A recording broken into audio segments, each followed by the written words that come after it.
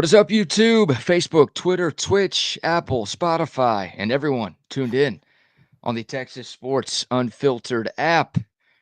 Welcome in to another edition of Bucky and BK live on Texas Sports Unfiltered and on the free TSU app.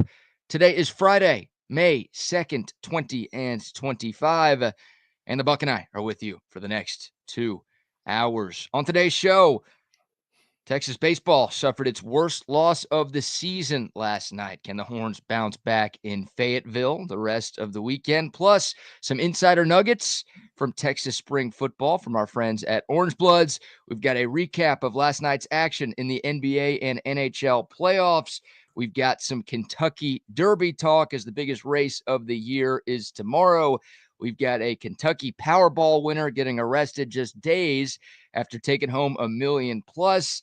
We've got a lot of sports. We've got a lot of fun. We've got a lot to get into between now and 9 o'clock on a Friday edition of Bucky and BK. Thank y'all so much for tuning in this morning. A happy Friday to you, my friend. How are you today? Yeah, I'm doing good, man. It looks like a beautiful morning. I see the sun rising kind of underneath the clouds out this way. So there will be some showers later on this evening, but I think the day looks like we're gonna make it through. So the weekend. I don't know when the madness truly starts. I think it starts like next Tuesday, but the weekend looks like it's going to be okay. It's cool out this morning. It's not as humid as it's been, so that's fine with me. I'm good with that. I got a lot of outdoor stuff to do. So last night watching college baseball was watching the Horns play. It's one of those games, brother. It's hard to stay on a roll in baseball for as many games as they have, and eventually you're gonna get your Waterloo, but hopefully you can salvage two. There's still 2 games to be played. So win the series. I don't know if they can. Just don't lose 3. Don't get swept. No, do not get swept. That's your tip for the Texas baseball team this morning? Don't get swept. That team was hitting on all cylinders yesterday, and it looked like the old baseball team of the last couple of years where they hit batters, walked batters, put people on base, and they had no answer for anything. They didn't have any answer for what was the guy's name? Root that was pitching last night. He was the root of the problem last night. Yeah, Zach And Root. this changeup, I've never seen guys go down on so many changeup pitches. And you knew it was coming, and he kept going to it, and they still couldn't hit it. It was an assing last night. Yes, it was. Unfortunately, Texas was on the wrong end of said assing. But hey, Yes. a 9-0 loss counts the same as a 1-0 loss. So put it behind you. Like you said, you've got 2 more in this series. You could still win this series on the road against a very good Arkansas team. But yeah, last night was UGLY. There was no alibi for Texas baseball yesterday either. No. Ugly. Bad. So we'll talk plenty about that. We will talk about the bad from that game and preview tonight and tomorrow's games in that series. Plenty to get into, Buck. But before we dive into the sports and conversation on a Friday, how about the soldier shout out? Good morning to the soldiers at Fort Cavazos, Texas, the soldiers in the state of Texas, and all those that fight for us each and every day. Thank you for your great job. We support you wholeheartedly, and do be safe out there, please, to you and your family. Absolutely. Yeah, it got ugly in a hurry last night. 9-0, the final. Texas baseball suffering its worst loss of the season, only its second road loss in SEC play. And the first one was a 15-inning loss at Kentucky. This one, really, you could have ended after about 3 or 4 innings because, again, it got out of hand. Ruger Riojas was on the bump for Texas. It was the worst pitching performance of his college career. He's only been at Texas for a year. He transferred in from UTSA. This was as bad as he's ever been at this level. He gave up all 9 runs in just 3 2/3. His career high in runs allowed before last night was just 3. So he tripled that yesterday. Arkansas hit 2 monster home runs, a 2-run shot in the second, then a 3-run bomb in the third. That made it 5-0. Then the Hawks put up 4 more runs in the 4th inning to really break it open. And, that combined with Texas offense completely no-showing, Buck. I mean, 2 hits out, 14 strikeouts for Texas batters. Every Longhorn starter struck out at least once yesterday. and Not what every you one want of to them do. had at least a strike on a changeup that they Yep. looked bad. They were just that thing floated in there, and they weren't ready for it. It looked terrible. Oh my gosh, you said it. I mean, Zach Root was the root of the Texas problems. 8 scoreless innings. He had 11 strikeouts, gave up Wow. just 2 hits and 2 walks. I mean, he struck out the first 4 batters he faced, and then that was just a sign of things to come for the rest of the night. It was a Yeah, lot of weak when it contact. was 2-0, I said, "I don't think this is gonna be the Horns' night." No, no, and it's Texas. One of the things that Texas is so good at, why they're the number one team in the country, they see more pitches than any team in the SEC. So they Right. work pitchers, they get that pitch count up, which means they can get into other teams' bullpens pretty easily and pretty early. And that's usually the weakness for college baseball teams. Like they might have great starters, but you don't really have the pitching depth to have a good enough bullpen to use reliable arms in a 3-game weekend series. Problem with Zach Root, he was so efficient last night. He only needed 99 pitches to get through 8 innings. Yes. At just Texas, I mean, they did see one bullpen guy, Will McIntyre, but hell, he struck out the side in the 9th, so it's not like things got any better. But yeah, Texas just couldn't make Zach Root work hard enough at all. They couldn't get traffic on the base paths. It was a non-factor. I mean, it was equal opportunity suckage last night for Texas on the mound and at the plate. Yeah, I mean, they didn't have to worry about fielding anything because nothing, everything was hit was in a gap or over the fence. Yeah. Yeah, I mean, it's Arkansas didn't have to worry about fielding much either because No, everything oh, was a no, nothing went out strikeout. of the nothing went out one nothing went to the infield. Yeah. So look, the good news is it's only one game. You still have a 4-game lead in the Yes. SEC. You've got a chance to get it back up to 5 tonight. So again, a 1-run loss counts the same as a 9-run loss. I guess a silver lining is you didn't get run ruled. It was as close as you could get to being run ruled, but you didn't get run ruled. And then the other good news, if you will, Texas didn't have to use any of its best bullpen arms. So if these next 2 games are closer, hopefully they are, then you still got Max Scruggs, you still got Dylan Volantis, you still have pretty much your whole complement of strong arms in the back end of your bullpen. So grasping for straws a little bit to find silver linings in a 9-0 loss. But hey, put it behind you, bounce back tonight, and see if you can keep your series win streak alive. Oh, yeah, I think that's why I talked about it, been talking about it for weeks. What happens when you lose?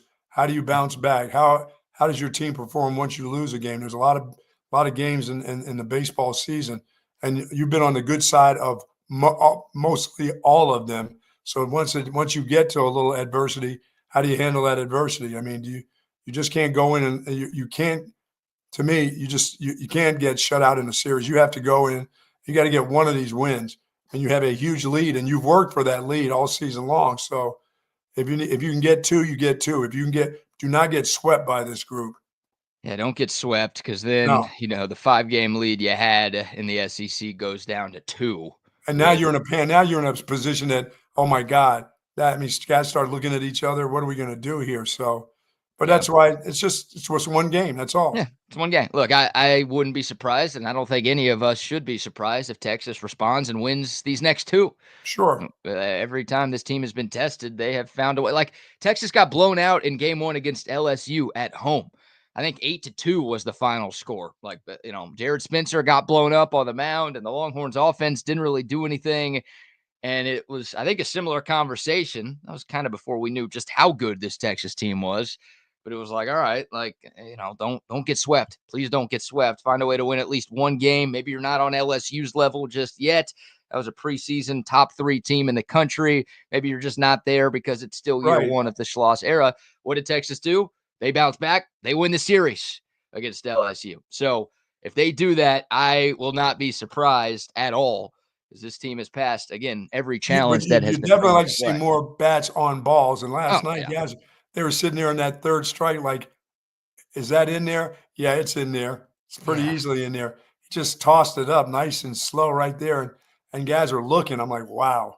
Yeah, and early on, there was that weird shadow bit because the game started at 6 before the Right. sun went down.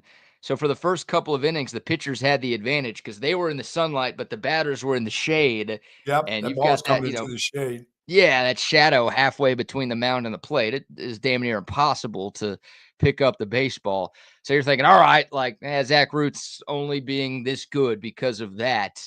But no, it didn't, nighttime, daytime. He could have gone full Iowa State and pitched Oh in the yeah, dark, and it wouldn't have mattered. Texas wasn't touching that dude. So yeah, put it behind you. The Horns need a good start from Luke Harrison, who has been very, very good all season long, coming off a great performance against A&M. 6 innings, gave up just 1 run in the Longhorns' Saturday victory a week ago. So, yeah, they need better stuff from their pitching, but you're not going to win any games if you don't score at all. So the well, no, bats if you need to can't come hit the alive. ball, if you can't make contact and hit a guy who's throwing some, and you know it's coming, and they probably about the third strikeout, you knew that guy was going to throw an off-speed ball to you at the end. He was it seemed like at least 2 out of 4 pitches was going to be an off-speed ball. If you got 2 strikes on you, it was like he was going to get you with it. So hang in there, and Yeah. guys way out in front of it or looking at it. Guys, a lot of guys looked at a strike 3 call yesterday, which was different, than they'd been. They at least go down swinging. Yeah, it was a total no-show for Yeah, he Texas didn't mind baseball. throwing that pitch, BK. He'd throw that pitch a lot in a series of pitches. Yeah, and Arkansas looked like the more desperate team yesterday. I mean, everyone's been telling Arkansas how bad they are. They've lost 3 straight conference Yeah, series for the first time in a decade. So Dave Van Horn, their skipper, has been working them at practice. absolutely. And look, they hate Texas enough as it is, but the fact that they've been struggling a little bit, they are looking for a response. They are looking for a bounce back, and that's a team that's been very difficult to beat in Fayetteville for a long time now. So, Texas, a wake-up call. Everyone's been patting Texas on the back. They just swept A&M in the biggest series that they've had all year. They got to play a Prairie View A&M team on Tuesday. Yep. That was very, very easy.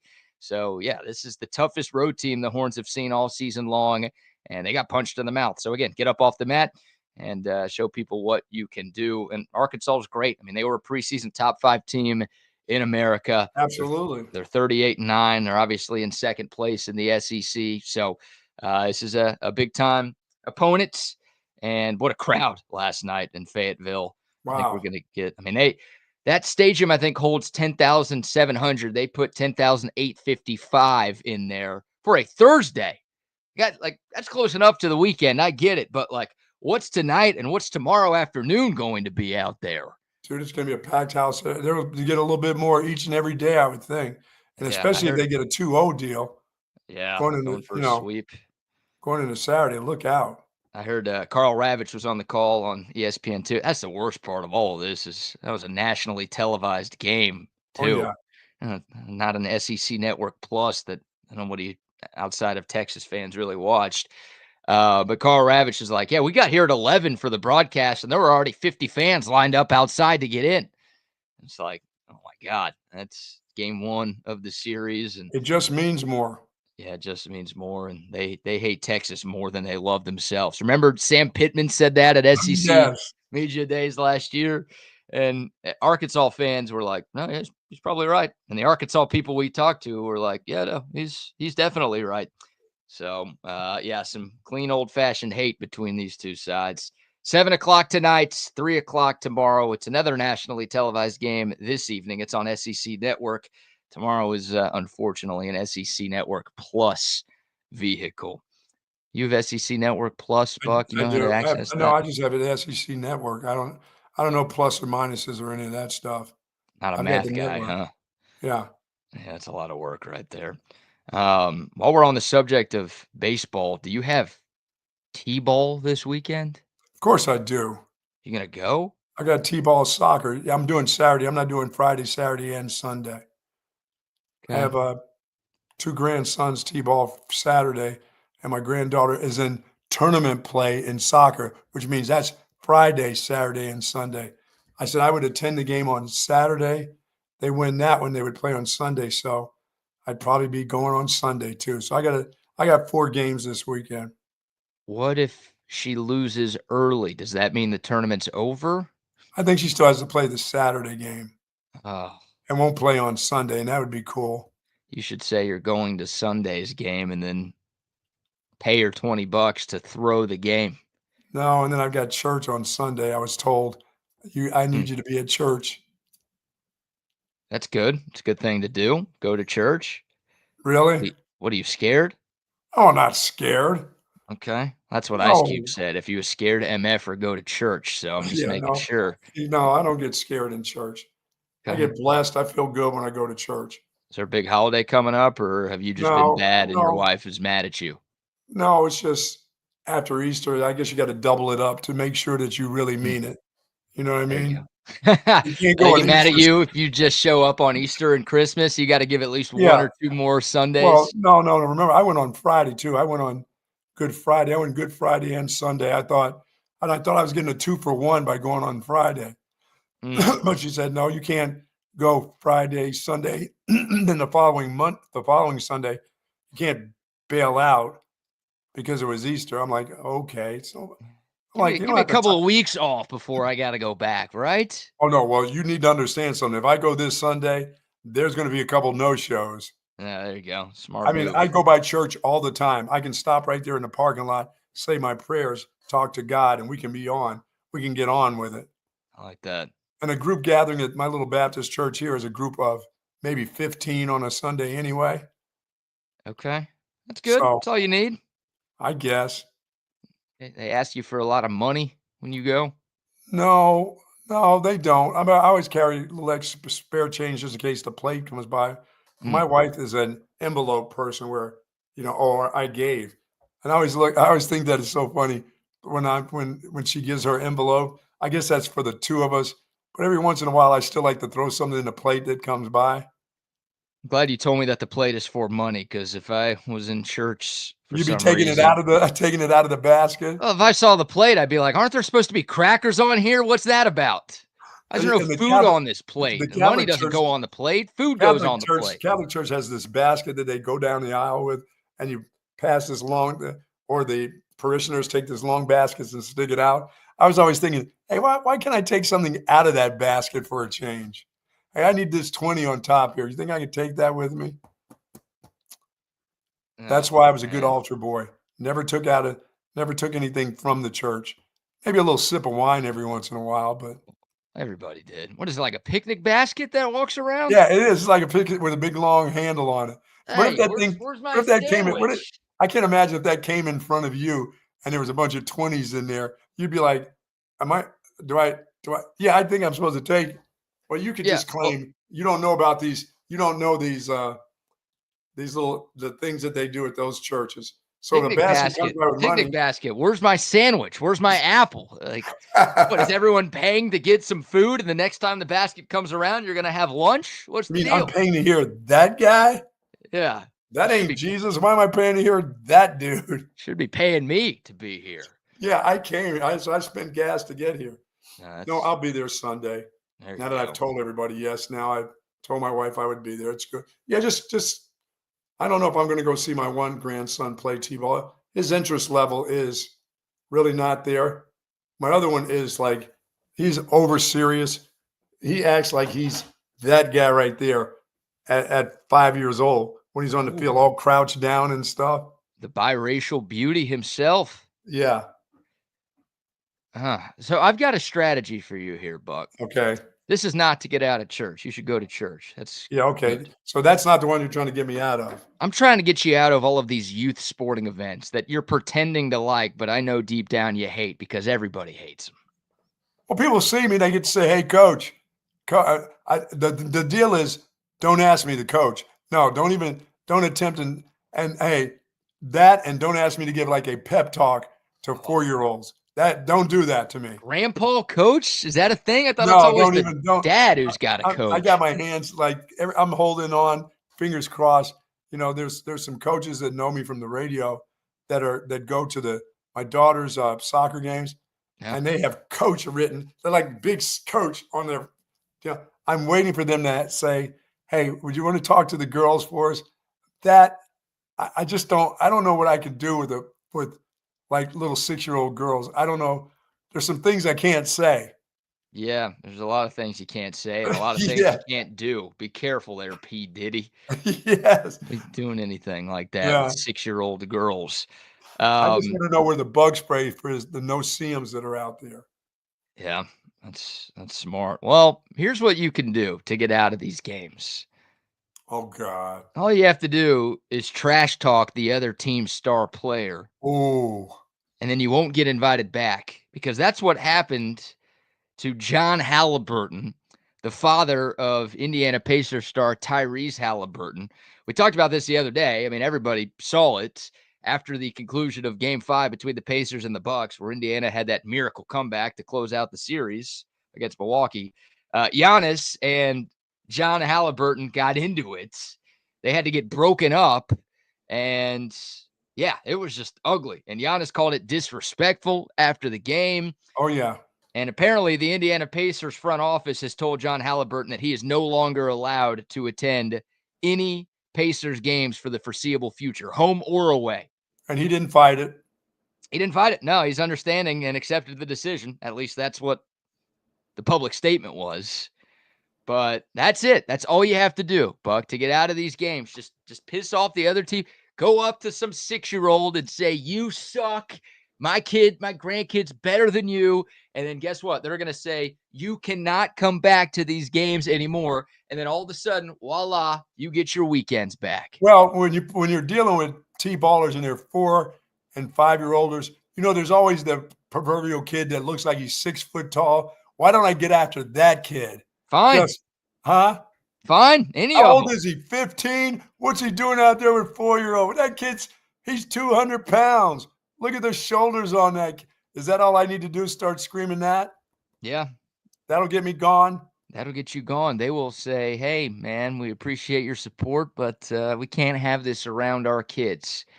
And then you got to act really sad and upset. Oh, no, it was just a one time. I won't. And they'll be like, no, I'm sorry, Just we can't have it. Take my folding chair and just drag it along the ground as I go back to the parking lot. Yep. And that's it. And then you're out for good. That's the dream. That's a tip for parents in the car line this No, morning. I'm a good sport. I can't. I clap for both teams when I'm there. I mean, if the other team makes a great play, I'm clapping for the other kids. Good hit, When I see the young girls playing there, I go for them because generally they're better than the young boys anyway. Because they will take a line drive to the head, to the back. I love T-ballers because when they pretend to stick that glove down and they take one to the chops, they bounce right back. That ball bounces off their heads. Yeah. It's unbelievable. Half the time the glove doesn't touch the ball, but they do get body in there. Oh, it sounds like you're actually enjoying these games. It's not good. Yeah, I don't know if I see kids. I mean, you can see them develop from one game to the other, or you can see them not care about it from one game to the other. No, just go up and start shit talking a 4-year-old, and I'm telling you, you'll get your weekends back. Oh yeah, there's all kinds of stuff. He didn't touch the base. He didn't touch home plate. You got parents. Cone. You got parents yelling that out there. Oh no. These parents, these T-ball parents. This is not soccer mom stuff for the kids that are 9 and 10. This is 4-year-olds.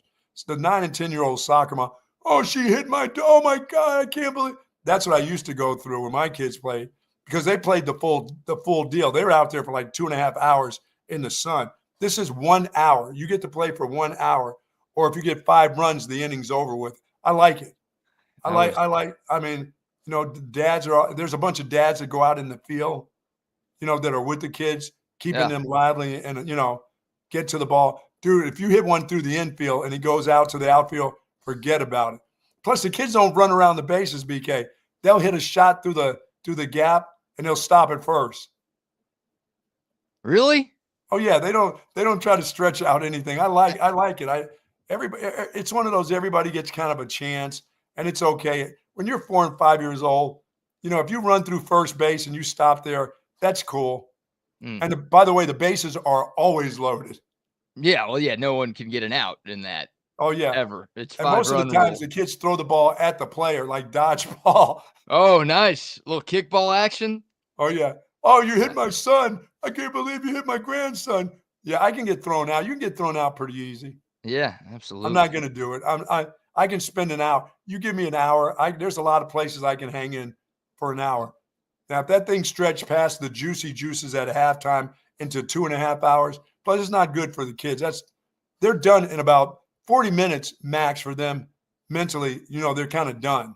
Maybe it's a good strategy by you. You go to all these youth games that are only an hour to when they do get older and they do actually play, That's when I don't show up. Oh, no. 7 innings or 9 Oh, no. innings. Then it's like, yeah, no, I can't make this one. No, Sorry. by the time I have a walker and I got to come through the parking lot with a walker and then get to it takes me 40 minutes to get to where the fields are. That's when I'll be done. Yeah. Last week I told you was that 4.5, 5 block drop off, and I walked. That's when it's over with. When I don't get dropped off with the kid and grandma, when I go with the dad to the parking spot and it's 5 blocks away, I'm like, damn. Might as well be going to a Longhorns game if you're going to walk that far. just go park on Comal somewhere and walk to the dish and watch some real baseball. No, that's the deal now is that, my daughter she plays down at the, what is it out there by the Bee Cave Youth Sports Complex. Sure. And it's not that far, but if you don't get a good parking spot, her field is the field that's the furthest away. You got to go through the pass and all that stuff. That's why when it's like, man, I sure would hate to see people see me laying down in the path, They can't give you a handicap pass, old man? No, you don't get a handicap pass. Why not? No, grandparents just make the walk. That's why you got to go there early. Can't be late. You got to, seriously, you got to go try to get yourself a spot. I'll sit in the car, and because the games start on time, all these people, they don't want to hear this. They know this. These T-ball, these people have been doing T-ball. I had never been. These have been the first T-ball. My kids didn't play T-ball. They were communists. They were soccer players. They were and still are communists. I yes, believe. and they go for hours on hours. Yeah. But once again, I told you now it's the battle of, at the end of the game, somebody started that. Give out a little bag instead of just juice and some orange slices. Now some parents started to deal with the little bag that's got little stickers in it, all kinds of. It's like a gift bag. I'm like, who started this madness? Yeah. Because every weekend somebody's going to want to outdo the last mom. Oh, of course. Oh, my God. The parents are the worst part of kids' sports. Always have been and always will be. Yep. And it's only getting worse. That's why you don't see kids gather like they used to in my day where you'd go and knock on the door of a kid's house on a Saturday and the parents aren't involved. We're just going to go play ball versus that neighborhood over there. No, we don't have any umps. We don't need any parents and we don't need any umps. We just play. Yeah, that's like if I ever have a kid, God forbid, to the rest of the world, I will never yell at my kid. I will probably be yelling at other parents out there, telling them it's just a game. Your kid is ass. He's got no future. Shut up and sit down. Oh, you would get thrown out so quick. Those yell moms at the would parents, be all over you. You can yell at the kids. That's okay, but you can't yell at the other parents for trying to relive their glory days that they didn't actually have.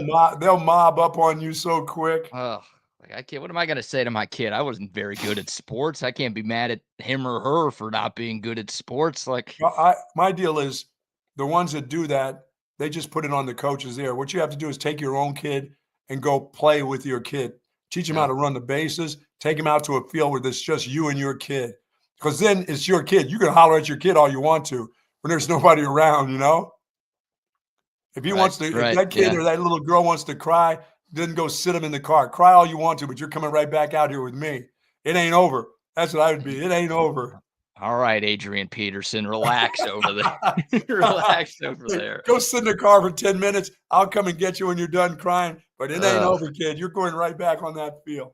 Goodness gracious. All right. You heard about me. You heard about me and if I catch you out there when they were playing soccer, I said, if I catch you out there acting like you're a plane, I will come out of the stands, hop over the fence or fall over the fence and drag you off in front of everybody.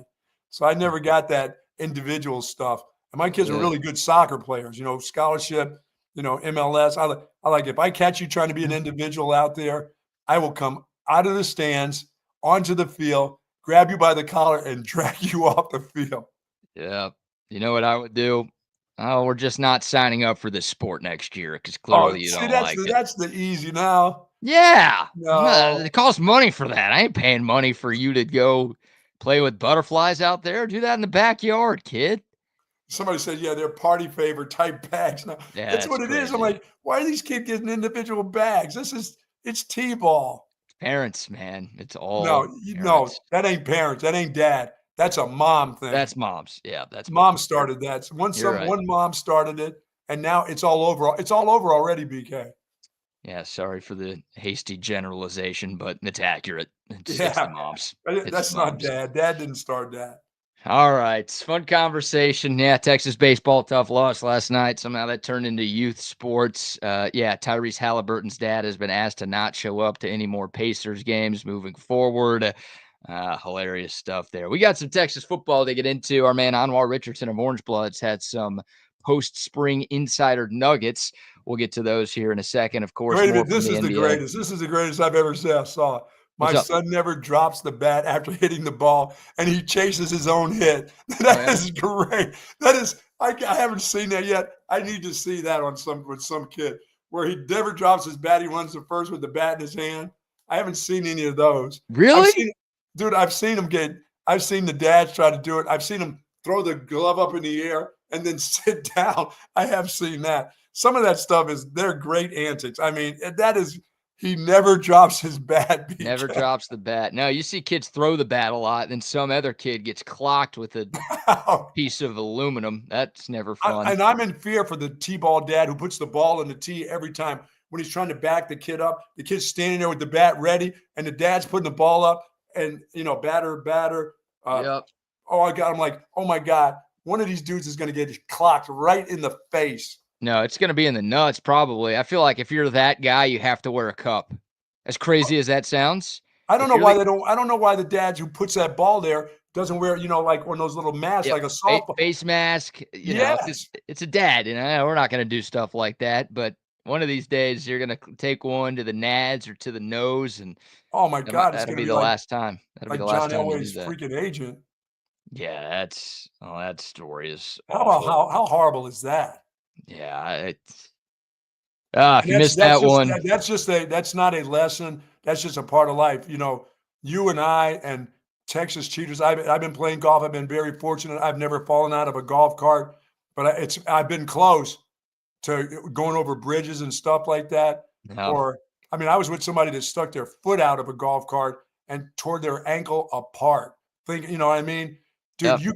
you can die in a golf cart. You can fall out of a golf cart. There's no seat belt. You're out there with your buddies and you're having a few beers and you hit a corner and you're not paying attention and your face plants into the curb or hit a tree or something. You have got to. That's one of those when I say head on a swivel. That's not golf is fun, but those, they make golf courses and golf paths and sometimes they're angled out and you're going across bridges. You got to be careful. Yeah, awful story. Jeff Spurbeck, the longtime friend, business partner, and former agent of Hall of Fame quarterback John Elway, died on Wednesday from injuries suffered when he fell out of a golf cart that was apparently being driven by John Elway. Wow. 62 years young. I think the wives were there. Maybe some of the kids were there, like not on the cart, but just like at the course. They were all just hanging out, having a good time. And haven't seen anything about foul play just yet, but Elway was apparently driving the cart and Spurbeck fell off and hit his head on the asphalt. And the injuries he sustained from that fall were enough to take his life. So my goodness. Yeah. Be careful. For all our golfing people that please always be careful. I've got my golf tournament coming up here in 2 weeks from today. As a matter of fact, 24 years, knock on wood. I've never had anybody carried off the course, and I've never had anybody being thrown off the course. Everybody's been respectful for 23 years. Let's make it 24. Amen. All right, we'll take your thoughts. The Dakota text line 512-222-9328. Our man Tom McKay's tuned in this morning. He says, you lose games in baseball, no worries here. It's one bad game in regards to Texas's loss to Arkansas. Agreed, 100%. Bounce back tonight. See if you can win a series in Fayetteville. All right, before we shift gears here, how about our first round of sponsor shout-outs, Bucky? Say hello to Jay and the gang over at Sue Patrick with that incredible selection of Longhorn apparel, collectibles. They have got it all. Mother's Day, a week from this Sunday. So if you're thinking about shopping for mom, a Longhorn mom, get on over to Sue Patrick's. Even if it's not a Longhorn mom, they have great apparel over there. Everything isn't burnt orange. It isn't. They have all kinds of wonderful apparel over at Sue Patrick's. And They offer free shipping on online orders over $49. They're located at 5222 Burnett Road. There you'll find the jelly cats are available for you. And for more information, go to SuePatrick.com. We'll be there next week, I presume, I before believe Mother's so. Day. Yes, Nice. indeed. Yes, indeed. Love our friends at Sue Patrick. And You speaking don't of have to worry Tom about McKay, parking. Hey, if there were a soccer game there, I wouldn't have to worry about how far I got to go. no, it's a giant lot. You don't have to walk very far to get to the storefront. It's a beautiful thing. We need more of that in Austin. No, we need one more apartment. That's what we need. Yeah, well, we're going to get 15 more apartments instead of just Yes. one. So that's how it's working around here. Shout out to AV Consultations. If you're watching on YouTube, Facebook, Twitter, or Twitch, you see the two TVs hanging behind me. Those were professionally installed by Tom McKay and his great team at AV Consultations. Y'all know I have the 4 TV man cave in the other room, all done by AV Consultations. Everything looks great. Everything works great. And if I ever have any problems, I just reach out to AV Consultations and they come back and take care of it. That's the beauty of AV Consultations. We always talk about the installs, and of course they do that. They'll hook you up with the TVs and the surround sound and the whole home lighting, interior and exterior, that you're looking for. But if something goes wrong, they're not going to neglect you. You just call them, they'll tell you how to fix it, or they'll come out to your place and fix it. They are there for you every step of the way. It's why they've been in business here in Central Texas since 1980. And check out their social media pages as well. They're doing a great job on Facebook these days. You can look at some of the jobs that they've done and continue to do. And then when you're ready to upgrade your home TV setup, call the experts at AV Consultations at 512-255-8678. That's 255-8678. Or find out more information online at avconsultations.com. Oh, yeah. I'm excited. T-ball this week, tomorrow. Yeah. You know, Elway is a murderer. I wasn't going to play this cut, but because CB requested. Congratulations, murderer. Oh, gee. Congratulations, murderer. You killed someone on the golf course. Wow. Way to go, Let me John tell you, Elway. be careful. By the way, I don't sit. I try to at the stands. I don't sit in the stands at the T-ball. I bring my little Academy Sports and Outdoor. I bring my little chair, my fold-up BK, and I sat behind the goal of the soccer area. My daughter came over. She goes, "You know that they're going to miss the goal and hit you right in the back of the head and knock you out of this chair." I'm like, "There's no way these little girls are going to kick the ball. I'm right behind the net." I said, "It's not going over the net and to hit me." And my daughter said, "No, it's not the one that goes over the net. It's the shank that's on the side." She goes, "I'm not saying they can kick it over the net." She goes, "But they sure can miss the net and get you to the side." And dude, no more than about 3 minutes after that, one comes from the side and just misses me. And if this thing hits me, it's going to take pops right out of the chair. Do they kick the ball hard enough for you to actually get knocked out of the chair? I keep saying no, but getting hit in the side of the head. 4 years old. I know you're as light as a feather. No, not these are a little older girls. Oh, okay. Kicking. All right. You know, they still have a hard time getting. I say they have a hard time getting it over the net, over the top. But she said it's not the one that goes over the net; it's the one that totally misses the net. That'll do it. That'll do it. Yes. So now I got to move my seating.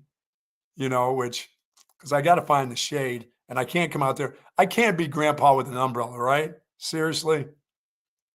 I don't care. You're there. Do whatever you got to do when you're there. That's really being old.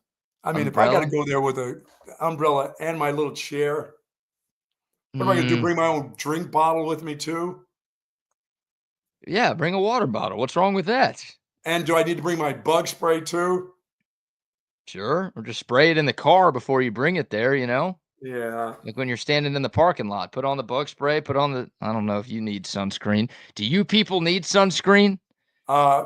Yes, us people need sunscreen. We should do it, but you never see me do it in golf. I can't put that sunscreen on. It's too oily. It makes me sweat. Maybe that's why you didn't put it all over your body last time you played golf. I was just lazy as shit. That's all it is. You got to do it. Yeah, I didn't think I needed it, and I didn't want to do it, and you know, it was going to mess up my already horrible game, so didn't want to waste the time on it. Or the sunscreen. All right, a little Longhorn football chatter this morning. By the way, quick nugget here. You know, we talked about the Kirk Bohls story yesterday. Kirk Bohls, now the Houston Chronic, reported that the Texas roster is estimated to cost between $35 to $40 million here in 2025. Our own Chip Brown of TSU and Horns 24/7 fame reported that that number is in fact a lie. From sources he's talked to, the number is not as high as what Kirk Bowles' source had estimated. So I don't think it matters. I think the conversation, you and I had very similar takes yesterday. You said smoke them if you got them. I agree 100%. I like, all right, cool. You've got money. You're allowed to spend money. You've got more than anybody else. Spend it. Yeah, Why it's not? your money. It's Hey, your money. sorry. Hide the money, y'all. There's poor people around. Like Yeah, that really. Dave Sorry. Chappelle skit right there, like, well, sorry. I don't really care, but I swear I heard that on the back and forth. baseball game last night. They had mentioned that. Yeah, they did. You're right. Carl Ravitch did say that. I think he said like 20 to 25 mil on the Yeah. broadcast, which again, the Bulls report was 35 to 40 mil. I mean, it really depends on what site you go to or who you ask or talk to. Because I think Orange Bloods was like, no, that 35 to 40 number is pretty close. And then Chip's like, no, that's not right. And again, everybody has their own source and opinion. Nobody really knows exactly what it is. Again, I don't think you should care. I don't think anybody should really care that much. No, it's not your But money. just get ready. The same thing I said yesterday. Like, that's the number that's out there. That's the number that went most viral. That's the first number that people saw. So Sure. that's the number that's going to be tied to Texas football when we get to the fall. Hell, it's tied on a baseball damn broadcast. Wow. Right. Exactly. Yeah, it makes it to the baseball broadcast. Yeah, no, that's, when Texas loses next year, hopefully they don't lose at all. But when Texas loses a game, it'll be really, you paid $35 to $40 million for that point. So yeah, or for that roster, for that team that you put together. So just brace yourselves for it. Again, I don't think That's amazing. I I mean, don't think you should care that much. that's amazing. Like, there's always been rich people, there's always been poor people, there's always been middle class people. And if you've got money and you want to spend it, you can spend the money any way you want. It's your money. Yeah. And if Texas has rich alums that want to give money, that if that's their charity and they decide they probably give to other charities, but if their main charity is the University of Texas, who the hell cares? Right. There's no spending limit. Like you said, there's no, they haven't collective bargained how much they can spend. I mean, it's their money. Yeah, one of these days there might be a salary cap, and you Sure. might be told you can only spend this much to put together a roster, but that doesn't exist right now. So No. I say it all the time. I say it to any fan base, like, brag about it. If your team's spending money to try to win, that's how you have to win nowadays. So if your team is able to do that, then good for you. It's a good thing you root for a team that is willing to do what it takes to compete at a championship level. And I'm glad Texas is doing that right now because they're competing at a championship level. It's working, and I think it's going to continue to work. Like I said, there was never, ever even playing field. It just hasn't been that way in sports in a long, long, long time. So no, and that will never change, right? Even if there are no, some regulations put on this thing no, eventually, there will be other ways that people find to get a leg up on the competition. absolutely. That's just how sports has always worked. All right, some insider nuggets from Anwar Richardson of orangebloods.com this morning, some post-spring football nugs. We will start with this one about former Syracuse defensive tackle Murad Watson. According to Anwar, there are high expectations from him. He said multiple people I spoke with this week shared their excitement about having depth at that position. So I'm excited about Murad Watson. He was the fifth of the 5 D linemen that Texas brought in the portal. But again, we're talking about a guy who was a freshman All-American last year, a guy who played a ton of snaps on a very good Syracuse team. And I think this is a guy I think Cole Brevard is for sure one of the starters at defensive tackle, the guy coming in from Purdue. I Yeah, think the second starter spot might be up for grabs. Now, they're going to rotate. It's how it works everywhere. It's how it's worked here sure. the last few years. But I think there's a chance that Murad Watson could be a little behind the 8 ball because he wasn't here for the spring, but could be your sort of second starter at defensive tackle when we get to that Ohio State game. Well, it's not going to work the way it worked offensively when the other kid came from Oregon State. He didn't make it for spring. And so, the dynamics of the offense, this one is a go sick 'em position. So, hell, if that guy's a mad dog, you just put him in there and let him go play. If he's good enough and physical enough, he will be playing. You don't have to worry about him worrying about schemes. It'll just beat that guy, get to that ball, find the quarterback. that kind of shit. It won't be all sophisticated. If he's Yeah. that good and you're paying that much money for him, then it's time to go. But he was only here for a little bit in the spring, right? Spring was it over or just about over? No, I mean, he couldn't practice in the spring. So, Okay. yeah. I mean, for Murad Watson, look, his run defense grade was his strength in 2024. So, like, he might just be an early down guy, but and if he is as good of a run defender as he was last year or takes another step, then Yeah, hey, you need him in this conference, yes. yeah, just go eat blocks, fill space, let Anthony Hill, Leon Galafau, and Trey Moore, Brad Spence, whoever's playing linebacker, Right. let those guys make the tackle. So I can So see him as being a guy that they're really depending on. But once again, we didn't see him in the spring. We don't get film of him at Syracuse. So yeah, he sounds like a guy that everybody wanted, and you got him. Yeah, he's got to be that.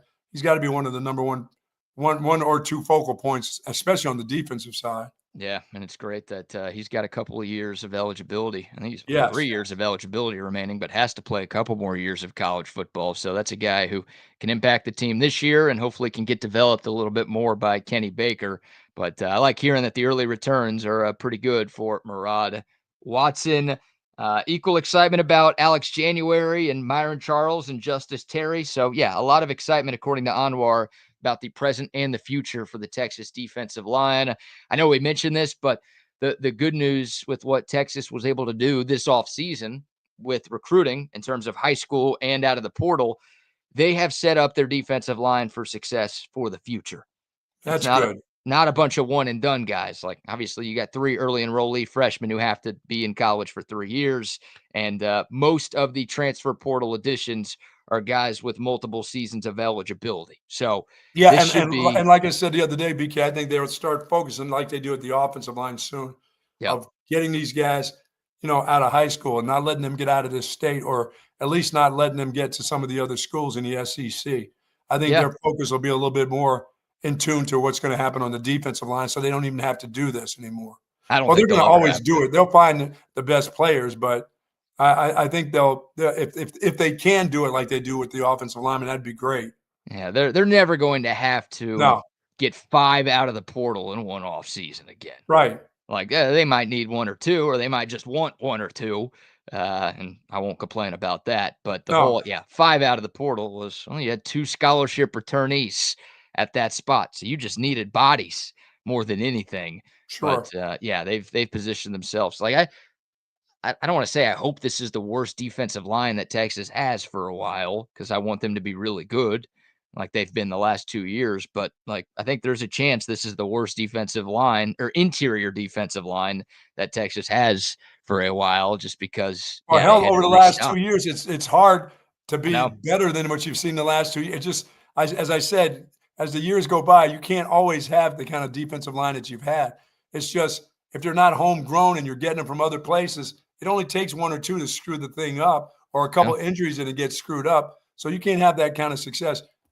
We're not quite Georgia on the defensive line yet, where No, they just not there. picking guys up off the street, bringing them in, and they're like killer dogs, Yeah, it's amazing. Feels like every year Georgia's got like a first or second round pick on the defensive line. I guess I don't think did they have one this year? Maybe this was the year they didn't. Well, I'll know this. There'll always be an outside backer that can go. They've got somebody there. But yeah, for Texas, it's interesting. All 3 of the recruits that they brought in the class of 2025 are out of state kids. And obviously the Yeah, transfers are all coming in from out of state. So Texas going away from Texas to fill that room this year. But there are some of their big targets on the defensive line in the state. I know Jamion Winfield is one of them. He's a USC commit right now, but he's a Richardson High School kid. Texas, still trying to get back in on that sure it ain't recruitment. over.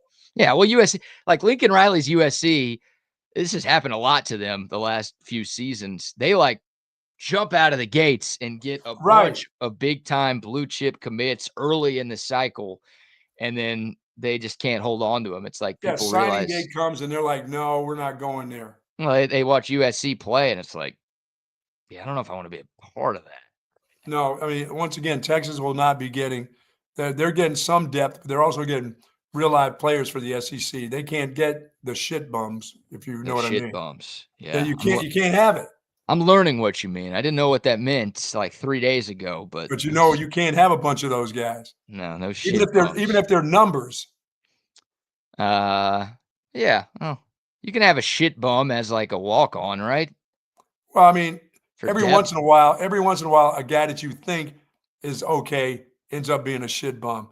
You're not going to always hit. I mean, Yeah. in the field of recruiting, it's such a that whole deal. You're just taking a chance. A kid who's outstanding gets to you, and he ends up being a shit bum. And you got to try to coach it up. But you can't get 4 or 5 of those. You get 4 or 5 of those, you won't have a program.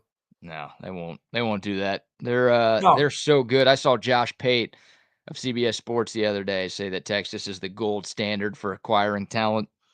That's pretty much true. I mean, win a national championship. I'm sure some haters would argue like, you can't be the gold standard of anything until you've won a national championship in this era. But the way the Longhorns are putting together talented rosters now, I mean, 4 straight top 5 recruiting classes, the top 1 class this year, and then what they're doing out of the portal. Yeah, yes. they've got a method to their madness, and the system is absolutely working right Well, now. they have an unbelievable method when it comes to wide receivers. I mean, that's a hard one. That's a hard one when you got the kind of offense that they have, and the expectations. If you come here as a wide receiver, the expectations are high, whether it's from the high school ranks or from the portal. They just don't get just anybody. Hmm. They got like I said, to me, when kids leave this place, they're not leaving because they're not getting enough money. They're leaving because they look around and see the kind of talent that's around them, and they go, I just can't compete. I want to play. I want to play football Yeah. for 2 years. I don't want to play maybe for my senior year, maybe because I've been in this system. Maybe I can make it. No, they want to. Those guys are guys that want to go play, even if they have to drop off a division or two. They want to play football. They don't want to just be saying I'm on the team, you know? It's a great point. I mean, player requirement, but also important player retention. Excuse me, Yes. something that Texas has thrived at in an era where it's very difficult to do that. Now, look, NIL helps. I'm sure part of that is Texas spending whatever they're spending on this roster, but Right. they're doing a great job of not losing important pieces. And the guys that Yeah. look, everyone's got attrition. The guys that they did lose are guys like you said were not going to be factors in what Texas is trying to do this year. Nobody's going to say we're going to give you more money and you're going to play at the same level that Texas plays at. Mhm. Now, if somebody comes across some money at UT San Antone, I mean, that's fine. And the kid says, "Well, I just want to play football. I want to get out there and play some football. I've been Yeah. doing this sport a long time. I'm not going to play at Texas. I'm going to go down the road here and get a little bit of money, but I'm going to get a lot of playing time." Those are the only ones you're not losing them to. I'm going to get more playing time at this level and money. Nobody's going to leave. Texas hasn't lost any guys like that. Hey, yeah, go to UTSA, man. We don't have to play in the Alamo Bowl anymore, so go remember the Alamo for us down there in San Yeah, and there's Antonio. nothing, and I don't think there's anything wrong with that. Losing kids No. that way. That's just kids that want to play football. Look, Period. some guys are happy to sit on the bench and be a part of like a national championship type of program and get the education. The education. Yeah, yeah, Education. that's exactly what you just said. To have a degree from the University of Texas. You Have a just degree said it. from, There you from the go. University of Texas. Yeah, I guess some of these kids are still playing school. Yes, a lot of them are playing school. Okay, but yeah, for I'm some they hoping the want to play. majority of them are playing school. They all have to play school. But how many of them actually came to Texas to play school? That's not why I came to Texas. Shoot. I Yeah, don't you blame them if did. they You don't. better not say that too loud. Your parents, you don't want them hearing that. No, they You they already know. That is why Shoot. you came. Don't tell me you came to Texas to play party. That's why you Uh, came to Texas. That's how you figured it out? that's not why I didn't come to Texas. I Oh, can tell you that. wow. No, my parents found that out when on my graduation day, all my friends and teachers were asking if I was supposed to be there. Oh my god. And then they found out more on the radio because I would tell some stories, and then they're just like, we don't need to listen to this anymore. No, we don't We're wanna hear that. we're disappointed enough. Thanks Well, I'm for excited. I'm continuing. excited that I think that the direction of the program will start Yeah, headed towards defensive guys. Let's go after the defensive. Let's go after defensive linemen like we do offensive linemen. I mean, they're harder to get. it's important. I mean, Ohio State just had what I think 3 of their 4 defensive linemen drafted very high Yes. in this draft. That's the team that just won it all. Talked about Georgia. They've obviously won 2 titles in the last 4 years. They get defensive. I mean, Michigan just had 2 first-round defensive linemen drafted. Obviously, Texas handled them well this past year, but those guys were a big part of the Wolverines winning it all 2 seasons ago. So it matters. We looked at that for years with a team that couldn't get over the hump and get that really well. CB will look it up and he'll know that Notre Dame has been in a few championship games, but they do that with their offensive linemen. They don't do anything but send great offensive linemen off, from Notre Dame. They recruit great offensive linemen. They get them to come there, and they end up being fantastic players for years. You don't see a lot of it on their defensive. They're just starting to get to the defensive part of it, where they got guys that are wide receivers, secondary guys that are their specialists are becoming good now too. Now, I'm not saying they're all recruited. Some of them are bought, just like every place else now. Yeah. But they've done that. They've done that a great job of recruiting offensive linemen forever at Notre Dame. And they've got now they've got a defensive-minded head coach with Marcus Freeman, right? You're absolutely right. You're right about that. They're going to make sure that they're investing in that side of the ball because that's his strong suit. And Notre Dame's not going anywhere. They're going to be a preseason top 5, 6 team in the country. They should be after what they did last year. And they're a force once again in college football. All right, running backs coach. Anwar reported, he said, quote, I asked one person behind the scenes who was the most impressive player this spring and was told running back Quintravion Wisner looked fantastic. I was told Wisner was more explosive during the spring than what we saw last season. And there are high hopes that he will remain a key contributor in 2025, end quotes. Well, yeah, he's the best running back they have. I mean, we saw that for a full season last year. And you wouldn't expect him there to be a drop off. He's a young guy. He's only going to get better. He's only going to get stronger.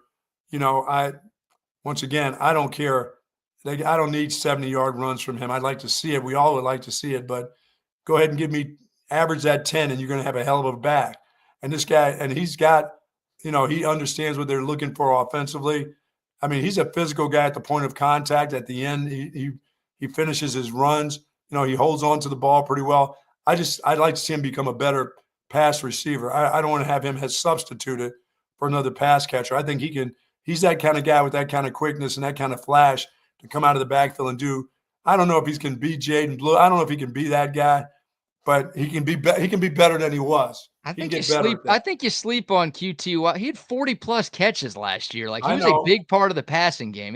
Was he Jaden Blue? I saw him as that like that other dude. No, well, I mean, Jaden Blue was maybe the best pass catching back in college football. So, like, I don't know how many guys in the country were like that out of the backfield, but I still think Quintravion Wisner is a plus receiver for a running back. So, yeah, if he can get closer to Jaden Blue, look, I'm not disputing you. Like, I would love for that to happen. That'd be amazing because his game's going to go to another level if he adds like that elite element there. But I fully expect him to be a big part of the passing game. And I don't think he's a guy like you have to sub out. I think Texas would sub him out because Jaden Blue is just that good at it. But I don't think Quintravion Wisner's like, it's third down. We got to bring somebody else in because Wisner's not good enough to catch and get open.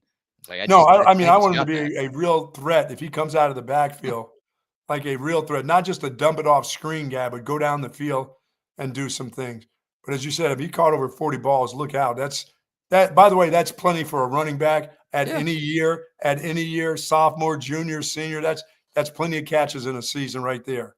Yeah, you had 2 guys with 40+ catches last year. And good call, Patrick. Yeah, Fozzie Whitaker was on with Chip and Zay earlier this week, and he talked about Trey Wisner looking a little different. This is cool. I mean, Texas, look, we all rave about the 5 stars, but Texas has a nice, little pipeline of 3-star kids turning out to be huge pieces on this team. Right. Like Tavondre Sweat was a 3-star, ended up being the Big 12 Defensive Player of the Year his last year at Texas. Gunnar Helm was a 3-star, set Texas tight end records for most catches and yards in a single season. Trey Wisner, 3-star. I mean, he was the 28th ranked running back in his class. He was the 73rd ranked player in the state of Texas in his class. And look, CJ Baxter, I think he's going to be great too, but Baxter was the number 1 running back in that class. Right. And so far, injuries obviously playing a part. Quintravion Wisner has been the better tailback of the 2, and he's made a huge, huge impact on he had a fantastic year. I mean, I just wondered what he was going to be like, and I found out he is solid. That guy is solid. Yeah, he is. And like you said, he got a little bigger, got a little stronger, and By multiple accounts, he has just looked better so far in the spring, and hopefully that translates to the real season. Anwar also said everyone in the building loves the running back room. Quote, "We are 6 deep at that position," Wow. end quote. The running backs took another step in spring ball. We love that room. Yeah, there was some thought that maybe Texas would go portaling to add a receiver just to replace Jaden Blue and some of the things that he brought to this offense, but I don't think Texas was really ever in the market for one. They love what they've got. Well, they can make it up in catches out of the backfield too. Yeah. Yeah. No, they've got studs there. I mean, Jared Gibson going into year 2. Obviously, CJ Baxter coming back. I mean, that's a 3-headed monster Yeah, right I mean, there. I'm interested in seeing what they thought. I mean, did Anwar say anything about Gibson? I mean, is he different, or is he a round-shouldered, one Oh, cut guy, roll you over, more of a fullback type, H-back type than a halfback type, And I'm fine with that. I mean, give me that round-shouldered guy and give me one cut and get north and south and get the first down where I don't have to do toss sweeps. round shouldered. He's 205. I know, but what He's did a they call him round again? Okay, what was his nickname once again? baby rhino. Yeah, well, that's they didn't call him the deer from next door. They called him Baby Rhino. So there's something to that Yeah, 205. baby rhino is a much cooler nickname than the deer from next door. Well, You know any that athlete who's ever wanted to be called that? What are you, hey, Bambi? that means 205 looking like 225. That's what that means. Round shoulder. Means Well, maybe maybe maybe he's got a high butt and the whole works. Whatever it is. I mean, what are they saying by is he more nimble? Has he gotten bigger? Is he more than 205? Going into now, he should be more than 205, I would think. Yeah, I just pulled up his A year in the profile. program? I pulled up his profile on the Texas roster, and it has him listed at 206. I think they updated some of those weights at the start of the spring, so I assume that's accurate for Jarrett No, don't Gibson. assume that it's Texas. If it's 206, it's 227. You think he's getting the Tavondre Sweat treatment? They all get that whole treatment. They come in at 205. 1 year into the program, he's at least 214. I think he was listed at 200 last year, if memory serves, but don't quote me on that. So Okay, maybe he's 210, put on a few. 212. Yeah, I don't know. No, nothing specific about Jared Gibson in this report. I mean, I haven't heard anything bad about Jared Gibson throughout the spring. It sounds like he had a They good just spring. consider him a good back, Oh yeah, I going mean, in. it was Wisner was the guy who got the nod in this piece. The most impressive player this spring. Anwar asked a source, and someone said Wisner. But he was also told that everyone loves the running back room. So Well, it sounds the like, kid who came with the Achilles tear, he came back and has actually been in spring ball. That's incredible, yeah, that's unbelievable to see. it is. Yeah, Christian Clark was a full participant in the spring, and I don't know what type of role he's going to have, but man, it's great news that he's back and he could be involved in some of these games this fall. And then you've got the 2 early enrollee freshmen as well. So, look, Texas has had 5 running backs drafted in the last 3 years. They've got the longest active streak of running backs drafted in college football.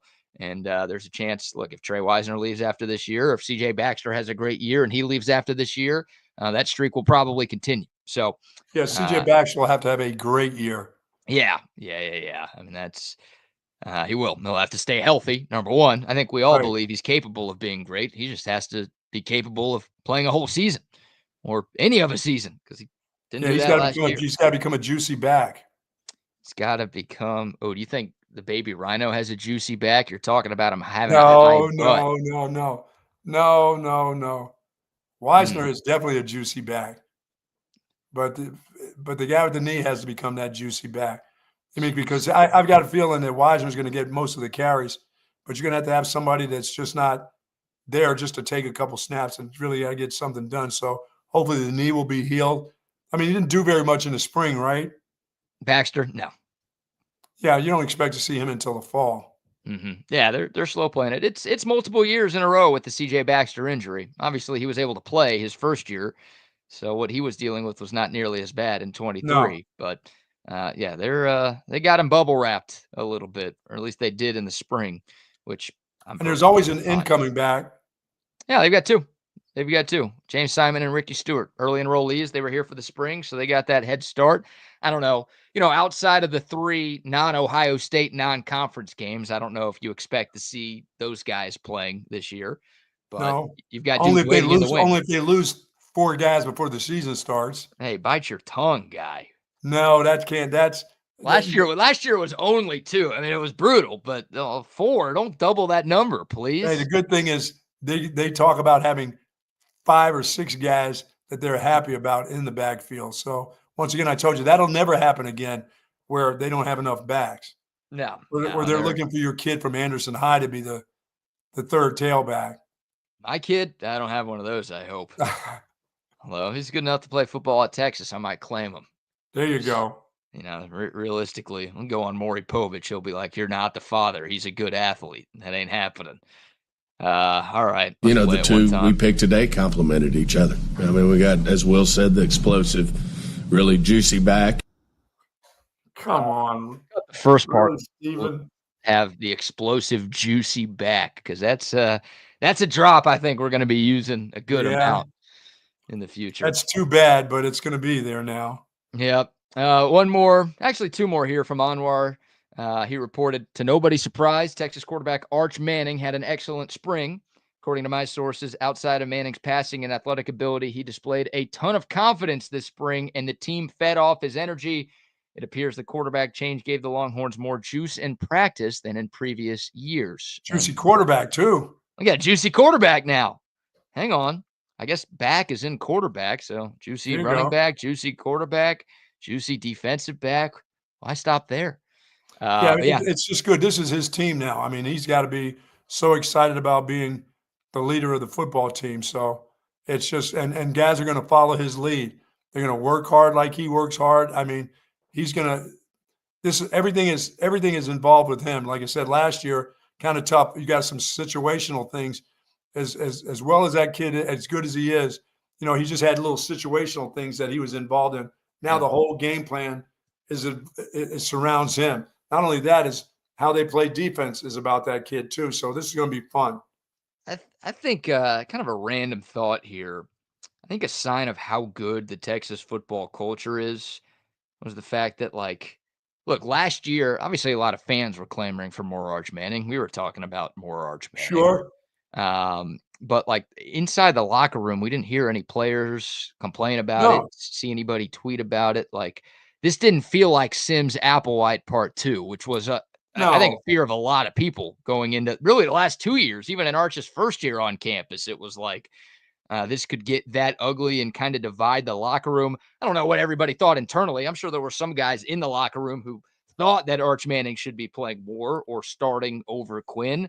Well, that goes to the credit of both the quarterbacks, really. Yeah, no, the quarterbacks deserve credit. The coaches deserve credit. I just think the culture's in a good spot to where that wasn't a massive piece of drama that bled out to the public. Again, the fans were obviously talking about it a lot, so it was a storyline. But I don't know, it didn't feel like that was permeating through the locker room. No, which is good. But Arch's team, he's a juicier guy. He just brings more energy and he just exudes confidence. I think more than Quinn Ewers does. So that's no surprise hearing that. Guys just lead in different ways. People lead in different ways, and he has a different way of doing it. So absolutely. And last but not least, the Arkansas transfer Brad Spence apparently had a strong spring at Texas. So he is going to be in contention for meaningful reps in the fall. Sounds like he and Trey Moore are kind of both cross-training off the edge and at off-ball linebacker. So we'll probably see some reps with both of those guys doing both of those things, giving this Texas defense a little bit of extra versatility. It sure would be great to see Trey Moore start off like he ended off last year. Yeah, that's one of those look, I trust the coaches. I sure as hell trust PK. So, part of me is like, why is Trey Moore not playing edge full time because of how good he ended last year? But they think he has the skill set to do both. Let him do both. Yeah. Why not? And plus, they have enough players. They've got enough players to give guys a blow here and there. So they got tons of guys on the outside that can get things done. Like I said, I worry about those inside dude. I don't know. It's almost like offensive line. I've kind of quit worrying about Texas and who they have on the outside coming in. They've got plenty of guys. They've done a great job of recruiting. who's ever coaching those outside positions has done well. It's just, can you get the big bodies inside? Can you start getting big bodies where you don't have to go out and buy them, you know? Right. Yeah, I think they can. And yeah, Kenny Baker, shoot, you can't say enough good things about what he did. Just as a coach, like finally unlocking the full potential of Alfred Collins and Vernon Broughton. And then, yeah, his recruiting class that he brought in this year, like it's maybe the best D-line class in the country with a 5-star and 2 high 4-stars, all from out of state coming in with Terry and Charles and Sharma. So, yeah, early returns is that Kenny Baker is that guy who's going to be capable of doing what you're talking about. Absolutely. He's that guy, pal. He is that guy. Dude, and once again, you only need one of those kind of recruits in this state to get the flow coming to a place like Texas. You know, if Collins would have ended up being the guy that he expected him to be, say 2 years ago, this place would be packed with those kind of guys. Yeah. You know? Yeah, well, Bo Davis leaving didn't help. I think no, it didn't. I think his then we found out it may not have hurt. It may not have hurt either. Right. Yeah. I don't want to take too many shots at Bo Davis. Look, it's been 1 year for Kenny Baker. Davis has a few more skins on the wall, but yeah, Kenny Baker's like nobody was like, oh man, I miss Bo Davis last year. No, it was this Kenny Baker guy's the real deal. Good job, Sark. Nice find. Yeah, absolutely. Random assistant D-line coach from the Miami Dolphins looks to be the part. All right, we'll take your thoughts. The Dakota text line 512-222-9328. Shout out to our guy Perry. Says he's on his way to the track. I got Perry over at Good Stock. Yeah, today's the day you got to get there. Tomorrow, unless you're going to spend the day out for the Kentucky Derby out at the track, that's fine. But today you can get your bets in, and you'll be standing in line behind somebody that's betting for their entire neighborhood that doesn't know how to place bets. So this horse with that horse and that horse with that horse, is that a trifecta? Is that a superfecta? I mean, you'll get a bunch of that today, but this is the day to go put up with it. But tomorrow, if you're going, tomorrow's the day you spend all day there because you can't get down to Retama early enough. That parking lot by 10 o'clock, because they have races, you know, from Churchill Downs today to some prelims and stuff that they'll have today that are big time. And all the track rats will be down there, including Perry. And I don't know about myself. If I'm going to go, it would be today. Come on. This is an annual tradition. You got to get down there.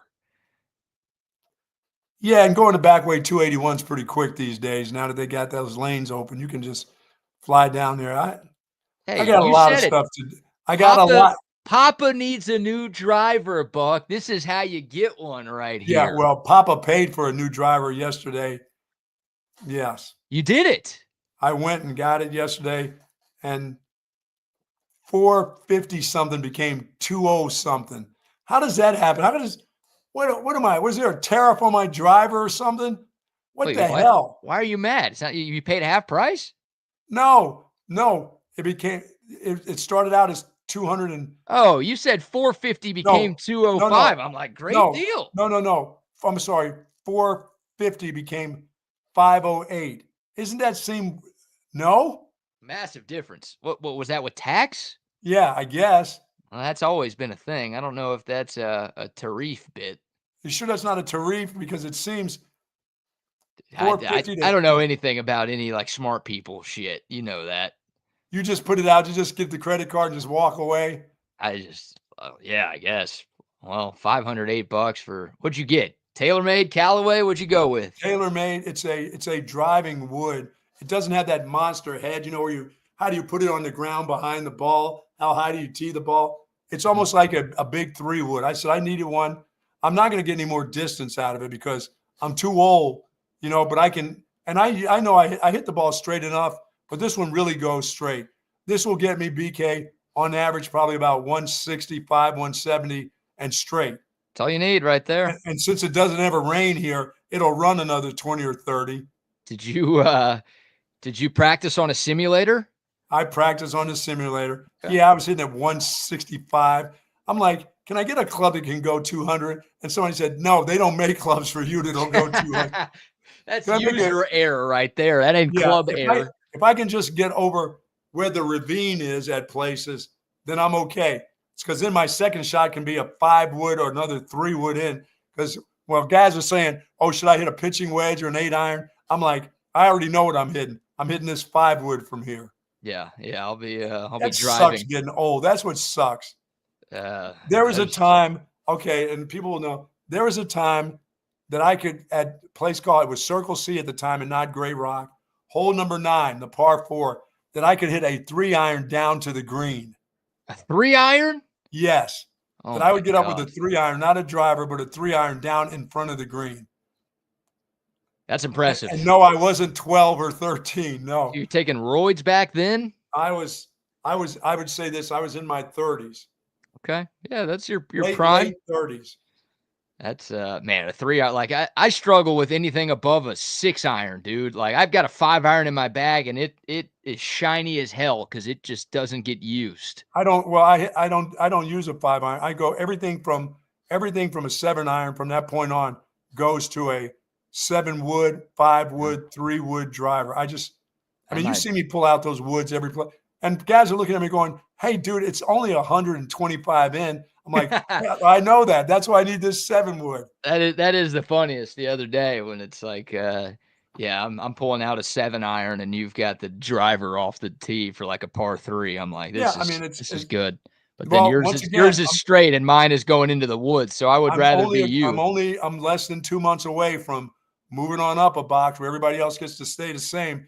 And somebody says, well, that's close to the ladies' tee. I don't give a shit. Mm-hmm.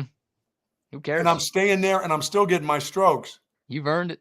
You were up on a couple of holes. I don't know how it works. That's the par 5s. I move up on all par 5s. Got you. Okay. I didn't put that together. I've been moved up on par 5s, but they've been trying for the last 5 years to move me up on everything. I said, no, when I turn 70, that's when the games begin. And my strokes stay the same. You got to take your own cart. We ain't waiting for you. Nope. And they won't let me take my own cart. Because they don't want anything to happen to me. They don't want me to fall behind. Sounds like your wife here. They won't let you do anything, these Texas cheaters.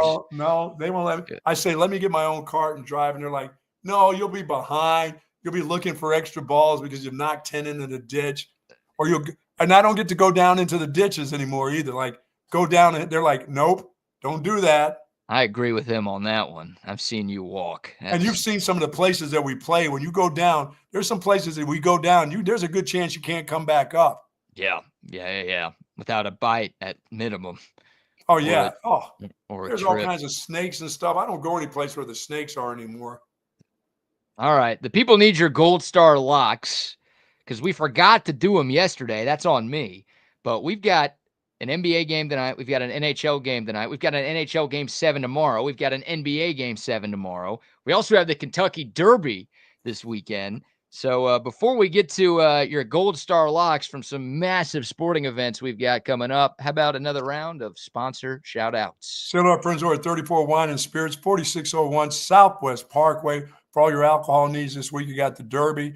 You've got some golf going on. Obviously, you got baseball going on, Horns baseball, lots going on, NBA, NHL hockey. You've got it going on, NBA. The whole works is happening this weekend.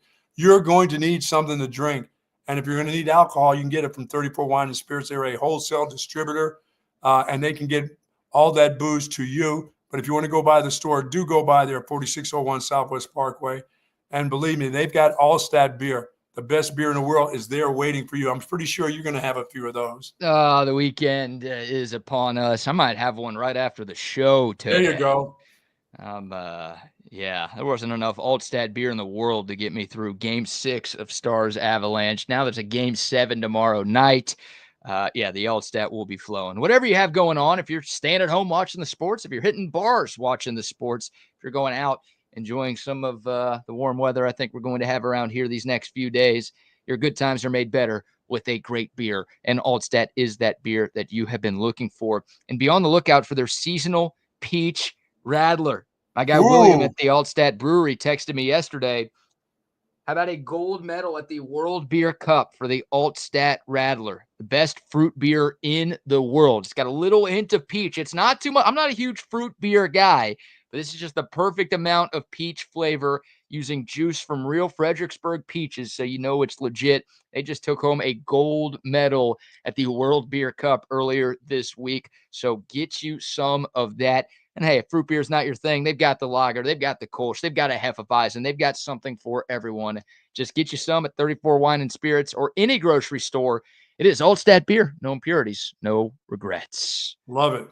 Yes, indeed. And a shout out to our friends at Waterloo Printing and Graphics as well. You see the Buck donning a TSU hat this morning. If you've got a business that needs hats or shirts or signs or posters or stickers or anything to make you stand out, reach out to our buddy Adam and his team at Waterloo Printing and Graphics. You can find them on Instagram. Just search Waterloo Printing. You can give them a call, 512-300-9641.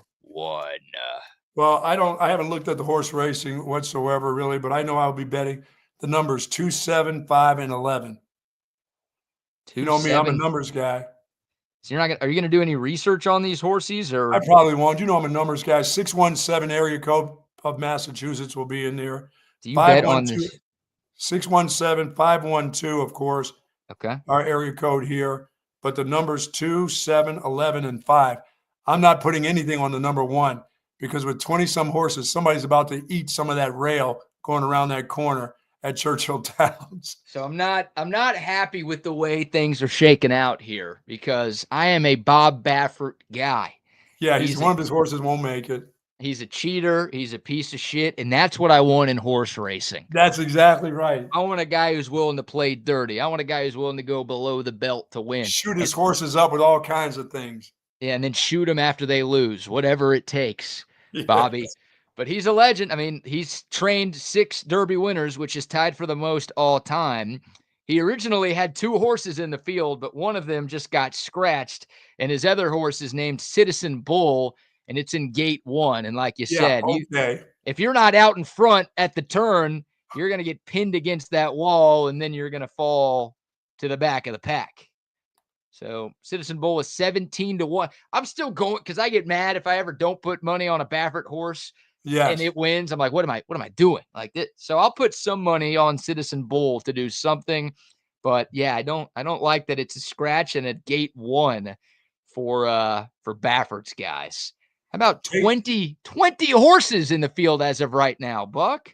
Yeah, and the outside horses could get left out there too. You know what I'm saying? Out on the corner, if they don't start to pinch in a little bit, you hit that first corner, you end up on the rail to the outside too. I'm BK. You know I like to bet. You know you've seen me bet at a horse race. You know I love to do numbers. Sure. 7 and 11 sounds good. 7-11, sheesh, that sounds good. Putting some straight up coin. I probably put $25 on the 5 horse, $25 on the 11 horse. Well, the good news for you, because of that scratch, the 7 horse is now the favorite. It's journalism. Yeah. Oh yeah. Here's my advice, and I'll eat my words if I'm wrong here. But it's 2025. Don't bet on journalism. It's a dying industry. No, nobody likes journalists. Number 7. 7-2. 7-2 favorite right now, at least. 7 with the 5-11. I mean, 7 with the field, the whole rest of the field, some long shot in the middle, and the next 2 horses either be the 5 or the 11 in third place. That's what I'm doing. You just did it for me. 7 with 5-11. All right, yeah, 5 and 11 are longer shots. The 5 is Admire Daytona, who's 39-1. Okay. The 11 is East Avenue, who's 33-1. There you go, third place horses. That's all I need them to be in third place. The longest shot is 2. You talked about doing 5-1-2. Yes. Longest shot, I got to be careful with how I say that. 57-1 is the 2. He'll still be at the gate when the gate opens. He'll still be there for the next 4 minutes. Yeah, well, he'll be looking for some snacks to eat. Anybody have any carrots here? Hey, I see the church plate coming around. Where's the food in here?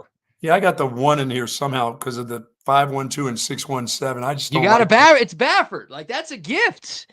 When the 1 is a Baffert horse and you always put the 1 in there, that's what you want right there. Well, they always bring a horse from Japan. Do you see anything? The horse from Japan that they talk about, they always bring one from there because after the horse loses, they end up using the horse for sushi. Jesus, man. Sorry about that. Sorry about that horse. Sushi? Yeah. Fish? They're turning a horse into fish? Yeah. I don't know how to find, like, they don't put flags next to the horses like they do in tennis. I don't know which one's Japanese. Ask Bill Parcells which one is the But Jap horse, as he somebody says. will find one. They always have. They always bring one. Oh my Disrespect. gosh. No disrespect. Thank you, Coach. You were telling me there's a heavy forecast for rain tomorrow. Yeah, 100% chance of rain. So you got to find out who's the people that understand the mutters will get after it. That's why I'm liking that. Who knows? The rail could be the place to be. I forgot how it works at Churchill Down. Where's the soft spot? I know I got to believe the soft spot BK is not in the one hole trying to get around the corner. I'm seeing, long shot. I don't know. I'll send you these articles to help you with your picks. I don't think it's the most entertaining radio if we're just reading, these experts are saying this guy. I just gave them 7 with 511. There you go. I like that. All right, we'll see if it works. You've had some success betting on derbies and just ponies in general in the past. I'm just a numbers guy. So what do we say? Do we say 5,000 units on journalism? How do we gold star lock this for the people? Okay, here's what I'll do. For journalism, the favorite, he's 7-2. So that means 7 plus 2 is 9, and you get a little change on that. So it's for every $2, you get $9 back on that horse. And that ain't bad. That's a profit. Okay. So I would say, let's go 5,000 units to win, to place, or to draw on the favorite. So, okay, what 7-2 is 3.5 to 1, right? Does that math check out? So I'll give you 4 to 1 odds. So I will say that 8,000, you get 8,000 units if journalism wins. Yes. You only lose 2,000 units if journalism loses. How about that? That's good. That's good right there. I like that a lot. All right, I'm giving you a little favorable odds there for the Kentucky Derby. All right. What about the NBA tonight? Game 6, Rockets at Warriors. Houston with a pretty dominant performance in Game 5. The Dubs kind of punted that one early. They pulled their starters with like 5 minutes left in the third quarter. Golden State, a 5.5-point home favorite tonight. Buck, can the Rockets stave off elimination again and force a Game 7 back in Houston, or does this thing end tonight? It ends like it always does against Golden State. They lose tonight. You think the Dubs cover the number too? Yeah, they got enough rest because they were done by the first quarter last game. Mm-hmm. How many units? That's a 5,000 unit play. All right, not super confident then. You're giving the Rockets a bit of a chance. And I'll give the Stars this weekend a 10,000 unit win. Yes. No, please. What did I do to you, Buck? 10,000 unit play on the Stars. Don't do that to me. Easy win for the Stars, yes. The Stars are underdogs at home. They've been underdogs in every game in this series. It won't matter. They get a winner chicken dinner here. Last night's game was one of the most insane hockey games I've ever seen. The Stars had a 4-3 lead. The Stars were down 2-0. Nice defense, Stars. Yeah, how about you don't shoot it off your own player into your own goal, guys? I mean, Stars were down 2-0. They look lifeless in the first. The second period, if you've never watched hockey and you want to see if hockey's cool, go back and watch the second period of that Stars Avalanche game last night. It was epic. Dallas takes a 4-3 lead somehow into the third. Colorado scores about 6 minutes into tie, and then, an own goal by Dallas. They're trying to clear the zone, and one guy shoots the puck off another guy's shoulder, and that's a shitty way to lose. 7-4 was the final, but you had 2 empty net goals at the end that made it look ugly. But, if the Stars don't shoot it into their own net, then I think they'll be okay tomorrow, but goodness gracious. What about tonight in hockey? You've got lose a peg at the Blues. Game 6, the home team has won every game so far. I'll take 5,000 unit on the Blues. All right, you're going with the home team trend continuing there. And then we do have a Game 7 in the NBA tomorrow. Clippers at Nuggets, LA taking care of business at home to force this winner. Boy, the Denver sports fan, it's an enviable spot. It's 2 Game 7s in the same day. Is that the same time? Yeah, the Clippers Nuggets starts at 6:30 and the Stars Avalanche starts at 7. So pretty much Dallas had this a few years ago in same thing, hockey and basketball, a couple of Game 7s. Both of those were on the road. Denver, the Nuggets are at least at home for this one. But the Nuggets, a 1.5-point home favorite. I'll take the Nuggies for 10,000 unit play at home. Even though they've got no coach. Yeah, coach has been gone. The team has been, the players have been called Coaching. Okay. All right. Yeah, James Harden looked good in a playoff game Yes, he yesterday. did. You don't see that all. I think he had 27 to lead all 28. 20. Was it 28? Yeah. I'm shorting him a little bit. Yeah, 28. Good call. And yeah, they needed it. Clippers hold off Denver. They keep their series and season alive. Game 7, the Dude, two best words in sports. that's how good that dude Kawhi Leonard is. When that guy's healthy, man, is he good. Yeah, I don't know what the Clippers do if they lose tomorrow. I mean, like, I guess if you lose to Oklahoma City in round 2, you can stomach that because OKC, Yes. won 68 games this year. They have like a top 10 regular season record in the history of the league. That's a good team. But if you lose in the first round again, what are you doing? What do you do with Kawhi? What do you do with Harden? What do you do with Norm Powell? Like, I feels like the Clippers have been holding on to that group too long as it is. And if you can't beat a Denver team that just fired its coach 2 weeks before the season ended, then it feels like they got to really start over out there Oh, yeah. in La La Land. So I don't know. Big one for them tomorrow. Obviously, it's a game 7. You don't need me to tell you that. Any thoughts on? Did you watch the Knicks and Pistons last night? You see Brunson's game winner? Yeah, that dude's too much. I need to knock him on the ground and keep him on the ground for a while. Are you going Greg Williams bounty gate here? Yeah, I mean that he makes too many difficult shots. Although they gave him a pretty wide open game winner, I don't think he was defended all that well on that shot. He had a nasty crossover to Oh break. yeah, he did. He crossed that dude over. Yeah, he earned that shot. I mean, Asar Thompson, who is a great defender. I mean, an elite defender. And on the possession before, he forced a shot clock violation against Jalen Brunson. Yes, And then Jalen Brunson's like, all right, yeah, that was cute. Nice job. Watch this. And then, man. yeah, breaks his ankles. That's a tough one for Asar Thompson because he's got to watch that all off season long. And that's a highlight that's going to live for a long, long time. Oh, for sure. Yeah, tie game, final seconds. Jalen Brunson, the sick move, and buries the wide open 3. Pistons had a chance. They called a timeout. They got to advance it. Cade Cunningham gets doubled. He makes the right pass to Malik Beasley, who just drops it.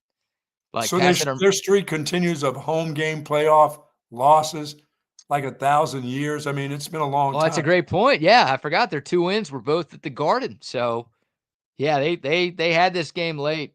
They were up 7 in the fourth quarter and just couldn't get it done. So, the Knicks get the win. They move on to play Boston, little New York Boston. They play Boston on Sunday, don't they?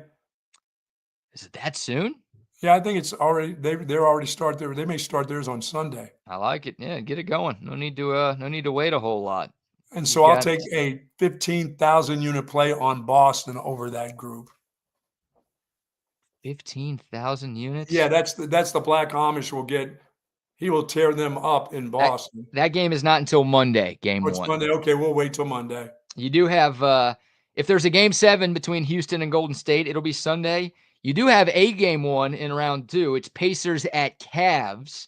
Cleveland 7.5 point home favorites for game 1. You want that? Mr. Halliburton won't be there screaming, so I'll take Cleveland. What's the line on that?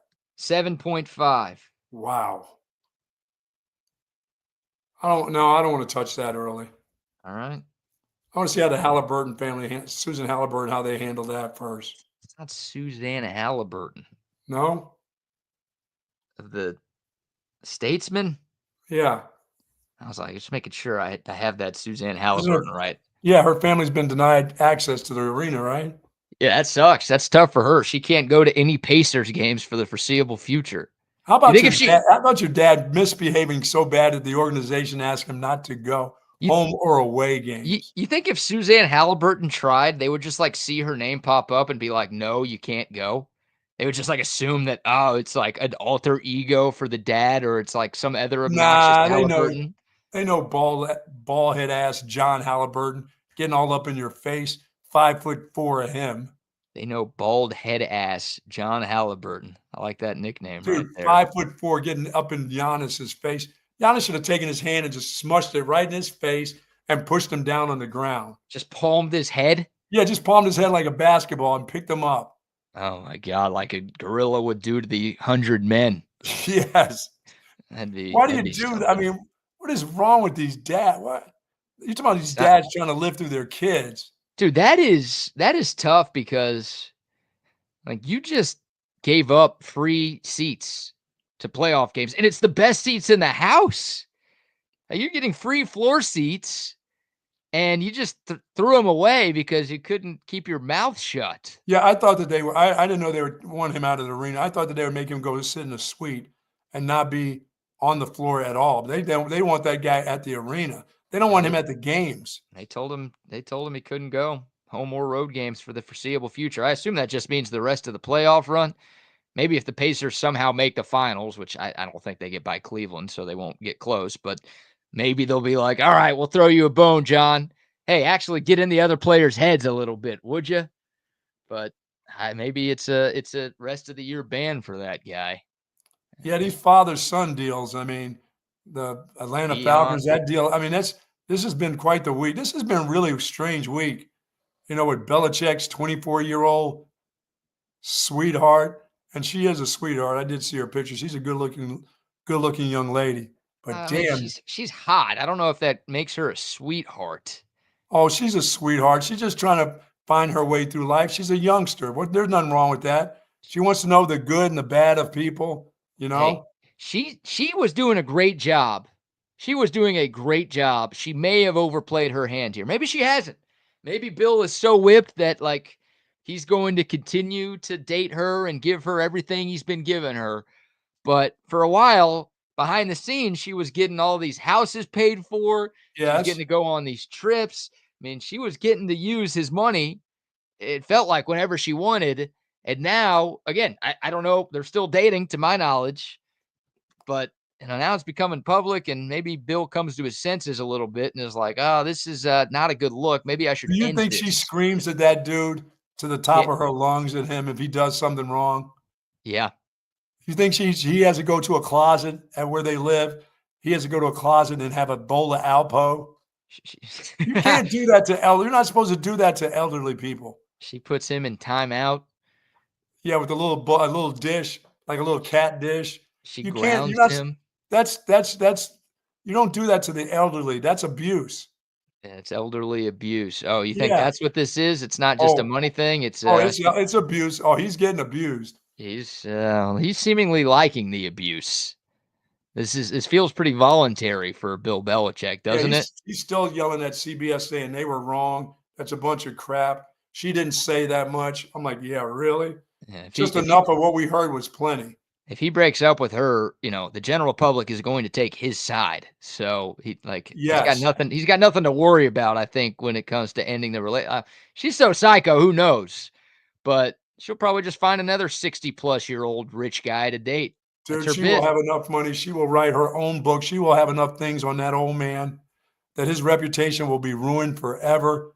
And she will be writing books. She'll have about 5 different types of books. About what? Plus, once again, she's got all of those Super Bowl rings of his. They're not going to his kids.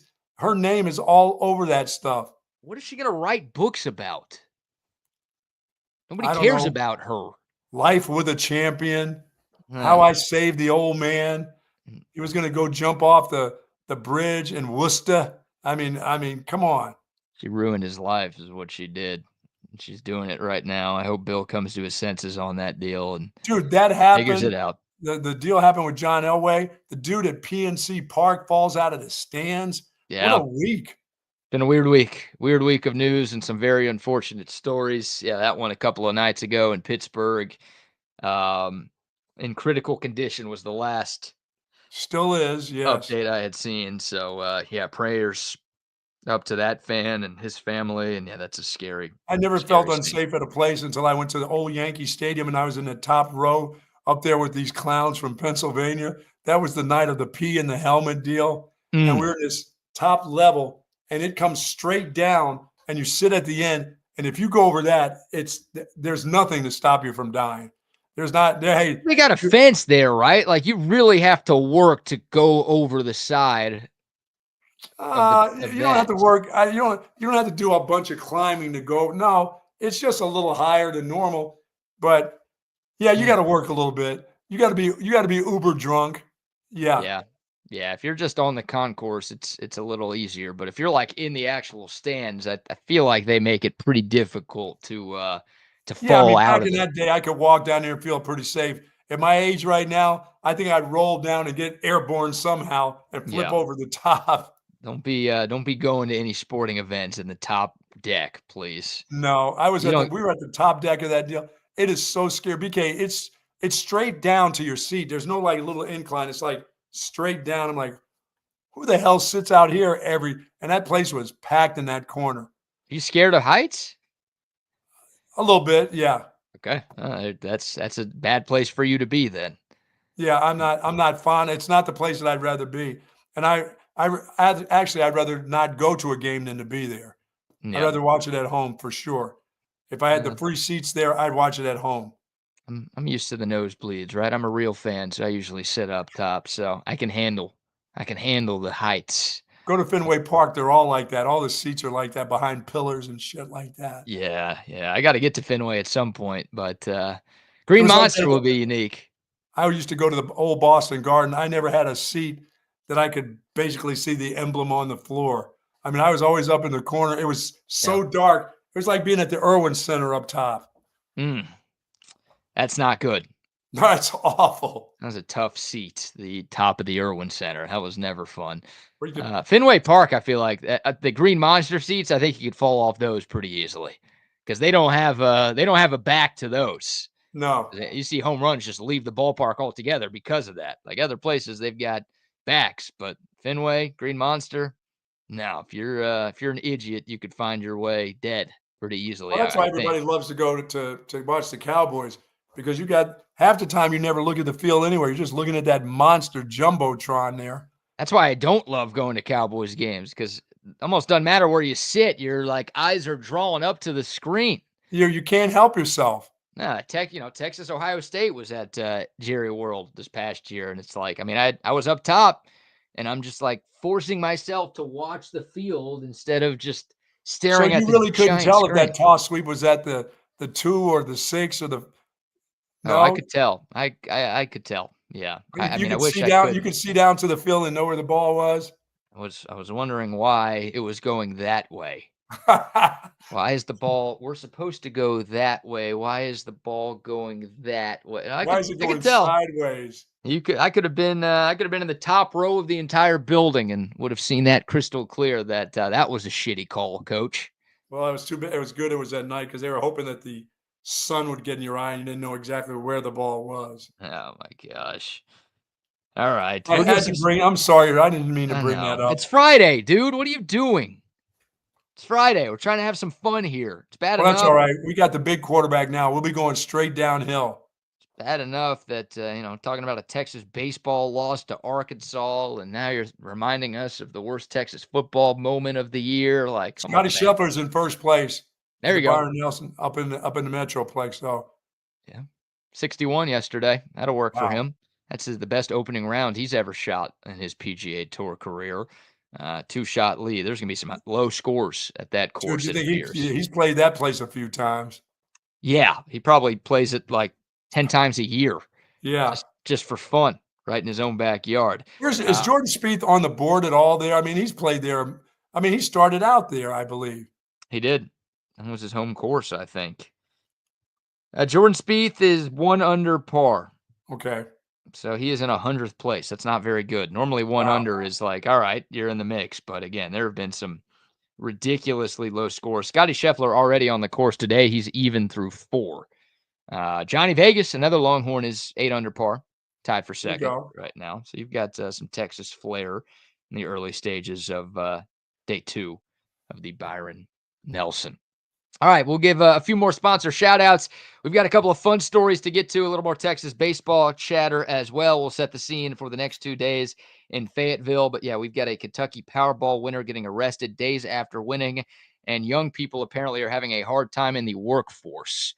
So we'll get to those stories here in a second. But first, a few more sponsor shout-outs. So our friends, of course, over at Leaf Landscape and Supply Company. Say hello to the gang over there. Good time to get if you're going to get those plants in the ground, get them in here before this rain hits you here, maybe later on tonight and through the weekend. But they've got everything that you want. They have all the soil, they have all the fertilizers, and they have the means and the people to do it. If you don't want to do it, if you don't want to landscape your own property, call on them.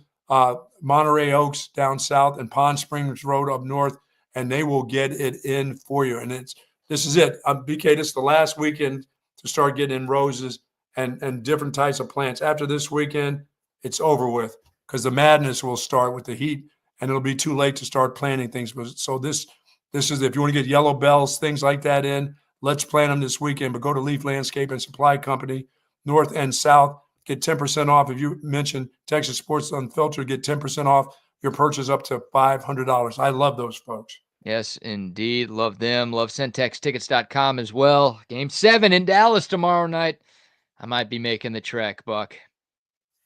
I don't know why. Nice. I don't know why I'm going to do that to myself, but I might be doing that to myself. And if I do You end up need to going, after I pick them. yeah, well, that's why I feel even worse. Like you picking them and me in the building, that's a scary combo right there. Maybe the double negatives will offset and the Stars will get a win. But I'm going to go to CentexTickets.com to buy the seat because that's where I go to buy all of my tickets these days because, well, we get the 10% off coupon just like you guys do. Centex10 at checkout. You're going to get 10% off of any ticket purchase. NBA playoffs, NHL playoffs, Major League Baseball, college baseball, concerts, Broadway shows, you name it. It's all there in one place. Just log on your phone or computer to CentexTickets.com and get what you need today. And I had a Hat Creek burger yesterday. I had a double with cheese. Delicious. Oh my goodness, that was tasty. You know, I am not one for special lettuce. I like just regular iceberg lettuce on a hamburger. It was so good yesterday. Love the meat. The quality of meat was good. No pickles. Hey, no pickles. I don't need it. Don't even try to fool me with anything on the side. Just give me the mustard, the ketchup, the onions, the lettuce, and the tomato. I was good. It was so tasty. I did get myself a little strawberry shake, and their shakes are delicious. But I got a kid shake, like a kid shape. It looked like it came in like one of the little soccer contained, like little juicy juice thing. Yeah. And I didn't need the big shake because you know what they have? They have an Amy's right here. So if I want to go crazy and eat ice cream, I can. But if I want a big shake, I can get it there. But boy, the Hat Creek burger, that was fantastic yesterday. Great locations, 25 throughout the state of Texas. Homebred right here in Austin, Texas. And if you're taking your family, mom and dad, you can get yourself a beverage, an alcohol beverage at Hat Creek Burger. You can also get breakfast at a lot of their locations. The breakfast starts at 7 a.m. Find out the location near you and have a great breakfast at Hat Creek Burger. Yes, indeed. Love them. Love OLIPOP as well. Great tasting soda that's actually good for you. This stuff will change your life. I mean, it changed mine. It got me back into soda. I had sworn it off for years because of how bad it was, and OLIPOP found a way to make it taste like soda because it is soda. And they've also found a way to make soda good for you. And they've got 19 different flavors too. So there's got to be one that you love. Y'all have been texting in and commenting a lot, telling us about your OLIPOP experiences. Give this stuff a go if you haven't tried it yet. If you have tried it, you know exactly what I'm talking about. It's easy to find. H-E-B, Walmart, Costco, Target, Whole Foods, Sam's Club, wherever you buy your groceries, you can buy OLIPOP, a new kind of soda. Okay, BK, I did see my first driverless car downtown the other day. There we go. I hadn't seen one yet. That is the weirdest looking deal. No yeah, thanks. All those things spinning around. Yeah, the thing on the top of there. I think that thing, is it part helicopter? Can it fly? I don't think so. Okay. And somebody's talking about a driverless 18-wheeler now? Come on, people. You're not going to get me off the idea of driverless cars being good. They are good. Trust the people. Believe in the people. Yeah, well, I trust the news that I turn on and see, car crash with someone dying every single night. So I know people lose their mind when one driverless car gets in a wreck. It's the technology sucks. It's like those are so much safer already than human drivers already. And they're still not like super mass produced yet. So by the time they are, it's going to be way safer than what we've got. 18-wheeler. You ready to come up on one of those? Yeah, as if like, regular 18-wheeler drivers never get in wrecks. Some of the best drivers in the world. What's every other TV commercial, Buck? Did an 18-wheeler driver hit you? Did you just get a serious injury from some jabroni human driver? because it doesn't happen that often with the 18-wheeler driver. Those are professionals. Okay. They carry our goods across America. Hey, I love the 18-wheeler drivers. That's great. And hey, with the driverless car, still have a driver in there. That's fine. You don't need to take jobs away from people. Make sure everything's gonna work. But I don't want a meth head who just banged a crack whore in a gas station shower Oh my God. after, driving 14 hours straight, eating nothing but I do love those gas station taquitos. Eating nothing but gas station taquitos. I don't want that guy on the roads next to me. All right. Oh my goodness. Give me the technology. You're taking away good jobs from people. Keep the jobs. Keep somebody in the car. That's fine. Hey, What do you say, someone's got to load and unload the stuff, right? That's right. The truck doesn't load it. Oh, keep that guy and let him go for the ride. Wow. Yeah, that's fine. I'm not trying to get rid of truck drivers. I'm just trying to make the world a safer place to live. Sorry about that. They're out there from Dallas on Highway 45. They're out there. Steven, I'm a truck driver. I don't want you to lose I'm trying to give you a break, dude. He doesn't need a break. He needs cash. He's got a family. Well, What he doesn't need is a break. I'm sure Steven's a great truck driver, but unfortunately there are some bad ones out there that are, it's not just truck drivers, it's drivers. There are more car crashes than truck crashes. It's everybody out there just looking at your phones too much. You see the skill, the things we have to do in order to get a driver's license. Parents have to show their kids how to drive. It's incredible the things that we go through. That's not, you're not just given a driver's license. You have to go take classes, don't you? This is what my dad taught me this when I was learning how to drive at 14, 15, whatever. And it was right then, and it's even more right now. Driving is easy. Paying attention is hard. That's it. It's the best. Like it is ingrained in I put that on my dad's headstone. Like that he, like all of my sisters and I, it's just, he said that so much, and it's the rightest thing anybody's ever said. It's not hard to drive. Anybody can do it. It's just all of the distractions that are there. Your phone, the billboards, the other cars, the wrecks that I got to turn my head and see the wreck. Oh shit. I just got in it's not hard to drive. It's just people can't pay attention. Yeah, I agree. There's more distractions than ever before. So with driverless cars, you could be distracted and not get in a wreck. When my wife's in the car with me and she's looking, she goes, "Well, I never saw this before." I'm like, "You've never seen?" She goes, "How do you see all these things when you're driving?" I said, "My head is on a swivel. I've got to look out for the other guy. Every place I drive, I'm always looking, what is my way out when that person screws up? What am I going to have to avoid when that person comes into my lane?" That's just how I am. I notice everything when I'm driving. And that's when you say, "How do you do it?" And she says, "How do you do that?" She goes, "Don't you have to pay attention to what you're doing right in front of you?" I'm like, "No, I need to know what's going on in the outskirts too." Yeah, you're supposed to like look you, at I that. see all the billboards and everything else. You're right. There's a lot of distractions. Yeah. I don't do the phone thing. I don't let that be my distraction. No, that's huge right there, because that is the biggest cause of wrecks these days. It's just people looking down at their phone, sending a text, changing a song. Just if your eyes are on the road.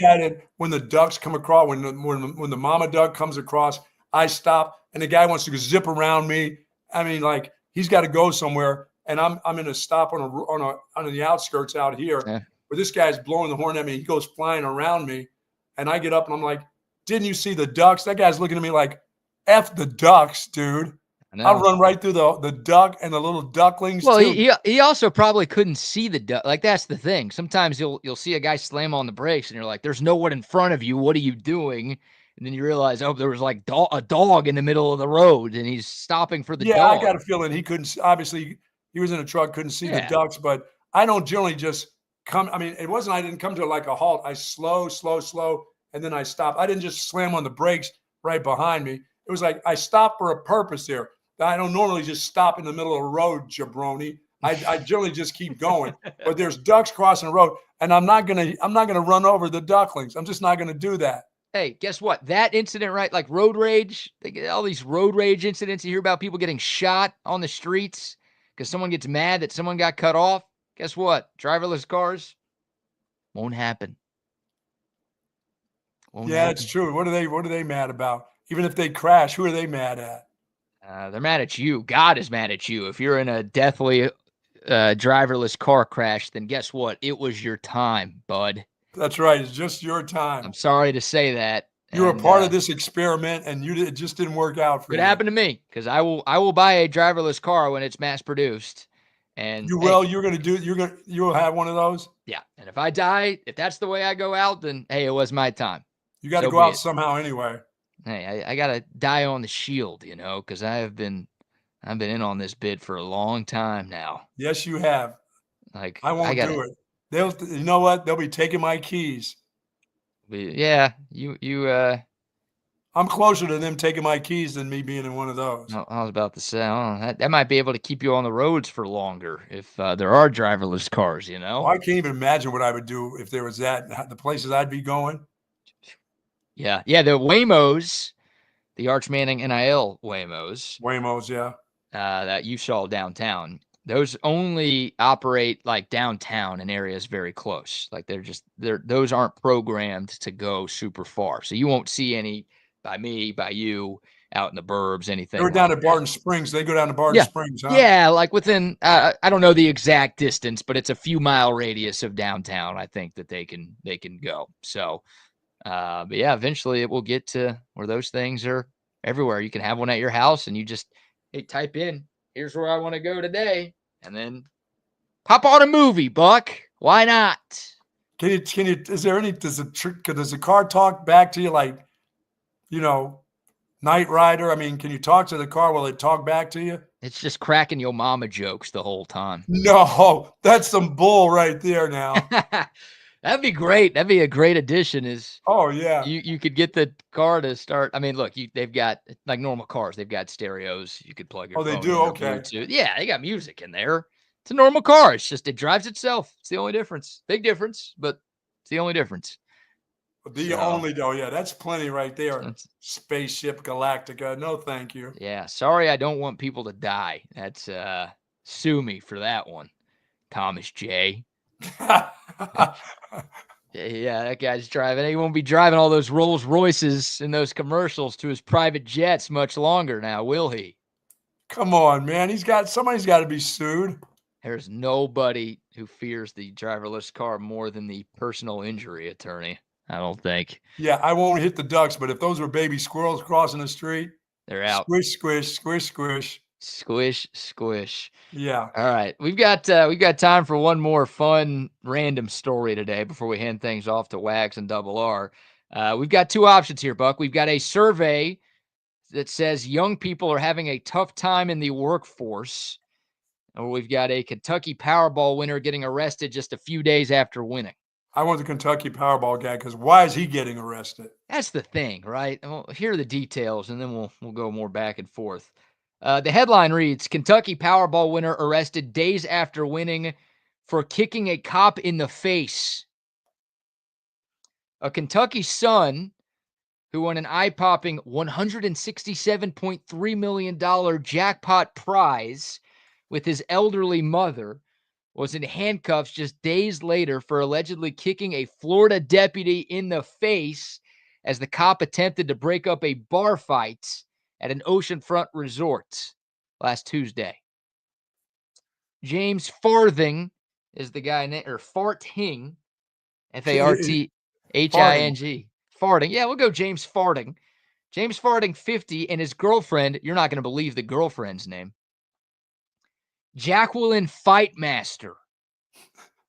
God-given name. It's a real name. They were both arrested following the fracas at the Tradewinds Resort at St. Pete Beach.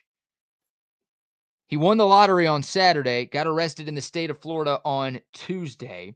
Apparently, the Kentucky resident punched another hotel guest in the face during an argument and then kicked a Pinellas County Sheriff's deputy in the face during the scuffle at around 11:10 p.m. on Tuesday night. Yeah, some people are just ass clowns. That's just an ass clown move. Following the alleged kick to the face, Farthing then tried to flee the scene unsuccessfully. Meanwhile, Fightmaster, his girlfriend, 42 years of age, allegedly lived up to her name when she drunkenly wanted to brawl with other patrons at the bar. They should have all jumped her and threw her out. Threw her through the window. I don't know if she was just trying to be a good girlfriend, like, oh, my boyfriend's fighting, so now I got to get involved in this. Or she's a psycho 2. Okay, remember I said kids are dumb? Grown-ups are worse. Kids are just dumb. I don't know what I can say about grown people. Bar fights happen like that. I don't think they ever should. I feel like you can always de-escalate. I'm a lover, not a fighter. Like, I've been close to being involved in bar fights where, like, my friend is getting into it or I've been someone's around talking enough trash of to them. me. Going to Boston College and being around hockey players, I've been around enough of them. Hockey players want to fight anybody at any time. There's especially always a way out. There's always a way out. So find the way out. But kicking a cop in the face, like, you get into a bar fight, whatever. But what idea is it to kick a cop in the face? No, I just go ahead and get arrested and get out because I just want to. I have $100 million. I'll get out of jail soon. But dudes like that kick people in the face thinking, I got $100 million. I can kick a cop in the face. That's stupid. Yeah, because she just got charged with a public intoxication charge. He's got battery on a law enforcement officer, which is a felony now to his name. So it's like it'd be a minor crime if he just gets into a bar fight, whatever. You might spend a night in jail. You might have a fine to pay. Now he's got a felony because he kicked a cop in the face. The face. Well, and believe me, they know he's got that money, and now wherever that is, they're going to try to get as much of that money as they can, a whole bunch of it. I mean, that cop's face is ruined for life. There's all kinds of stuff that's going to happen to that dude. You got to use your head, man. Like, you just won that kind of money. Don't throw it away after 2 days, dude. There ain't enough drinking to make me throw away $100 million. Oh, you go to Florida, you can't go somewhere better than that. You go to St. Petersburg. And you know better than to go to Florida anyway. I mean, I get you're from Kentucky. Like, Florida's got to be a step up from that. But really, you win that kind of money, and Florida's the place. St. Petersburg, not even like, not South Beach. Right, some nice ass beach, Captiva or whatever. I don't know enough about Florida to know shit, but they got nicer places than St. Pete. I do know that. That's nuts. What are you doing? No, that's just being dumb. That's being somebody's going to take a bunch of your money away because you were dumb. We've got James Farting and Jacqueline Fightmaster, 2 real names. Throwing it 167.3 million. What are you doing, Buck? We'll bring on the guys and we'll ask this question. It's always a fun hypothetical here. We got Wags, we got Double R back. Buck, I'll go to you though first. Okay. You win $167.3 million Powerball jackpot. It's the first thing you're doing. I would take care of everybody in my family. I would make sure that this business that we're in right now kept on going, whether I'd be there or not, and most likely I would be there for one more season and then I would disappear also. But I would definitely, I wouldn't be there. There's not any bar. I mean, I don't drink, so I wouldn't be at a bar and I wouldn't start drinking again, but I would disappear, period. Once I helped out the people I want to help, I'd ask my wife I'd ask her would you like to go with me to this particular spot that I've never been to and spend a lot of time there away from a lot of people. Yep. But first thing I would do is help all the people I could help. But I'm not getting in any fights with any cops or anybody. I'm not going to get into any confrontation with anybody.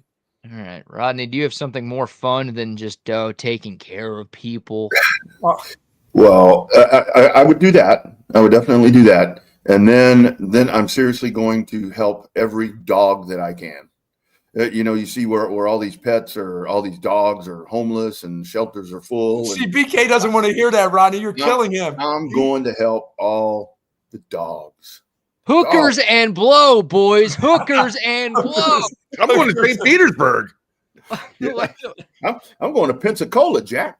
Yeah. Why go to St. Petersburg when I go to Jacksonville? Actually, I'm going to Jacksonville, North Carolina. Oh, there you go. I'm going to New Orleans. I'm going to piss on every street I can find. There's for sure. I'm going to Jackson Hole. That's where I'm going. Oh, I've been there. Jackson Hole's not a bad place to go. Ooh, I love that. Jackson, and why are you going to his hole? I'm not going to a bar where my $100 million ego will get the best of me at some level. Somebody will say something and I'll say something and it's going to escalate into something dumb where my money will be involved. Well, yeah. Instead, you're going to take a poor kid named Jackson from behind and get in his hole. No. Well, That's your plan instead?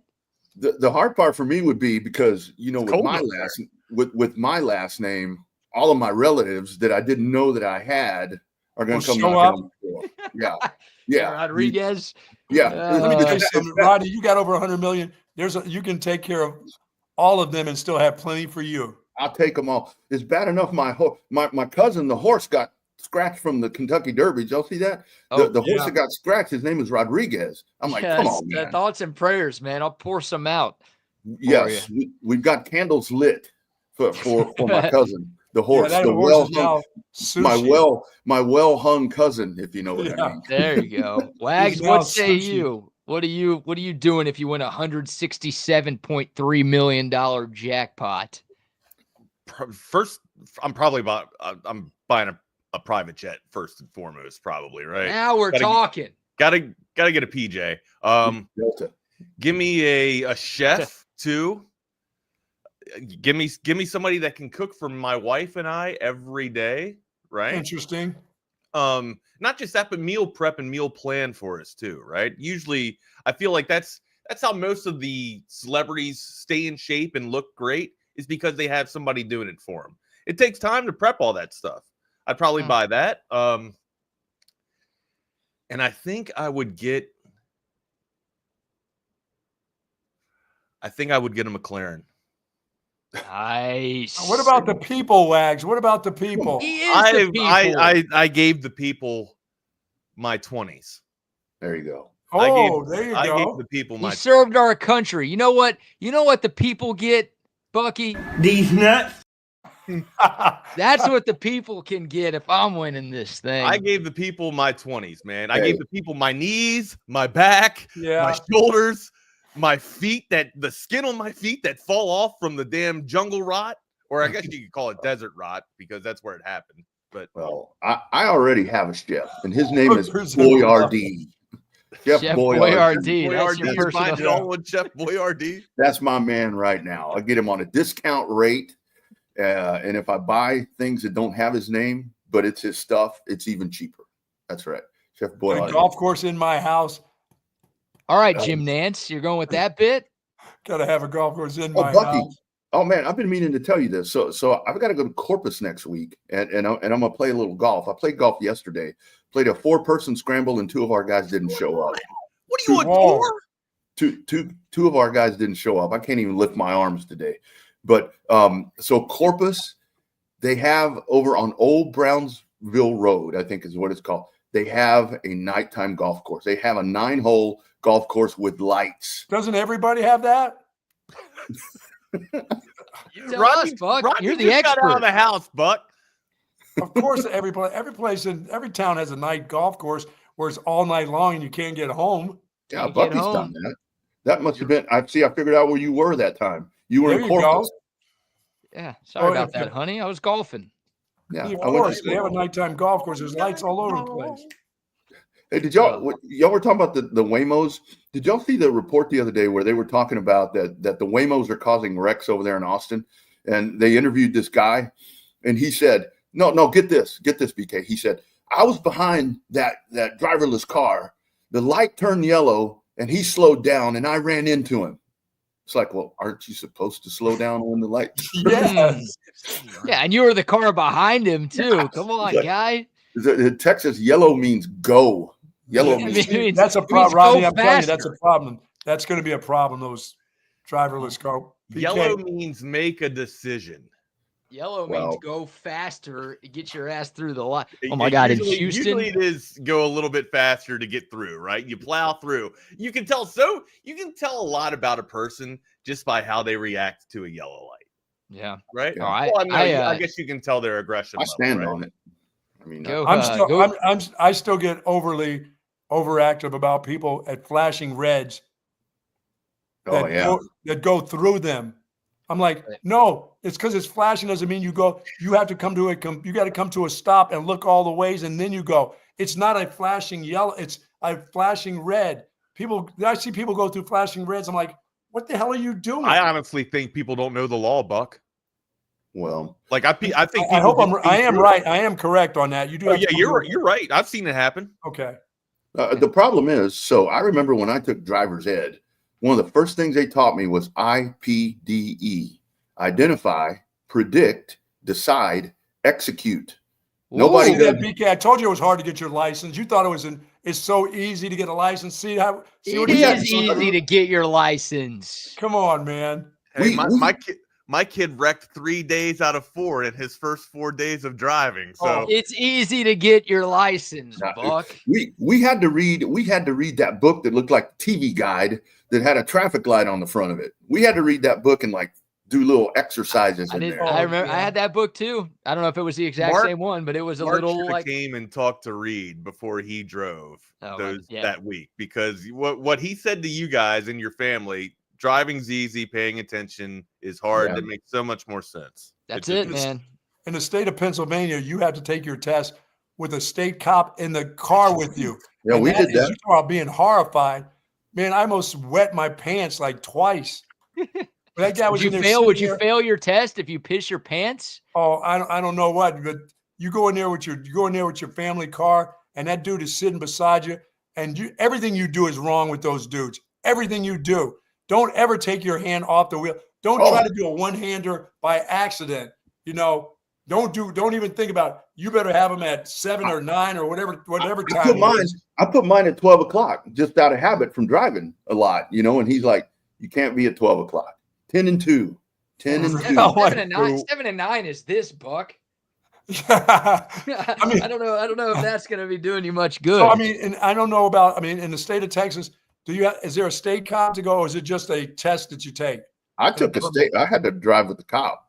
I had to drive with a DPS, but that was way back. Yeah, that was bad. They don't do that any longer. They don't waste those people's jobs doing that. I would think they would still do it, right? I mean, they do a test. They do a test now, but I don't think it's with a cop. I just think it's with like some certified person with the DMV or DPS or somebody's dad is just in there with you. Maybe it's one of those truck drivers, BK, that you're trying to get rid of. Maybe that's their new job now. There you go. Keep them employed, man. Whatever it takes. We love our truck drivers. Later, brother. I gotta get out of here, man. You guys. We had a guy in Maryland that he was a buddy of mine or a friend of all of ours, right? But he failed his test, and we had a guy that we had the state trooper actually sit in the car with us too, or at least that was back in the day. But this guy failed because he didn't ask the state trooper to buckle his seatbelt.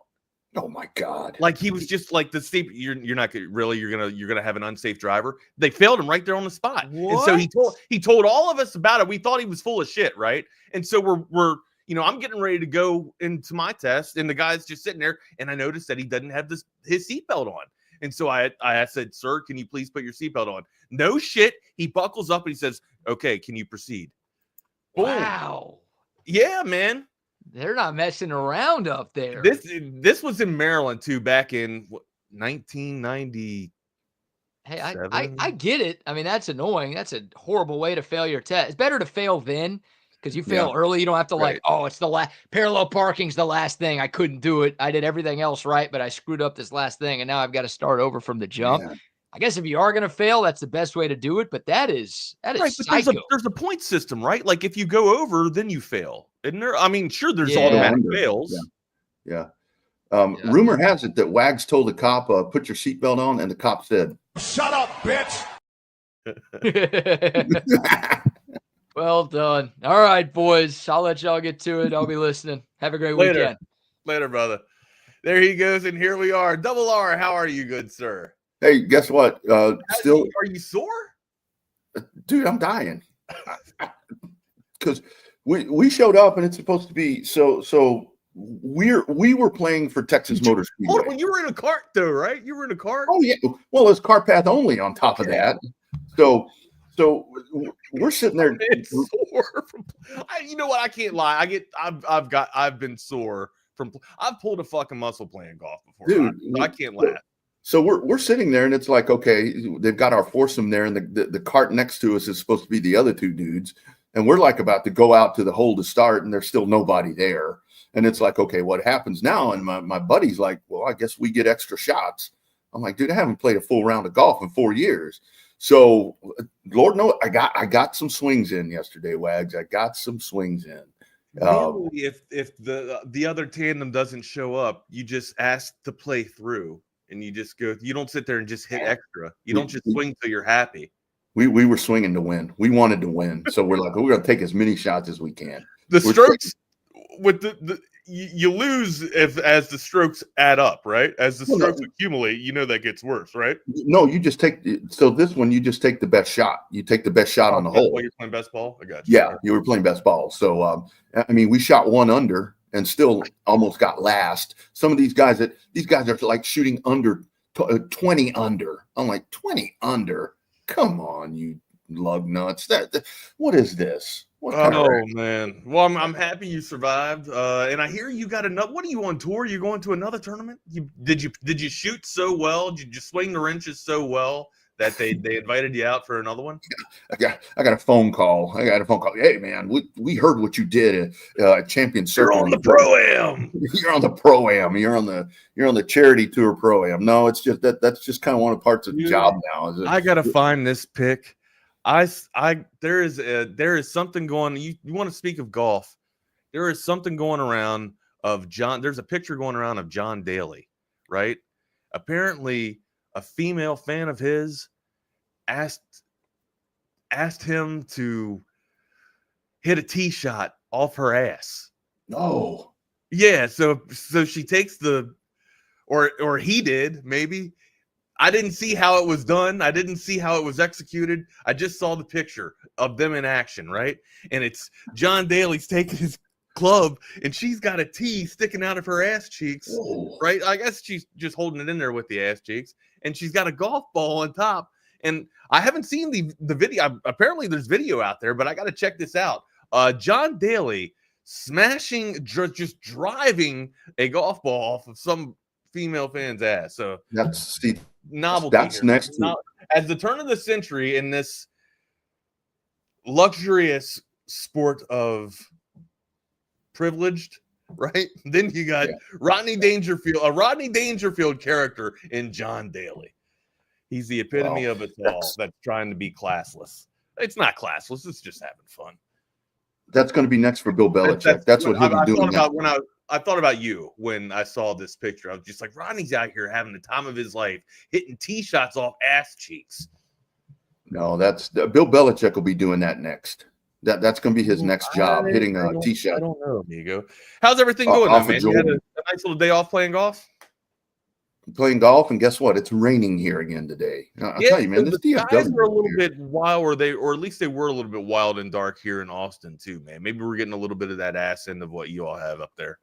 I think y'all are supposed to be getting this a little bit later on, but no, it was a fun day. I mean, and it was really cool because it was for the Speedway Children's Ministry. So, we spent money out there. Yeah, buying mulligans and buying different things. So, all that goes to a really good cause. So, good time out there. I'm kind of re-energized, and you and I need to go out and play. Big crowd. What's that? Big crowd. Good little turnout. Oh yeah, massive. Lots of teams. I never got to ask you, what course were you guys playing on? We were at Champion Circle, which is right next to TMS. It's on the grounds of the Marriott. Great course, man. There's a couple of par fives there that are just stupendous. A couple of back-to-back par threes that are really fun. So yeah, it was a really good time. We had a really good time out there. Challenging course. Can you remember, or I mean, I don't know how good you are, right? But I know, like, I try to keep track when I play. Did you keep track of how many fairways you hit? Mm-hmm. Yeah. Okay, what are we looking at here, man? Did you go 50% at least? No. I was probably closer. You know what? It doesn't matter, buddy. It doesn't matter. The only thing that matters is you were having fun. But still, I'd like to know what you hit. It was small wins. I think I probably hit, I'd say probably 35% of the fairways. But the whole thing was what my plan yesterday was. I wanted to make ball contact. That's it. Small steps, bud. That was it. And it wasn't. I think a couple of times I whiffed. But it was like I'd hit the ball. Didn't have very good distance. But my clubs aren't very good either. So let the clubs do the work, right? Yeah. So no, it was a good time. Man.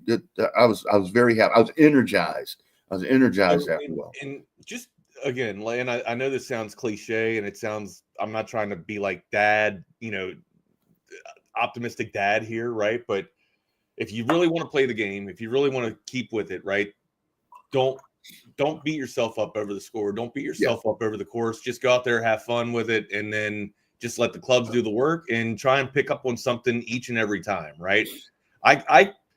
The perfectionist in me kept beating myself up because I would keep going from like 120 to like 110, and then I'd have like a little bit of a breakthrough, getting to like 105, and then I'd be like, yeah, man, here we go, and then I'm back up to 120 again. I'm like, what the fuck?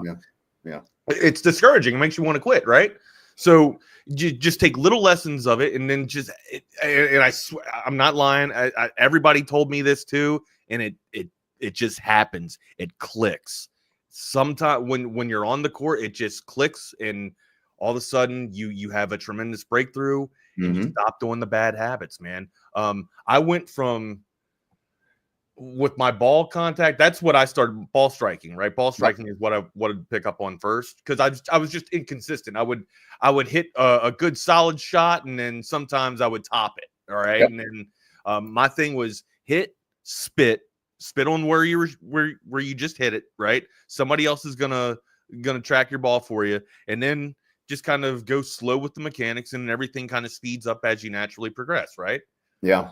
And that was the thing where I was lucky, Wags, because my coworker, the guy that I was playing with, he is very good at golf, and I'd forewarned him. I'm like, look, same thing I told you. I'm like, look, I just want to hit the ball today, and so forth. And a couple of different times he gave me little tips, and he told me exactly what you said. He's like, I see you raising your head. He's like, I'll tell you where it's at. Yeah. He said, I'll tell you where it's at. And that was the other thing, Wags, that as I realized that I was actually able to hit the ball, somewhat decently well yesterday, it's like, okay, now I don't want to lose balls. I want to be able to see where my ball is. And all said and done, it was like a really good day. And I was pretty happy with it, man. Yeah. So that's kind of like the breakthrough, right?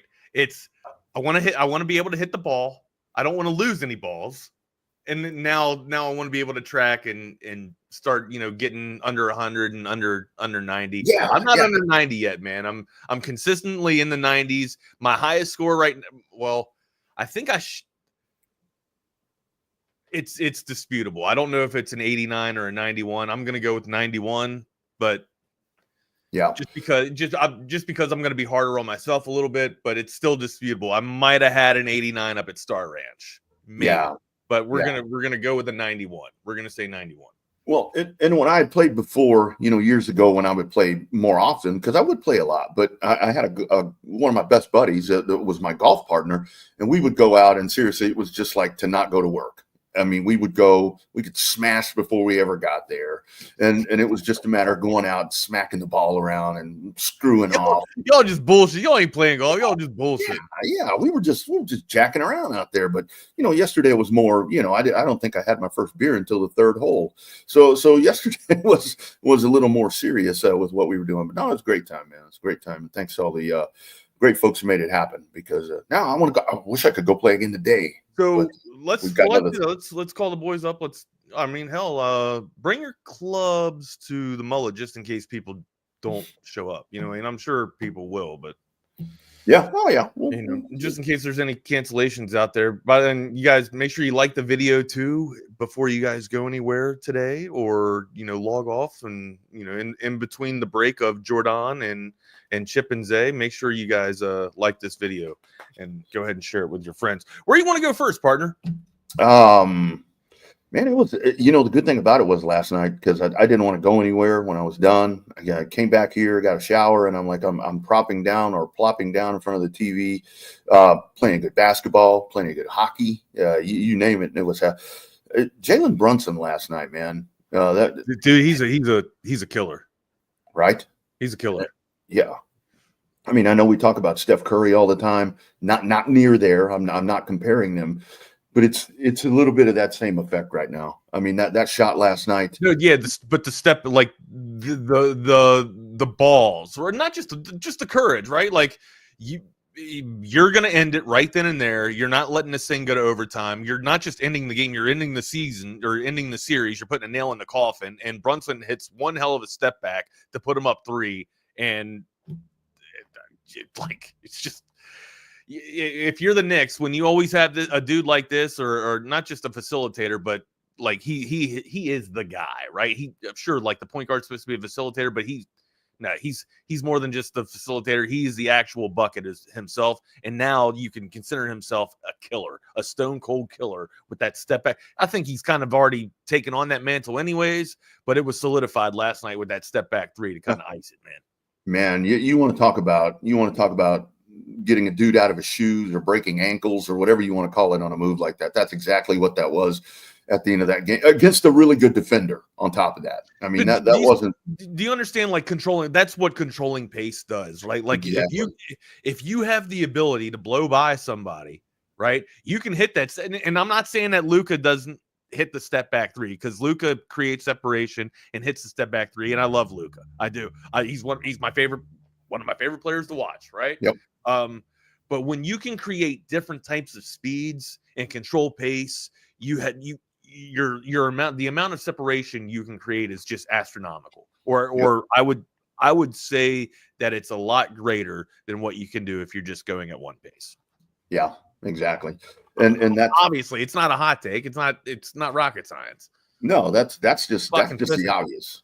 Yeah, that's just the obvious. And I mean, to come back and to take that game from Detroit at their place, when that crowd, you want to talk about a hostile crowd energizing a guy. Yeah, we can talk about everything, Jalen Brunson, everything that's great about him, but you had to know that there was a little bit right there when the flopper, whatever all that was. I mean, that's just basketball right now. But you go in there and that place was dead silent when he drained that, and that's pretty damn special right there. Now Boston, I wish the Knicks had just a little bit more. I got to pull up the box score, but I think he went off. I think he had like over 30. Oh shit, he had 40. Yeah, he had 40. He had 40. He had 40. And just, I mean, I thought Detroit was going to extend this. I really thought Detroit was going to extend the series, but I did too. I think they were playing good. They were. I mean, they really were. But that's where. Jeez, man, that's just a guy right there that's a difference maker. I just wish I had maybe one more, even half a piece, because I think Boston's just a little too deep for them. But sorry, go ahead. No. This is going to be this is going to be an aggressive series that's coming up. Now the East is getting good. Finally, now the East is about to get good. Well, that was pretty damn good last night. I feel like every time I watch or I ISO on Tim Hardaway, he ends up making like a smooth jumper, right? Now, he only had 7 last night, but I mean, and I was watching, so I had, what I have on first? You had hockey on first, because I think that was like 6. No, I had Dallas was the second game on. I was waiting for Dallas to come on, but I did have a hockey game on, but I had Detroit and 2 other games on the trifecta on the screen behind me, and then I had the big screen here, so I wasn't really listening to the Knicks game until the other 2 games died off. Oh, it was Minnesota and Vegas, man. That's what I was watching. Yeah, I mean, if Vegas gets it done, we'll get into that. We'll get into hockey in just a little bit here. Also, yeah, I was watching the fucking Longhorns. Oh. What? Oh shit! No. God damn it! I just wrecked everything. And I was watching Longhorns last night. Yeah, that was. I honestly forgot about that game, to be honest with you. And then a buddy of mine texted me. He said, "Hey, what's the Longhorn score?" And I'm like, dude, it was not a good night last night. But they'll tune it up. Yeah, I think that's bound. That was bound to happen. I mean, honestly, I'm surprised, Wags, it took this long for that to happen. The way that this team has just been rolling with pitching and hitting. Yeah. And God, this sounds so like cliche and pandering to to the crowd after a loss, right? But you do need you don't need a 9-0 reset, but I mean, sometimes it's nice to kind of reset the win streak and kind of realign everything before you get into tournament baseball here. Yeah, so. yeah, man. Look, the Dodgers got beat 16-0 already this year, and it didn't seem to affect them. But yeah, that was Orioles just keep getting trampled, right? Double-digit losses here. So, they don't keep it, but it feels like it's just adding on, man. And up here, so I even caught, and that's the hardest part for me. Like right now, being on the road, I've got one, 32-inch TV. Yeah, I figured you'd be hard.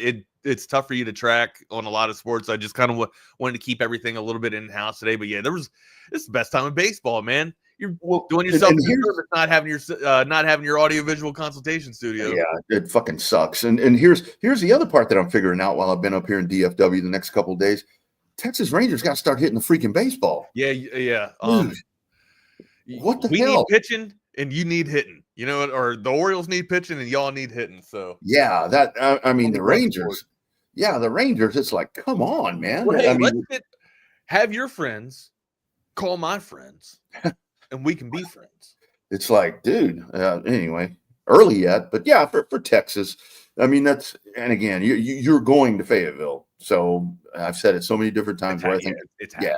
But it would be nice. Like, I want to win this series against Arkansas, right? I don't want to. You still can. No, 100. Like, we got Friday and Saturday, but still, like Thursday night baseball, 9-0 is not a good thing to see. That's not a good start. But in a hostile environment, Arkansas hates Texas more than they love themselves, I think. Sure. So you're going to have.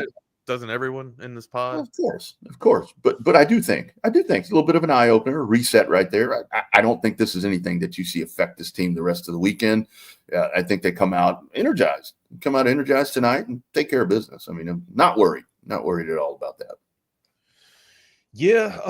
What else? Where were we at? We were on basketball. Basketball. We were on hoops. Yeah.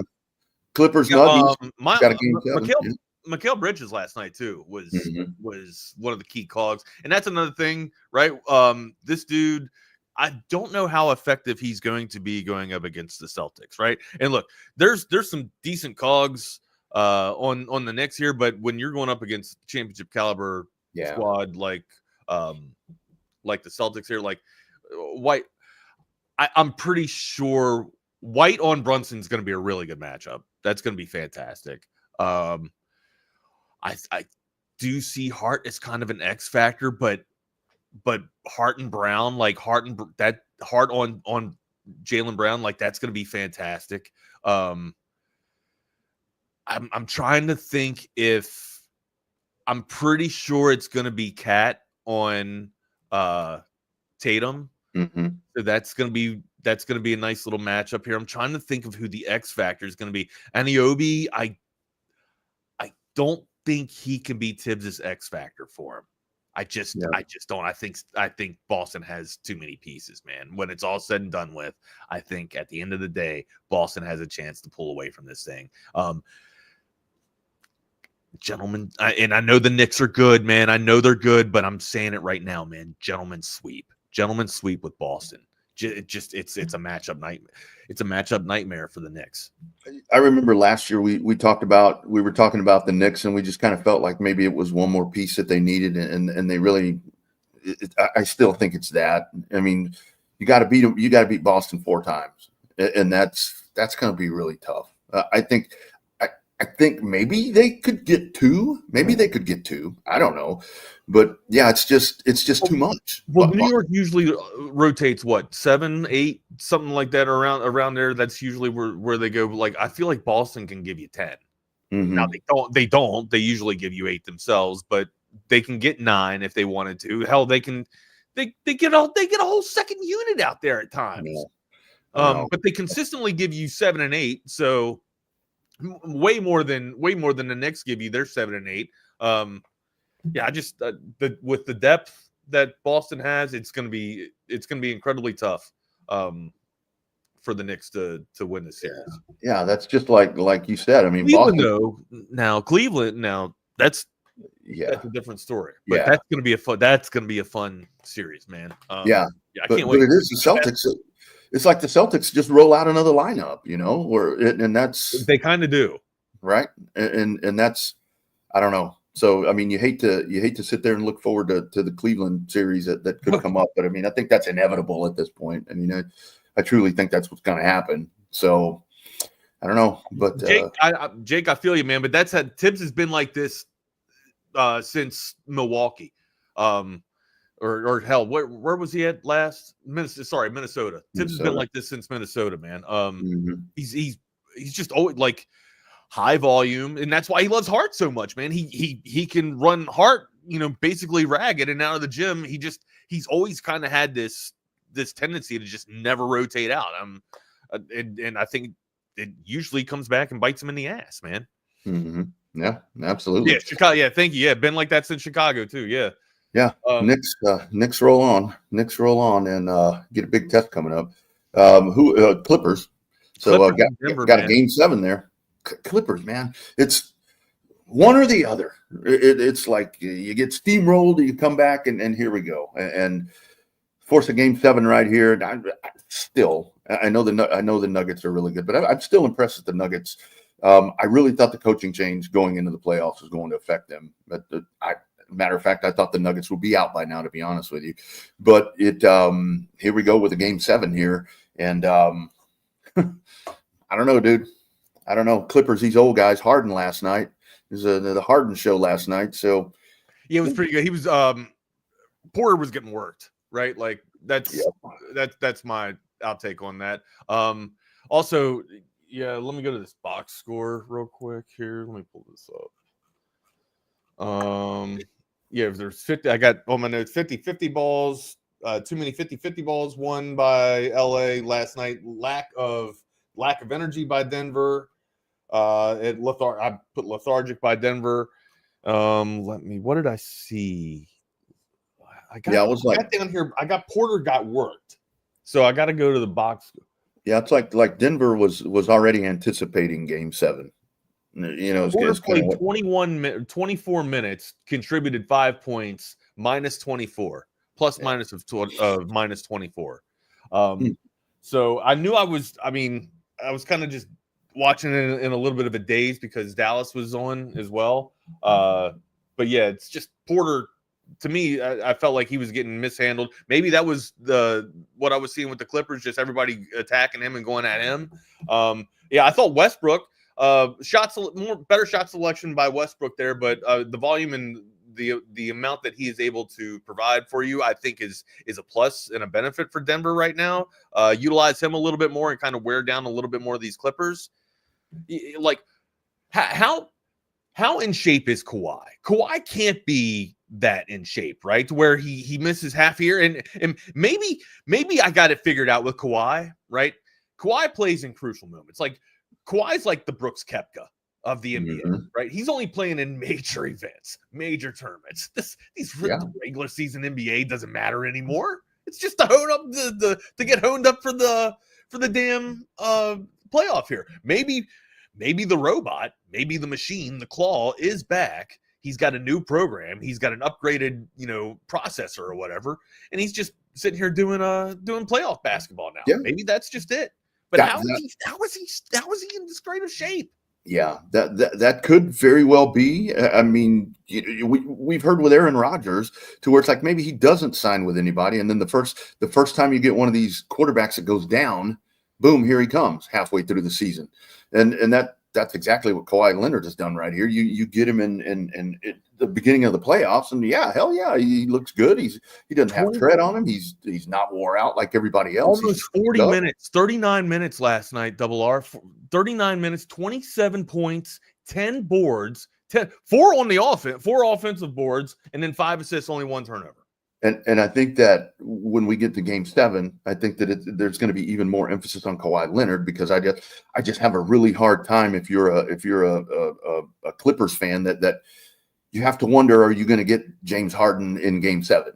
I mean, do you get game 6 James Harden in game 7? I mean, it's based on past history, you're not. So I say you make James Harden beat you. That's what I think that's the route you take if you're Denver. Let Harden beat you. Let him get his, man. Shut everybody else down. Yeah, that's the thing. I really think that's the thing. Let him do what he has done in the past. And if you're a Clippers fan, maybe he doesn't do it. But Kawhi Leonard is really the one where I look at him and it's like, how can he miss all this time? And he comes back in here and he just looks tremendous. And that's why, because I think a lot of that is, when the big lights are on, that's when I'm ready. I think that's what Kawhi Leonard's doing right now. Really seems like that. Well, he's showing up, that's for sure. And when the lights are on, he's definitely going to give you the show. We got one in action tonight, one game on the slate tonight, but it's a good one. It's a dandy. It's my favorite series of the first round so far. Yeah. The Rockets versus the Warriors in Golden State here, amigo. What do you think? You think it's over? Game 6 here. Do we see a game 7? I don't think so. And with Golden State, like I was talking about, getting ready, it seems like you're anticipating the next game. The other night when Kerr pulls those dudes out, and then it looks like Golden State, and I heard during the broadcast, he conceded. Yeah, they conceded. Yeah, they put the white flag. Like, all right, you guys take it. We're gonna play for game 6 here. Yeah. I heard the broadcaster saying, when might he put those guys back in tonight? And then they pan over there to Curry and all those guys. They weren't going back in there. Them dudes were thinking about what was happening after the game. I mean, I think that's exactly what happened right here. Let Houston set the tone. Man, Golden State's going to finish this thing off tonight. I mean, you're going to see smothering defense. You're going to see smothering defense tonight. And I don't know if this will even be close, Wags. What's the line on this? 6? The line on this is 5.5. 5.5. Over or total is 206.5. I think we're going to see a game 7. I think so. I think Houston shocks the shit. I don't think that it'll be a blowout. I think it'll be a nice little run. I think Steph's going to struggle, and it'll have to be a Jimmy Butler, Draymond Green. It'll have to be a Dre game, right? Because of Steph struggling, and I think Houston will force this to 7, and then I think Golden State takes it in 7. But I mean, 9 times out of 10, it usually can get finished at the Chase Center here. But I'm telling you right now, Houston's got some pieces. Okay, Houston's long. They're longer. They're longer than Golden State is, and they got better rim protectors, clearly, right? But if you can dominate the front court and in the paint, if you can get Draymond Green in foul trouble, okay, get him to where Kerr's got to sit him and keep that dude frustrated. You got to rely on Key. It's not going to happen. If I am the Rockets, I'm going right at Draymond Green, getting him in foul trouble, and trying. Owning the damn paint. So main game plan's got to be a lot of force fill with Sengun, or Şengün, and then maybe get the 2-man game working with Green and Şengün there, and then have Dylan Brooks be your little fucking pest, and try and get at Butler if that's his game. But you saw what happened the other night where it kind of came back and bit Dylan Brooks in the ass. If you piss Jimmy Butler, not a lot of things great happen when you piss Jimmy Butler off, right? So maybe just act like Jimmy Butler is irrelevant and even there, and just play good defense and let your game do the talking. I like to think that Houston can upset and take down Golden State over in their home gym. And if your scenario pans out and you do get a game 7, I'm sure you know who will take down the Lakers. That's when it'll be Steph Curry, and you'll look back at that and say, Houston Rockets. Yeah. If Golden State takes down Houston in a game 7, that's going to be Steph Curry time. That'll be Steph Curry time. But I don't know, man. I think it's over tonight. It's just the fact that game got. Have you seen Steph Curry's thumb? What's that? Have you seen Steph Curry's thumb? His shooting thumb? Yeah. It looks pretty bad. rough. Looks bad. So I don't know if that was if it's a sprained thumb, dislocated thumb, and it's trying to heal on itself, or if it's just arthritic. But it's throbbing, it's swollen, and it doesn't look good. So it was probably just a dislocated or a hyperextension, and they put it back in. I didn't see when it actually happened or went down, but yeah, I've seen the aftermath of it in this series, and it looks.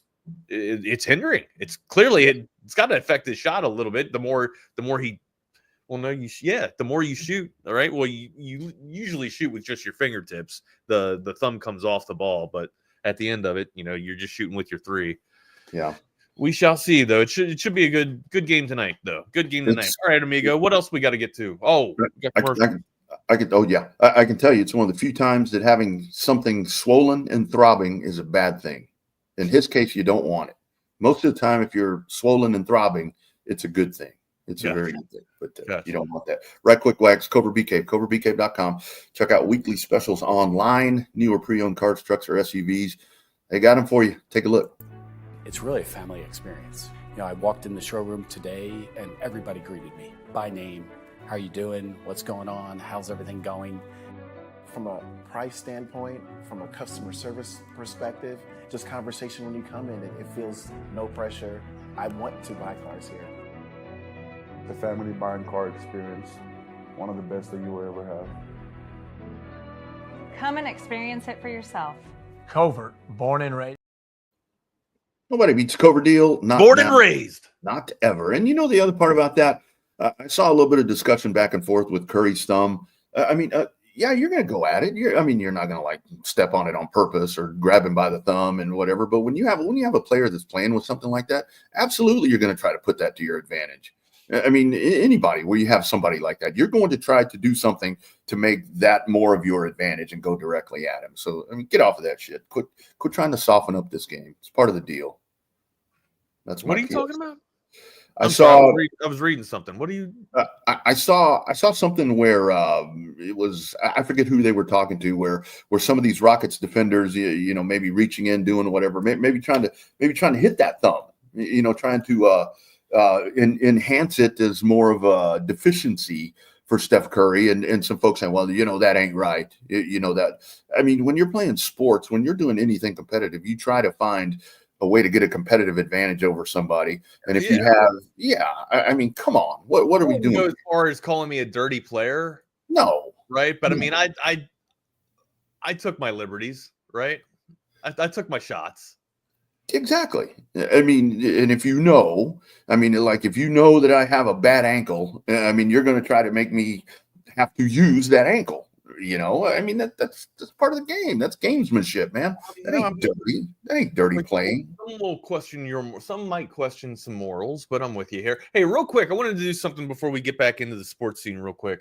Kevin Durant, as you guys know, is one of my favorite hoopers out there, and I'm sure he's one of your all's favorite hoopers if you guys don the burnt orange. But also, I love KD just for his social abilities, right? His ability to communicate with the rest of us common folk out there on the Twitterverse and the brand X. But he's an avid gamer. He's a known gamer out there. Is that right? Huh. I have a picture of his gaming setup, and I wanted to compare his gaming setup to my gaming setup here, if you'll allow me. All right, so let's share the screen. Make sure I'm not sharing any unwanted windows. Something swollen and throbbing. Yeah, something swollen and oh shit! Of course I can't. Can I scale? Where's my scale? How do you make it swollen? Maybe right there, right? Got a little plus up there or something. I don't have my frickin' glasses on. Dag nabbit. Better. There we go. There you go.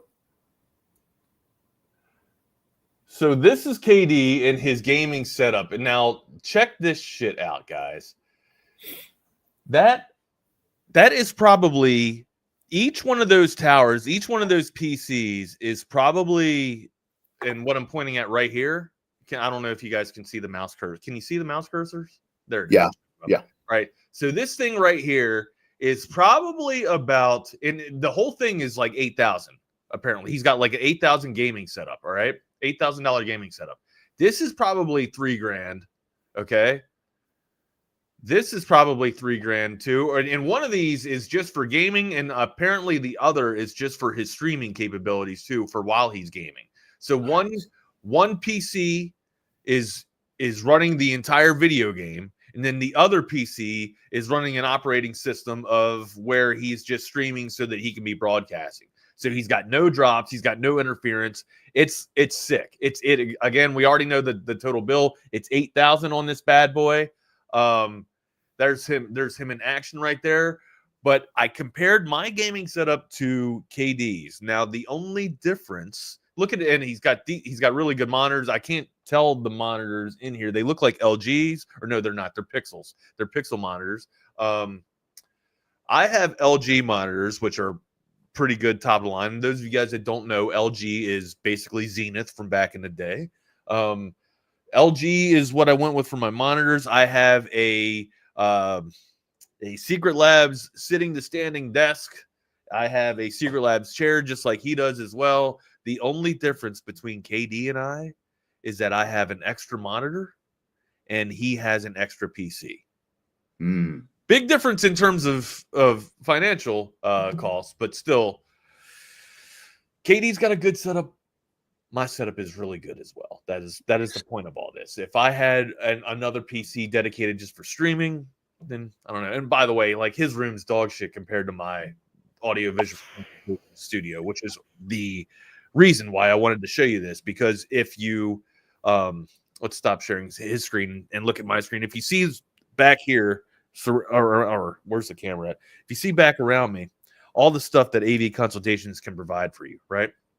It's not just the video, the audio stuff. They can do some gaming setup stuff for you too, right? They can reroute all your cords for you, make it sexy and sleek so that you don't see all this catastrophe of just a tangled mess of wires everywhere. Like happens when we set stuff up ourselves, right? They can come there and they can retro everything for you, put it behind the wall, put it so that you can't see it, and it's beautiful and perfect for you, right? avconsultations.com, 512-255-8678. That's the lottery numbers for you.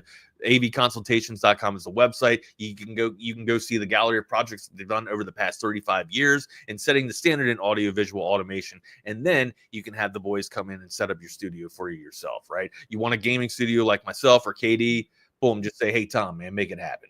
Make it happen.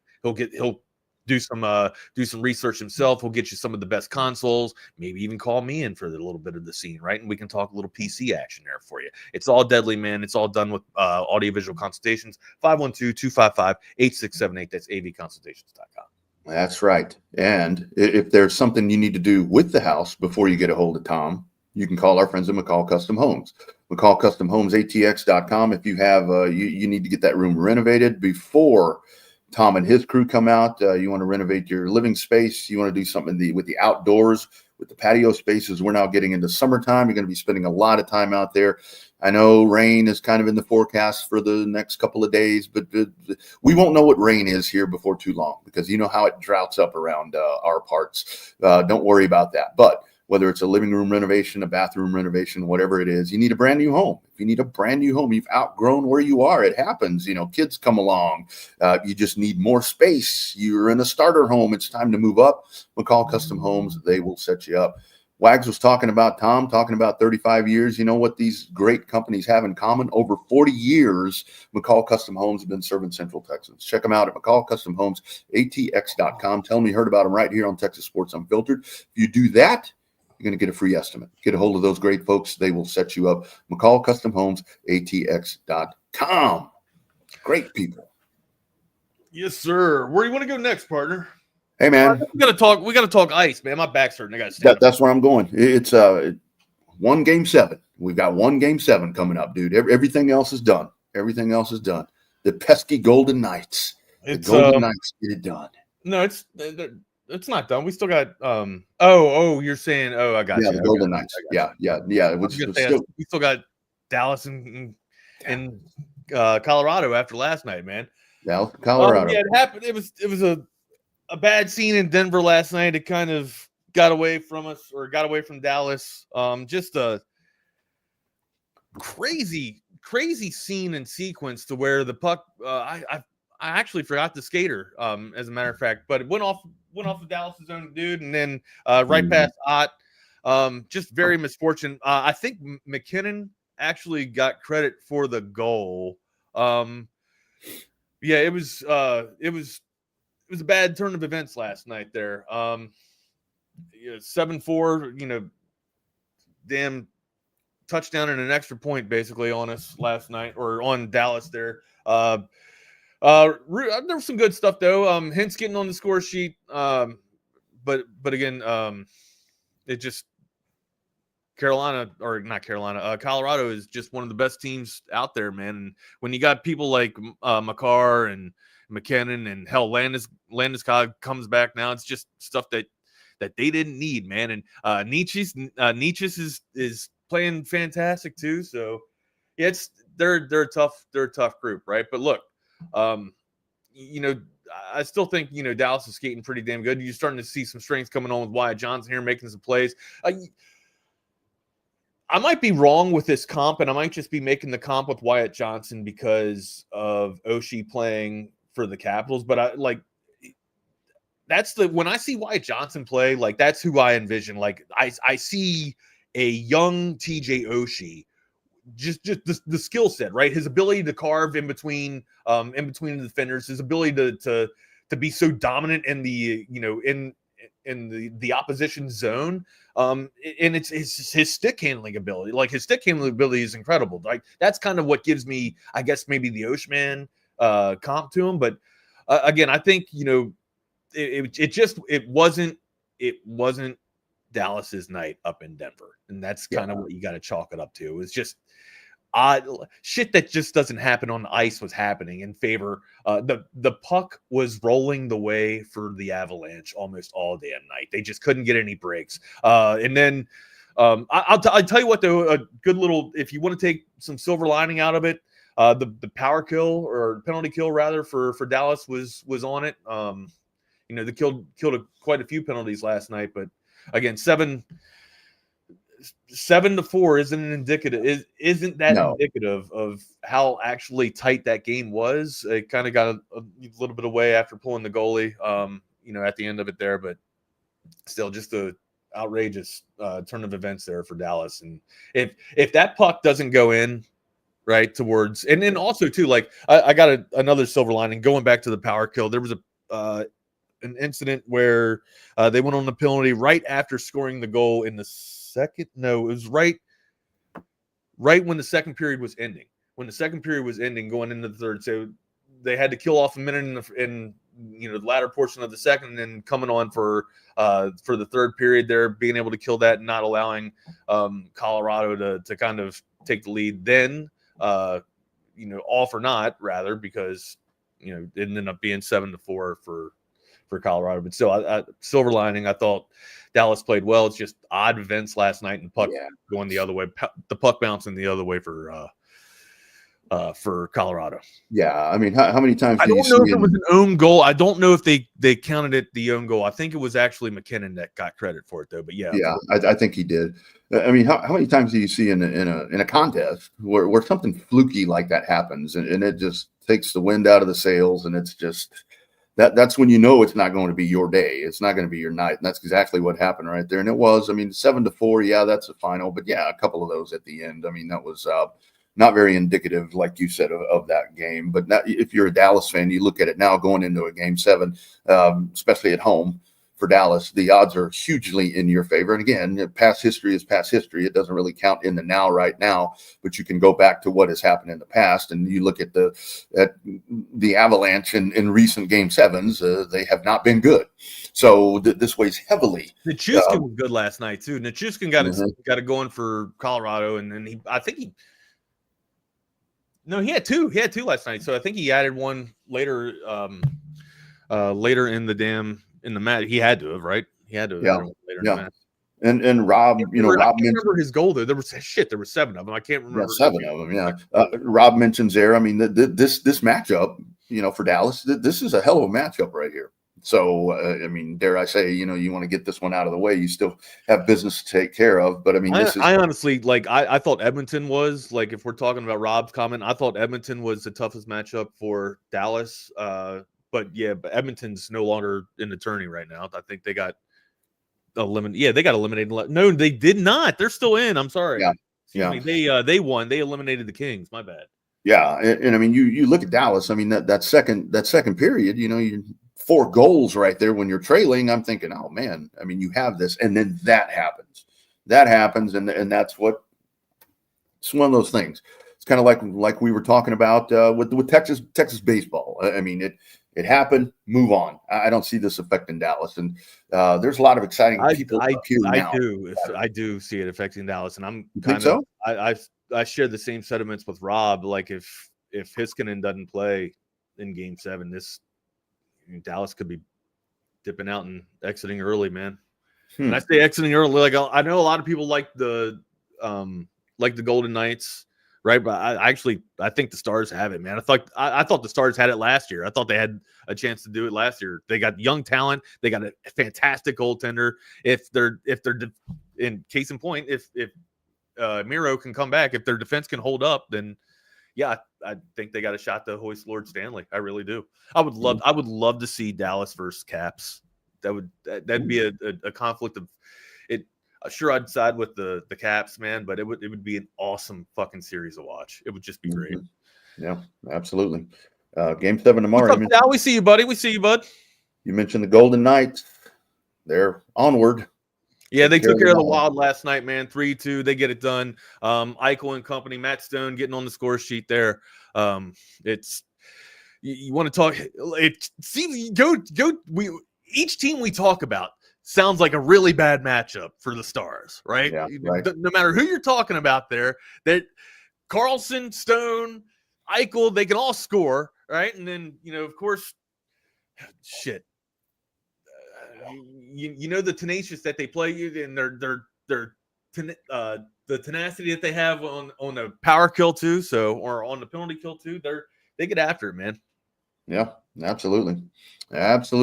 So got one tonight, trying to keep another series alive. So we'll see there. But yeah, it does seem. I mean, Golden Knights seem to be the Knights getting a lot of run, getting a lot of love towards.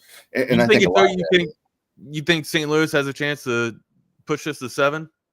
Nothing sexier in hockey. Nothing that sexier in sports in Game 7. I think so. But hockey gets pretty sexy with a Game 7. I think the Blues do. I think the Blues can't extend this to 7, and I hope they do, because, like I said, kind of St. Louis is one of my inherited teams where people are like, okay, my company, it's like, we support the Blues. I'm like, okay, well, I guess I'll support the Blues. So yeah, I think they can. I think they can. I think they stretch this out tonight, Wags. I think we're going to get a Game 7 here. All right, we'll see if Connor and company can take care of business. But yeah, you'd like to think that the Blue Notes would have some say over. But the Jets can skate, man. Jets can skate. We'll see if they can put it away. Keep your eyes on Connor tonight. Let's see what he can do. All right. Anything else before we got to get to? Hey, you have any thoughts on the Kentucky Derby coming up? I don't even know. Hey, does our guy? Does the Colonel have a? I don't know if he has. I bet he does. I bet he does, because I think they did last. There's 20 horses in the race this year, so there's a full batch, or whatever you call journalism at 3-1. That's one of those Bob Baffert horses. Bob Baffert, that famous trainer that maybe doesn't treat animals well. So journalism at 3-1, sovereignty at 5-1, Sandman at 6-1, and Grande at 10-1. Those are the top 4 odds. I'd have to go in and look at the book and see what the ponies are doing here. I got to see the stats, baby, in the quarter mile and whatever we're running here. I don't look at that shit. Yeah, and it may rain tomorrow. I think tomorrow may be torrential day of rain at Churchill Downs, so you may have a mutter. And that affects, who runs well in the mud. I don't. I tried it yesterday. His mutter was a mutter. Yeah, that's right. That's exactly right. His mutter was a mutter. Yeah. We got Texas baseball in action tonight too, guys. Don't forget about that. Make sure you're liking the video on YouTube for us. Please do that. We don't. Jets. Yeah, Connor's. Jake just kind of hit it on. They got Kyle Connor. Kyle Connor's nasty. He's one of the best skaters in the damn league. Yeah, he's pretty good, pretty damn good. But also, we got Texas baseball in action tonight too, guys. Don't forget about that. You can see it on SEC Network. Make sure you guys are supporting the boys there as they take on Arkansas up in Fayetteville. If you guys can't make it to the game, turn the game on and watch it and be there with morale there. But yeah, got to take on the Hogs tonight and tomorrow there. Hopefully we can kind of salvage this thing and come up with a victory tonight and tomorrow there to get the Longhorns primed up and ready for heading back to Fayetteville. Honestly. Yeah, and I think obviously you never want to lose, and you don't want to get shut out. You don't want to get blank like that. But I really think because what do you have left? You've got Florida, so you obviously take care of Arkansas, try to win this series. Then you got Florida, and then you got Oklahoma. So you've just got a couple of series left in SEC play. So I think if you're going to have one of those resets, kind of take that punch in the nose, I think it's a really good time for it to kind of get that reset and finish out SEC play and then get ready for regionals and super regionals and so forth. Although this team has continually done a good job this year battling through injuries. Although now you've got a pretty big one. So yikes! But you know what we forgot? What's that? Oh, the top 5. You know what? And I had it here too somewhere. Oh yeah, we did. I got my game shows. You know, move it. Well, what are we? 10:05. You want to? They ain't coming in. They're gonna be late. So we can push It's to Monday? Friday. We know. So, Yeah. Hey, let's. All right. Go ahead and start. Okay. And again, 2 honorable mentions that I couldn't. Top 5. Top 5. Two that I couldn't include because, for one, they didn't run long enough and they were very audience specific. One, did you ever watch Double Dare where they dropped the slime on Nickelodeon? Dude, I was gonna have Double Dare on here, but I didn't know if we were allowed to incorporate Nickelodeon shows. Yeah, I left it off because it was like more kid centric. Right, that's exactly why I had but that was like when I watched game shows. I don't watch game shows that much anymore. Yeah, and the same good pool, Rodney. Yeah, well, Mark Summers. Was it Mark? That wasn't Mark Summers. Yeah, Mark Summers. Yeah. And I also put in there because it was to me it was more of a kind of a soap opera. It was like American Gladiators, the original one. Yes, dude, I got it on there. Yeah, American Gladiators #1. That's a game show, right? It's competition. Lace. Those girls were great. Lace. They were all bad, man. Watch that 30 for 30. That's a good 30 for 32. That is a good 30, man. Good Gladiators, yeah. So I got Gladiators as my number 5, right? Okay. Honorable mention, perfect honorable mention was Double Dare. Price is Right as my number 4. Ooh, okay. Bob Barker was an institution on my growing up. And then number 3, I'm probably gonna get dragged for this because it's in the middle of the pack. Jeopardy, right? It's sure I'm a savant. I'm an educated man, but Jeopardy just wasn't in my wheelhouse. I liked it. It was one of my top 5s, but it wasn't my favorite. Now, number 2, Family Feud. Family Feud, just because it wasn't Roger. What was the guy's name? It wasn't Big Roger Dick Dawson. Big Dick Dawson. Richard Dawson. Yeah, it wasn't Roger Dawson. It's I know his last name's Dawson, but he would be filling up on everybody's wives and shit, just making it all awkward. That's not why I liked it. He's just a fucking asshole, man. And then you'd have I don't know the new host that would come on, but anyways, I thought Family Feud was a fun one to watch. You could have a chance to steal the answers at the end of it if they get 3 strikes. But my number 1, Wheel of Fortune. Yeah, absolutely. Wheel of Fortune. Did I give? Yeah, I gave you my number 1. My number 1, Wheel of Fortune. I'm close. I went Jeopardy at 5, and I put Jeopardy at 5 because I didn't watch it very often because that's a very smart person show, and I rarely know any of the answers. 4, I loved the Newlywed Game. You ever seen Newlywed Game with Bob Eubanks? I did not see No. Kind of raunchy. 3, I went Family Feud. 2, I went Wheel, and here's I like Wheel. 1, I did put The Price is Right. But here's where I could flip. Price is Right number 1? I put Price is Right number 1 because I have watched it a lot. But here's where they could flip-flop for me because now I like Ryan Seacrest replacing Pat Sajak. He's kind of kept everything the way that was. Drew Carey for Bob Barker. No thanks. No. It's too goofy. It's too Drew. Do you know Drew Carey's a Marine? Oh, I'm sorry. But no, you ain't got to apologize. I don't take offense to that. He's kind of goofied that show up just a little. Hey, man, we all got weird people in our family, right? We all got those weird cousins in our family. Right? Absolutely. He's one of them. Jordan, what's up, sir? Right. How are you? Guys, I'm going to jump out. I got to get on the road at 10:15. Wags, I'll see you Monday. What do you got to do? I'm heading to Texas Motor Speedway. Oh, there you go. Where are you at right now? He's up in the Big D. I'm right over here. I'm right over here on Raceway Drive. He's peeping through your damn curtains, Jordan. That's just what he's outside doing. of Roanoke. I'm heading your way. I was about to say he ain't in Dallas if he's going to Texas Motor Speedway. And guess what? It's raining. It's raining here again, Jordan. Imagine that. What I wonder, because I do this about half the times I drive past it, look at it too long and not almost crash. I've never actually gotten that close. But like, how many wrecks have they caused from that just that being big there? ass thing? People going 70 on 35 and being like, wow, you know? Yeah. And everybody brake checks. I do the same shit when I'm on 40 going past Bristol. Yeah, there you go. There you go. All right, boys. I'll see you on Monday morning. Later, brother. Be good, man. Later, guys. There he goes. What's up, man? What's on the slate? Some Cowboys talk. Gonna leave the Texas baseball talk off the. That'll be up to Nick. I didn't watch. Well, hopefully Nick doesn't drown us with the 9-0 shellacking last night.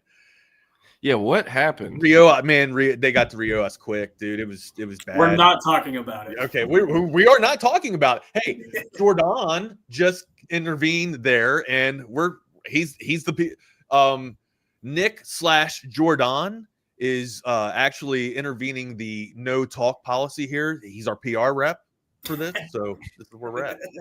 Okay, well, what happened though? They played Missouri and lost 9-0. Arkansas. My bad. Arkansas. They played Arkansas. Texas is still figuring out their Friday situation with Jared Spencer now done for the year. Right. Was it Rojas that pitched last night? Rojas. Yeah. Yeah, and that's tuned up quick, man. Yeah, they're gonna figure that one out on Friday, but we'll see. I worry about a regional because they've lost so many of these gimme games to like Texas State and UTSA, and I worry that they're going to throw a Friday pitcher out against a 4 seed in a regional and get upset. That's my early concern right now. That's baseball though, bro. It is baseball. We'll see. That sucks. All right, gents, I'm going to get out of here, man. You have a great show. Have a great weekend. Y'all be good. Easy. Well, welcome into the Lone Star Playbook. I'm Jordan Scruggs. That's Nick Harris. So I joined backstage, and I heard the word 30 for 30. So I got to ask you, as a fella, I know you watch a lot of sports documentaries just like I have.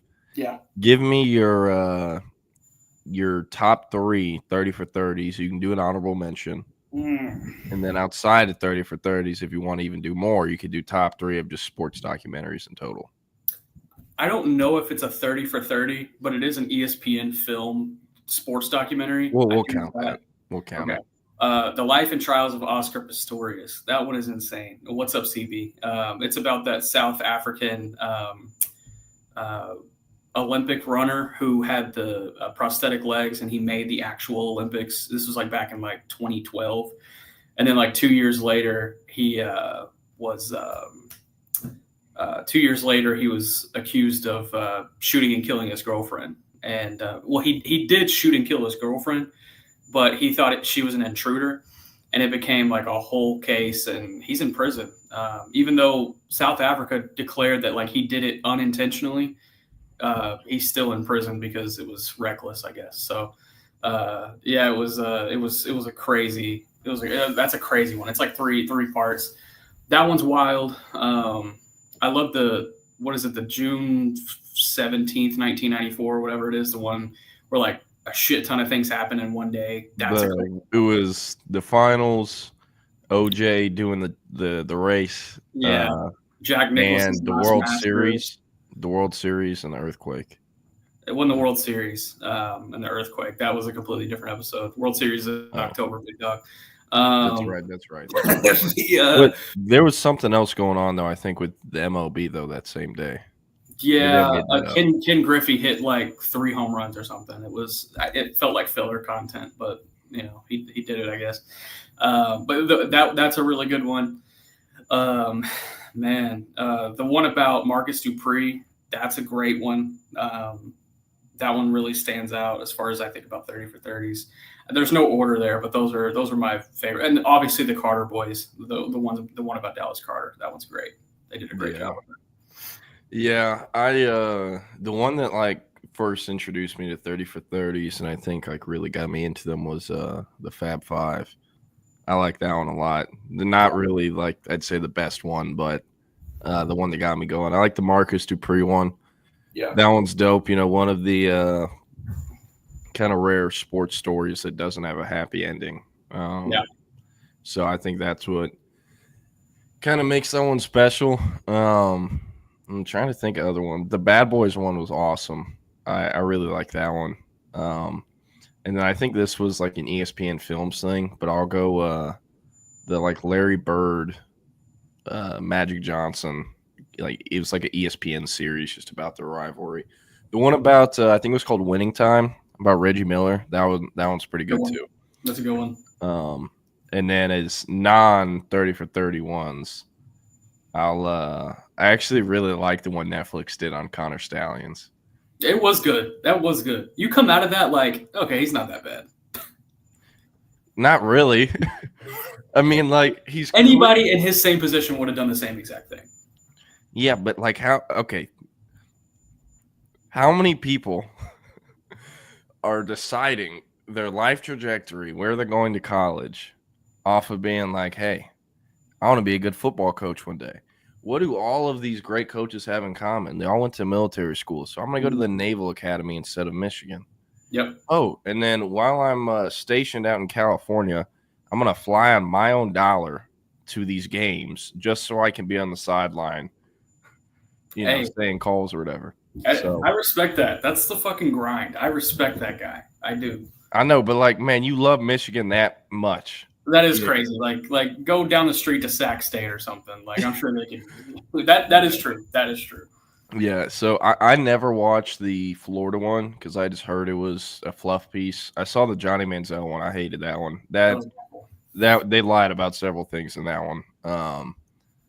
The Last Dance one was of course good.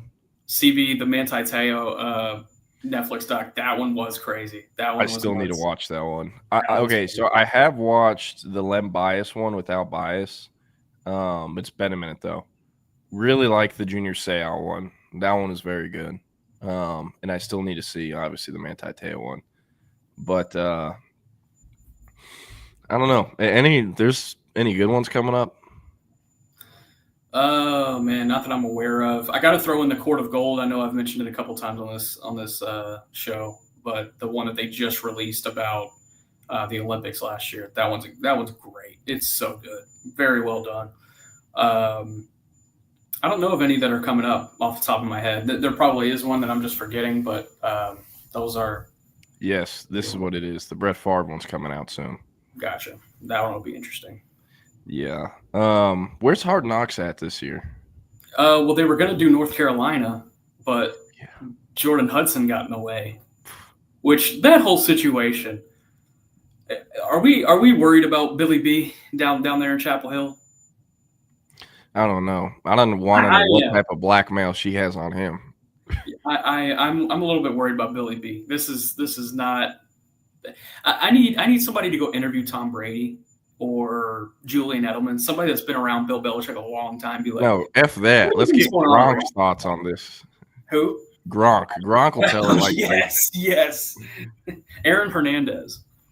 I think Chapel Bill is also whipped CB. Yeah, that's man. We just got an Aaron Hernandez reference. It's 10:17 in the morning. Come on, man. I can't believe I'm forgetting the name. Oh, Aaron Hernandez. That was a great sports documentary. Shut up. It really was. That was it actually was. That was a great one. Man, I can't hear the name Aaron Hernandez and not think of that Kent Murphy hitting dangers video. You know what I mean? Yes. Gone forever, Aaron Hernandez. Remember the other one is hepatitis. See you later. There's that one. Okay. Forgetting the name of this one, don't even know if it's a 30 for 30. I remember it used to be on Netflix. This is back in the day when Netflix had all the 30 for 30s before they moved them to ESPN Plus. But there was this documentary about this white basketball player from Boston who went to a small school and then ended up going like round 2 or undrafted free agent with the Celtics. And it became like a pretty big piece of them off the bench, but like he was dealing with like drug addiction the whole time. And basically, like, became this hometown hero. And then I think I either kicked out of the NBA or suspended, and he never had got his career back. So it was kind of just like his story and him like walking around, I think Boston or like other places on the Eastern Seaboard, just giving out like motivational speeches and stuff. But that one was pretty good. I'm completely forgetting who that player's name was. But I did like that one. But yeah, no, the Bill Belichick stuff is nuts too. And the fact they're like putting out statements to back up her being like, we're not going to talk about that. Yeah.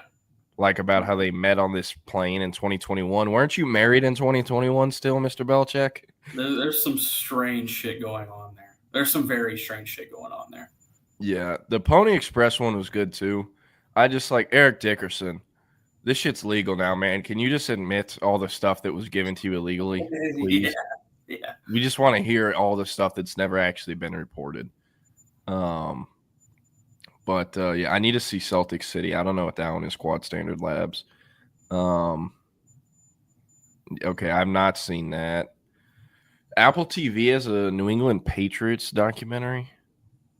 Yeah, I'm not watching that propaganda. Miss me with that. I did like the quarterback series they did, or it was good. And the wide receiver one. I Yeah. will say the QB one, it's like, man, I could give two shits what Mahomes does off of a football field, like especially with his family. I'll give Mahomes' team credit because they tried really hard for like a year to try to show the world that Brittany Mahomes is not so bad. Yes, that was a PR campaign to turn it around. Unfortunately, even some of the best PR campaigns cannot make something bad good. And she is just bad. And that show just made it worse for her. All the interviews that she did just made it worse for her. Did you see like the Complex interview where I'm not watching any Brittany Mahomes interviews. No, because it was like a viral Twitter clip. Me and my girl go back and forth on this all the time because it is so funny. And she thinks it's the funniest thing ever.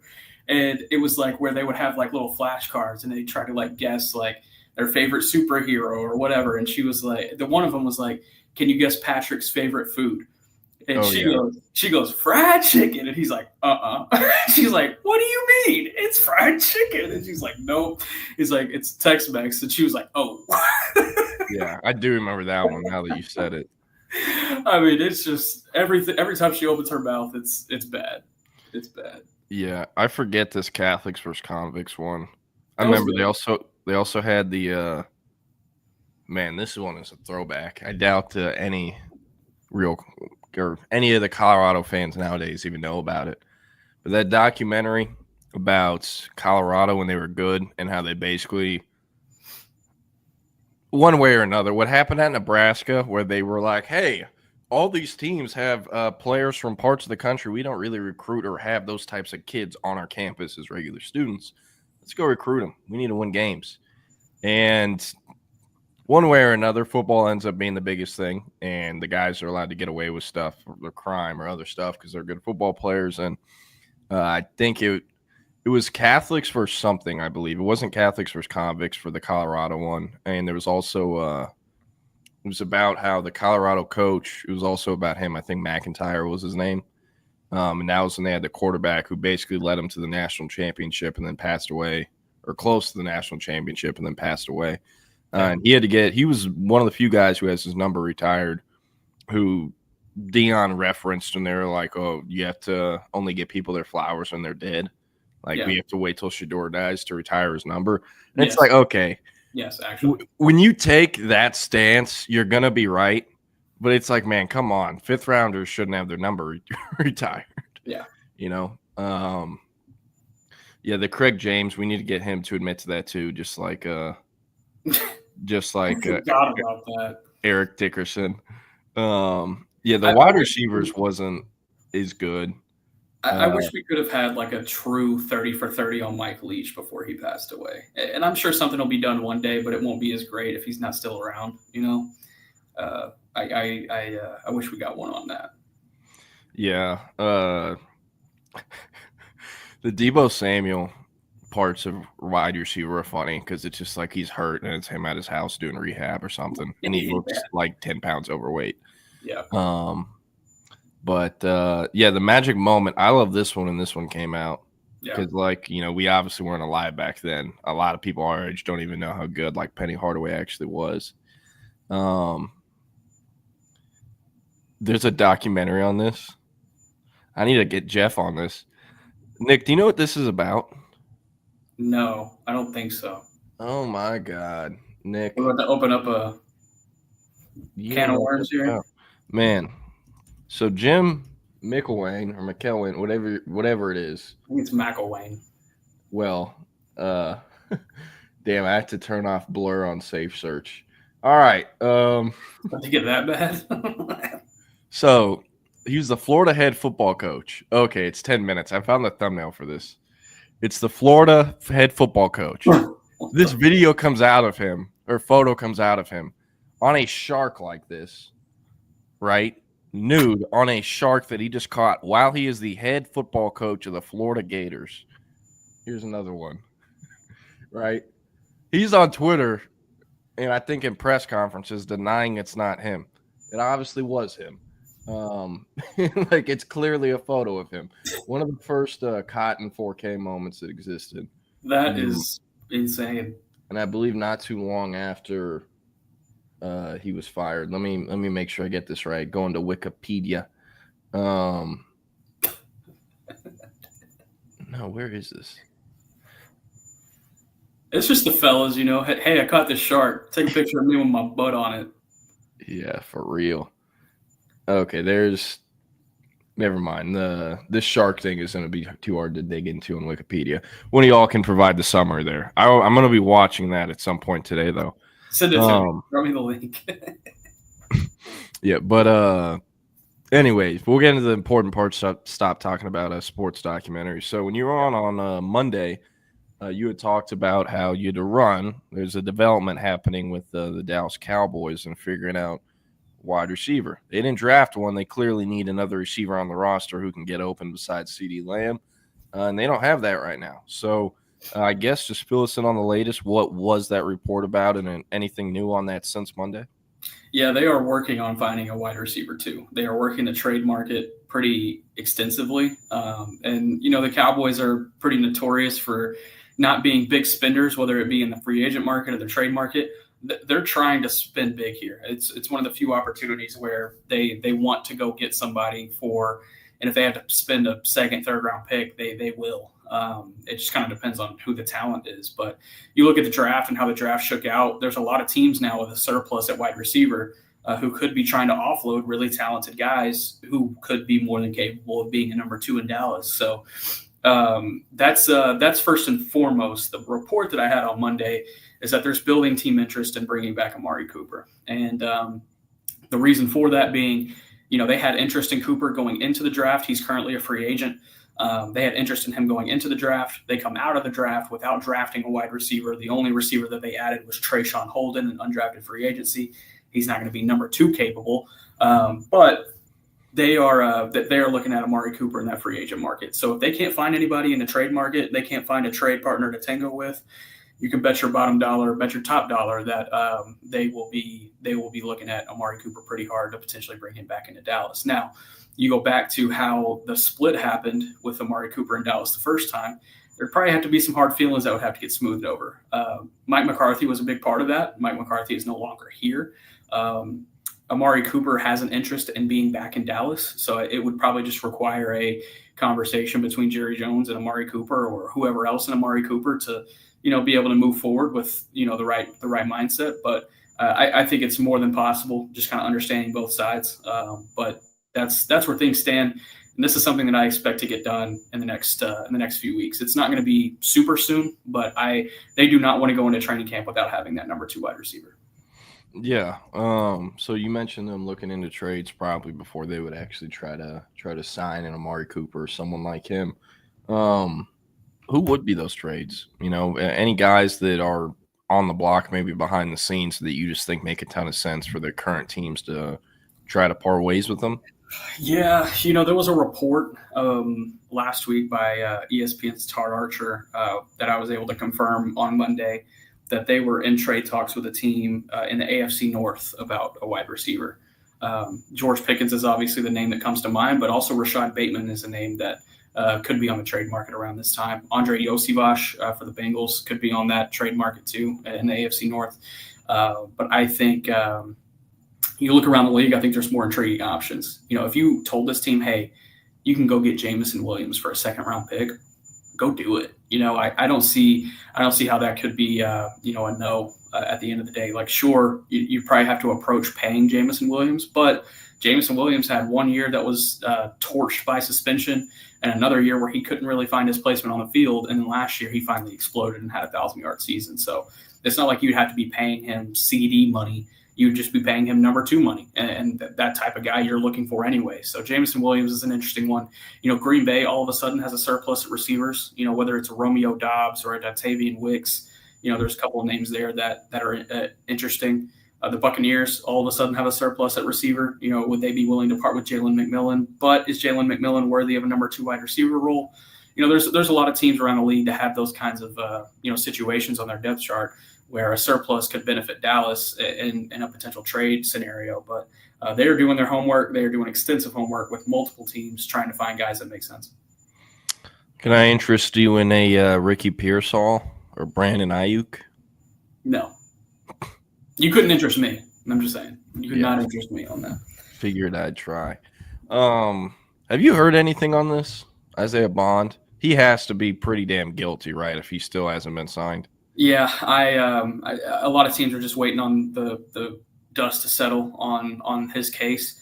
And when it comes to the Cowboys, I mean, this case is happening in Frisco. So the Cowboys have as much or more information than any other team in the league on this. If they haven't signed him already, they're not going to. There you go. Besides receiver, that's obviously one of the biggest, if not the biggest things that kind of has to get fixed or at least patched together before the start of the season. What are the other, really big things that have to happen before the start of the season besides receiver? Yeah, I mean, they got depth on day 3 at the defensive tackle position, but they could use a veteran there. If they found one, I think it could certainly benefit them. And then corner, what exactly is going to happen at corner to start the year? Trayvon Diggs might not be ready to start the year. Savon Ravel might not be ready to start the year. So it's, who's going to piece that room together until those two are fully healthy. If I were a betting man, I think Ravel does start week 1, and then Diggs probably comes back week 6, week 7. But you would need to figure out what it's going to look like before then. Who's the starting nickel? Is it Israel Mukwamu? Is it Kalen Carson, who was not great last year? That's a blinking red light for me. But you look at some of these other position groups, I think they're in a good spot. Running back, I think they're in a good spot. Offensive line, I think they're in a good spot. After losing Zach Martin, they draft Tyler Booker. He's their right guard, and they can move forward with that. I think this coaching change is really going to benefit the offensive line. And linebackers, they got a ton of them now. Sure, DeMarvion Overshown's going to be coming off of injury, but they have enough depth to be able to allow him to come back fully. And then the edge rush department, oh my goodness, they have some dudes. Now, even outside of Micah Parsons, they got a lot of pass rushers that can get after the quarterback. So I'm looking at defensive tackle, receiver, obviously, and corner. Those are the 3 that could use some addressing, but they're in a better spot right now than they were this time last year. Got it. And then I believe DJ Dog's question here is saying, is this a trade or free agent acquisition happening after June 1st? Believe this is about receiver. Anything here on that date? I think I don't think June 1st is a deadline or a target date for them. I think they're just trying to get things done in general. I know that there would probably be some intention on getting it done before OTA start on May 19th, but it obviously could happen afterward. That June 1st deadline is more so applicable to cut situations. Sure, a team would like to trade a guy probably after June 1 a little bit more than they would beforehand. So yeah, that maybe could factor into the discussion, but Cowboys are still working on getting some things done in that area. Got it. What number is Jaden Blue going to wear for Dallas? Yeah, it's not going to be 23. That was so Tommy, he interviewed Tashard Choice on, what was that, Tuesday, I guess. And obviously Tashard is up at the Detroit Lions, coaching for the running backs for the Lions now. And he had mentioned to Tommy, like, yeah, I'm really psyched that he's going to be able to wear my number 23. And Tommy was like, okay, cool, I'm going to put in the story. He's really psyched that he's going to be wearing the 23. And then he got a note later in the day like, hey, Blue's actually not wearing 23. So we don't know. We'll know today. We should know today what all the rookie numbers will be, but it's not going to be 23 for Blue. Is 23 taken already? Yeah, it's taken by Buddy Johnson, depth linebacker, Dallas Kimball grad, Texas A&M grad. We'll see how much longer he's wearing it. Speaking of Jaden Blue, you're someone that, covered this kid 15, 16 years old. You've known him for a long time, known about the player for a long time. As unbiased as you can be, how many better situations do you think he could have been drafted by 31 other teams, right? How many of those other teams would have a better situation for him year one as a running back behind a good O-line than Dallas, you think? Yeah, there's not many. I don't know how many, but there's not many. I mean, he's going to be walking into training camp with the expectation that he could be the starter. And, I think it eventually boils down to Javonte Williams being the starter, but Jaden Blue is going to be a feature back in this offense. That's the expectation. And as a 5th-round pick, coming off of a 2-season stretch where he was mainly, a rotational guy, he's going to get a lot of run. He's going to get a lot of burn in Dallas. There's not many better situations he could have walked into for sure. And I know they have Javonte Williams, Deuce Vaughn, and then they drafted another running back, right? Yeah, Phil Maffa out of Clemson, and then Miles Sanders. They added him in free agency as well. So Jaden Blue is a kid that played a lot of 7-on-7, caught a lot of passes for a running back at Klein Kane, and then, I assume had more targets as a receiver out of the backfield than pretty much any other running back in the draft class, considering he played in the Sark offense. How much do you think that'll help him stay on the field compared to those other names? Because, some of them I know for a fact, he can, I assume he can do more than Deuce Vaughn can physically. You know what I mean? Yeah. So that's an easy one. But is he the 3rd down running back for sure year one? How do you see that kind of falling? Yeah, Javonte Williams, I think, is going to have the edge in the receiving department. I mean, he's coming off a year where he had 62 receptions. He's also an elite pass blocker. So I think from a pass protection standpoint, from a receiving standpoint, Javonte Williams probably has the edge on 3rd down type situations. And so you wonder if that maybe means Jaden Blue gets the early down opportunities, or is it Phil Maffa that gets the early down opportunities? I'm very curious to see how they juggle this running back personnel going into training camp and then going into the season. That's going to be one of the early challenges, I think, for Brian Schottenheimer. But I think it's a good challenge to have because they do have talent at that position. They just got to figure out how to break it up, if that makes sense, and divvy it out. Yeah. And then with Jaden Blue, this is a kid who didn't play a senior year of high school, didn't play a snap year one in Austin, or at least I don't think got a carry. And then, like you said, it's been primarily rotational guy the last 2 years. Yeah. Does he have less mileage on his tires than any running back in this draft? He's got to be close to the top of that, right? Yeah, there were quite a bit. There were quite a bit that only had 1 year of starting experience, and like a Dylan Sampson didn't have a ton of burn on his tires. He's 20 and a half years old. I think, just thinking off the top of my head, I think Dylan Sampson was probably the less mileage guy in this class. But Jaden Blue's up there too. Kind of surprised me with Sampson just because he got the ball so much last year. He did. He certainly did. But, yeah, what do you think about this move? Do you think this was just the Lions being so enamored with Tesla, or do you think this is, a domino that'll push them into putting him on the trade block, putting Jameson Williams on the trade block? Yeah, I think it could be a little bit of both. But yeah, I'm with you, DJ Dog. When I saw them trading up, I was like, oh man, they're about to go get somebody. And then they draft Isaac Tesla, and it's like, this guy could have gone in the 5th, and you would have been just fine. But I don't know, man. It's some of these guys that test like a freak and have wild athletic measurements and things of that nature. Sometimes they go late day too, and so the Lions went ahead and went and got their guy that they wanted, and they traded a lot for it. It shocked me too. Yeah, I actually have a funny story here. It was the year I covered Baylor. They were trying to get Isaac Tesla out of the portal. And I had someone on staff who, he'd give me info, but it was kind of like pulling teeth most of the time. And, I would hear from other people on the staff, hey, we're sending this guy to go to this state to meet with transfers or recruits or whatever. And so I text him, hey, who are you seeing? Where are you going?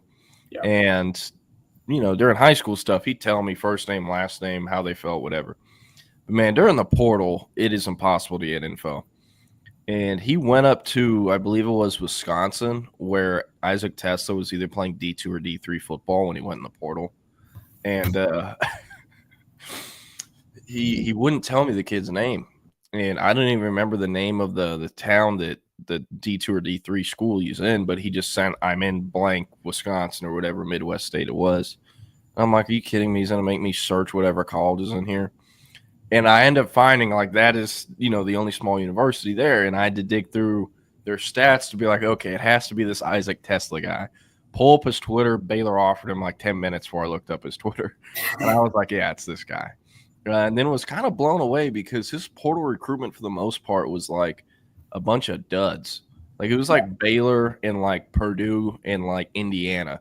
And like Indiana's in 2-3 years ago, Indiana, when they weren't shit yet. So it was kind of nuts that Arkansas just kind of came out of nowhere and got him, especially because they got Andrew Armstrong that same class, that same portal cycle, and those two guys are their starting receivers for like 2-3 seasons. So, and where did Andrew Armstrong end up going? That's a good question. I'm pretty sure he went undrafted. But the thing about Tesla, he wasn't even starting. He was for Arkansas. He was getting in on rotational work. I mean, his production was not crazy, and it was really surprising. He got signed by the Dolphins. He was at Hillsdale College. Yeah. Which plays D2 in Hillsdale, Michigan. That's what it is. Yeah. I never heard of Hillsdale before. Yeah. There are, let's see, 8,000 people that live in Hillsdale. There you go. Buddy was playing in Lucas, Texas. Yeah. But no, Arkansas, man, seeing them in person and this being like, these are really the guys that they're rolling out here. Yeah. Like they have a tight end playing quarterback, Taylor Green, who shout out Texas high school football, Louisville product. They have a quarterback playing running back. They had DeQuindon Jackson at running back. They had Andrew Armstrong, who like has 3 routes in his entire route tree, and Texas kind of pretty much shut him down. And he entered that game as the leading receiver in the SEC, actually. And then Tesla was like a non-factor. And then they made me remember Isaiah Satania even existed. Yeah. Who's now an Oklahoma receiver, which is just like, that's hilarious. Why not? Like, if you can't crack it at Arkansas, who the hell is at Oklahoma? Like, we need this guy. I say this as objectively as possible because contrary to popular belief, I actually do respect and like the Oklahoma football program. But the walls are closing in. The walls are closing in on that coaching staff, and they have to win. They've been closing in. They need to win now, and I don't know if this roster is built to win now. This is a 7-5 roster, if that. The walls are closing in. I think we need to get ready for Josh Heupel, Oklahoma head coach. No, you know what I would love? Petrino gets the job at Arkansas. Yeah. Can you imagine? He gets it jumping again. That'd be, I mean, not good for Texas, but it'd be hilarious. I would be there for it. Ed Orgeron, Oklahoma. Barf. I bet they make a run at Sharon Moore, but it's like, can Sharon Moore even fix them? I don't know. He's an OU guy, right? Yeah, OU alum, just like Heupel. I mean, I think they'll go after Dillingham. I also think Lashley. Yeah, Lashley. I was about to say him. All right, do we want to talk about this? I mean, yeah, he did. He didn't sit out. He was not allowed to play his senior year of high school. He didn't have a team to play for. It was reported a little differently. Was it? Yes. It was reported that he sat out because you got to remember, we cover high schoolers. But Jay Blue did not sit out his senior year. He was voted off the team by team captains. So yeah, there you go. There you go. Evan Stewart didn't sit out his senior year either. Yeah, he was kicked off his team. I think everyone knew that, though. Yeah. But I don't know. Sometimes it's just hard because they're 16, 17, 18-year-olds, you know. Like, there's definitely stuff that goes on. Yep, there you go, Nathan. He was one of the captains. Unanimous 5-0. Huh? If Nathan knows about it, then it was reported. Oh, I think it was reported that way. I think it was. I don't Not in the Texas market, I'll tell you that. Interesting. You were in the Texas market then too. I don't remember what I had for dinner last night, much less what was reported 5 years ago. Yeah. Nice. Switzer's still alive. Imagine Barry Switzer. Barry Switzer is still alive. And imagine him in the NIL world of college football. If with y'all broke pockets. Yeah, he would honestly be a monster. Jim Nagy telling him decisions, he'd kill himself. If y'all have not read the story on Barry Switzer that was done by ESPN, this was like last October. It was done by Dave Wilson, good friend of mine, really good dude, East Texas guy. And he's a feature writer over at ESPN. He did a story on Barry Switzer having an illegitimate child and just finding out about it like a couple of years ago, and how he's like welcomed this illegitimate child into his family, basically. I mean, this woman's like 30 years old, and he's it's a crazy story, and it's she's really, 30 now. Yeah, and it's a crazy story. How old is this kid? Say what? How old is the kid? That's what I'm saying. She's like 30 now. Oh, I thought you were saying the mom is 30. No, I was like, no. Okay, sorry. The Boz is good, CB. That is a good one. But yeah, it's a great feature story, and really well done. But Barry Switzer is still alive. Yes. And that kid grew up to be Brent Venables. Right. That'd be funny. I don't know. I kind of want the OU staff to stay where they're at. I think they're doing a great job. Scott Frost is back at UCF now, which excited to see how that goes. But he could win a couple Big 12 championships. You think he's going to win another national championship in Orlando? Jeez, stop it. They had championship rings for that 2016. They have it on the press box, like 2000 national champions. Whatever happened to the Griffin brothers? Where are they at now? From UCF? Oh, yes. Shaquille and Shaquem. Shaquem. I actually have a good buddy of mine who I used to work with at Rivals that is like their video guy, and he knows them really well. Kid Rhino, Rhino. Yeah. They're both out of the league. I'm about to say. So what are they filming? Shaquem didn't last long. He was the one without the hand. He didn't last long. Shaquille stuck around, but I think he was cut in 2023, and he hasn't bounced back yet, if I recall correctly.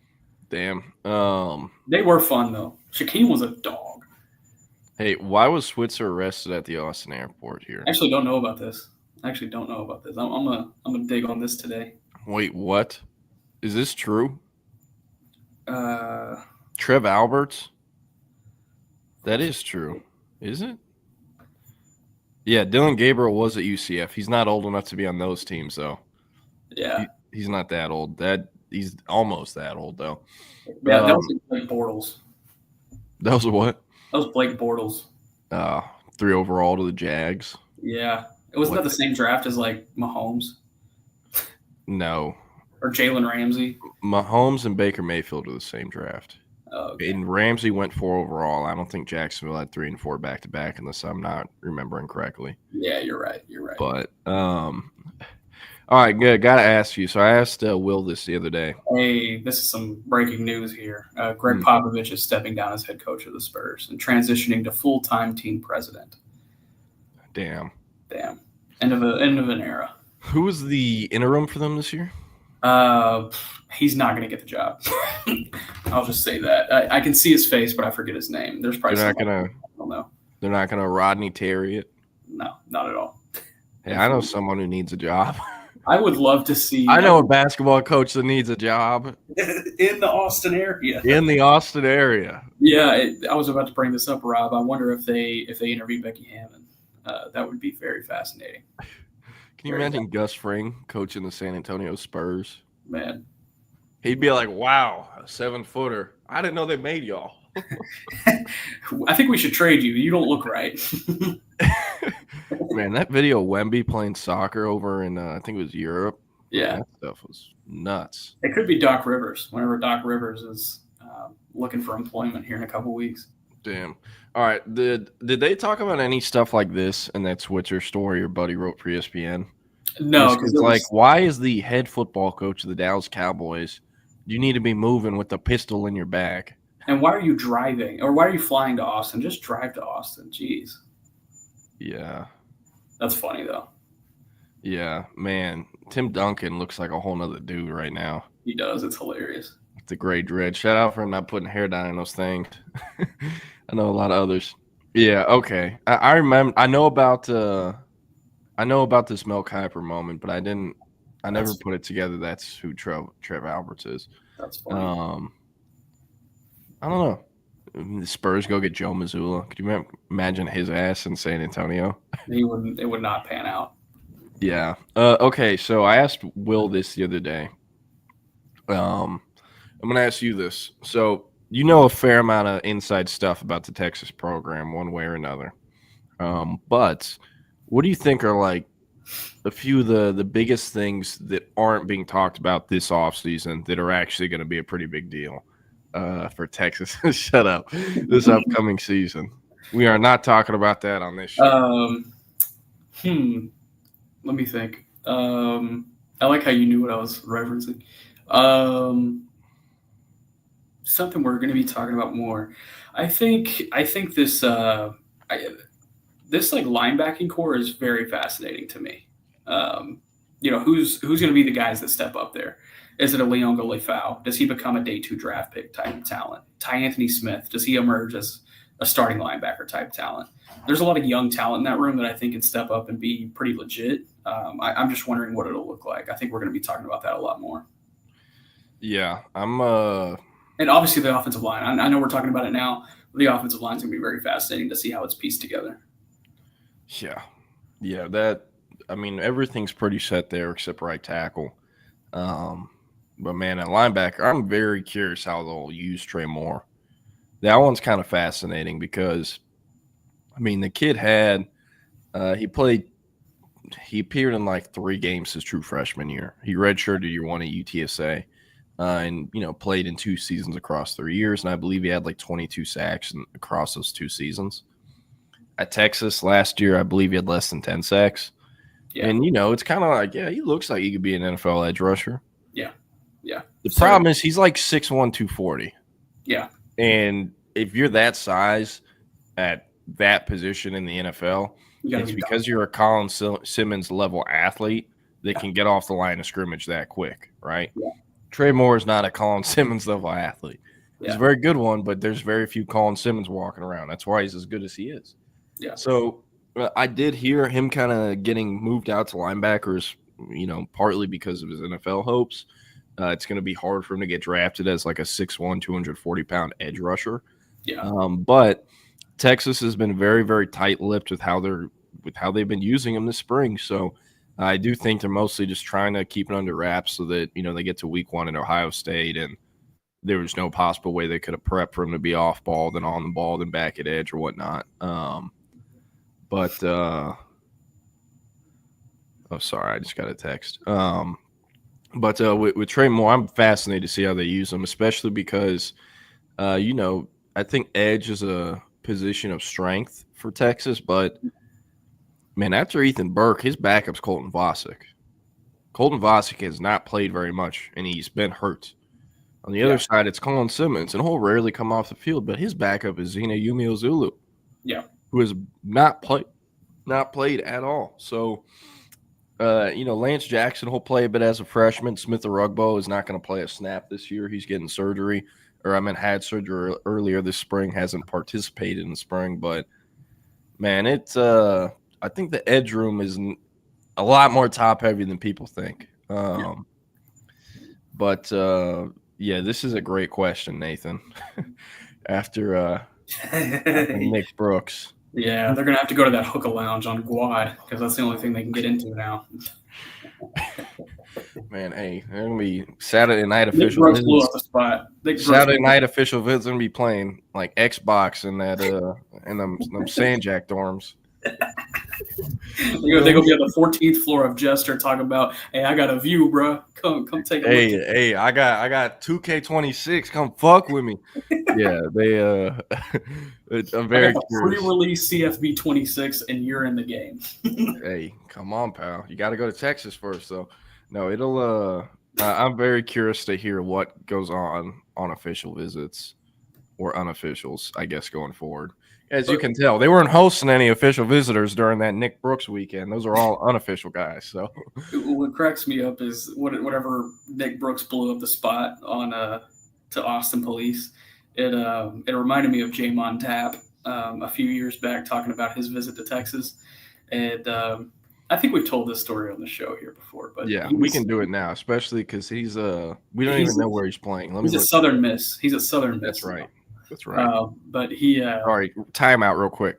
Can you imagine going from the bayou of Louisiana to Austin, Texas, to Tempe, Arizona, to Southern Miss? A lot of party schools. A lot of partying going on. Where is Southern Miss? Is it Hattiesburg? Hattiesburg, Mississippi, yeah. But now he whenever he committed, I went out and saw him like a week or two later, and I was like, what was it about, your visit to Texas? And he was like, man, went to them strip clubs, man. It was different. Like it was different. Like I knew Austin was the place, and his Bayou accent. And then a few months later, he's at the All-American game in San Antonio, and what they would do is they would check in, do their measurements, do their COVID test, make sure they didn't have COVID, and then they'd come through with us and interview with us.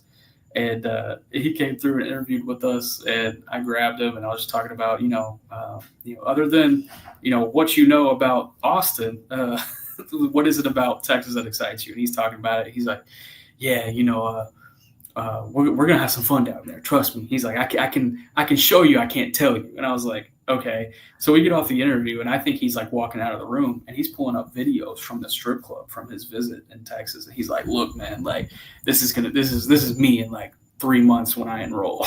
I was like, dog, I don't need to know that, but congratulations. I loved Jamon Tapp. He was incredible. Texas is live. Texas is the place. The place to be. You won't be at Texas. You won't be living.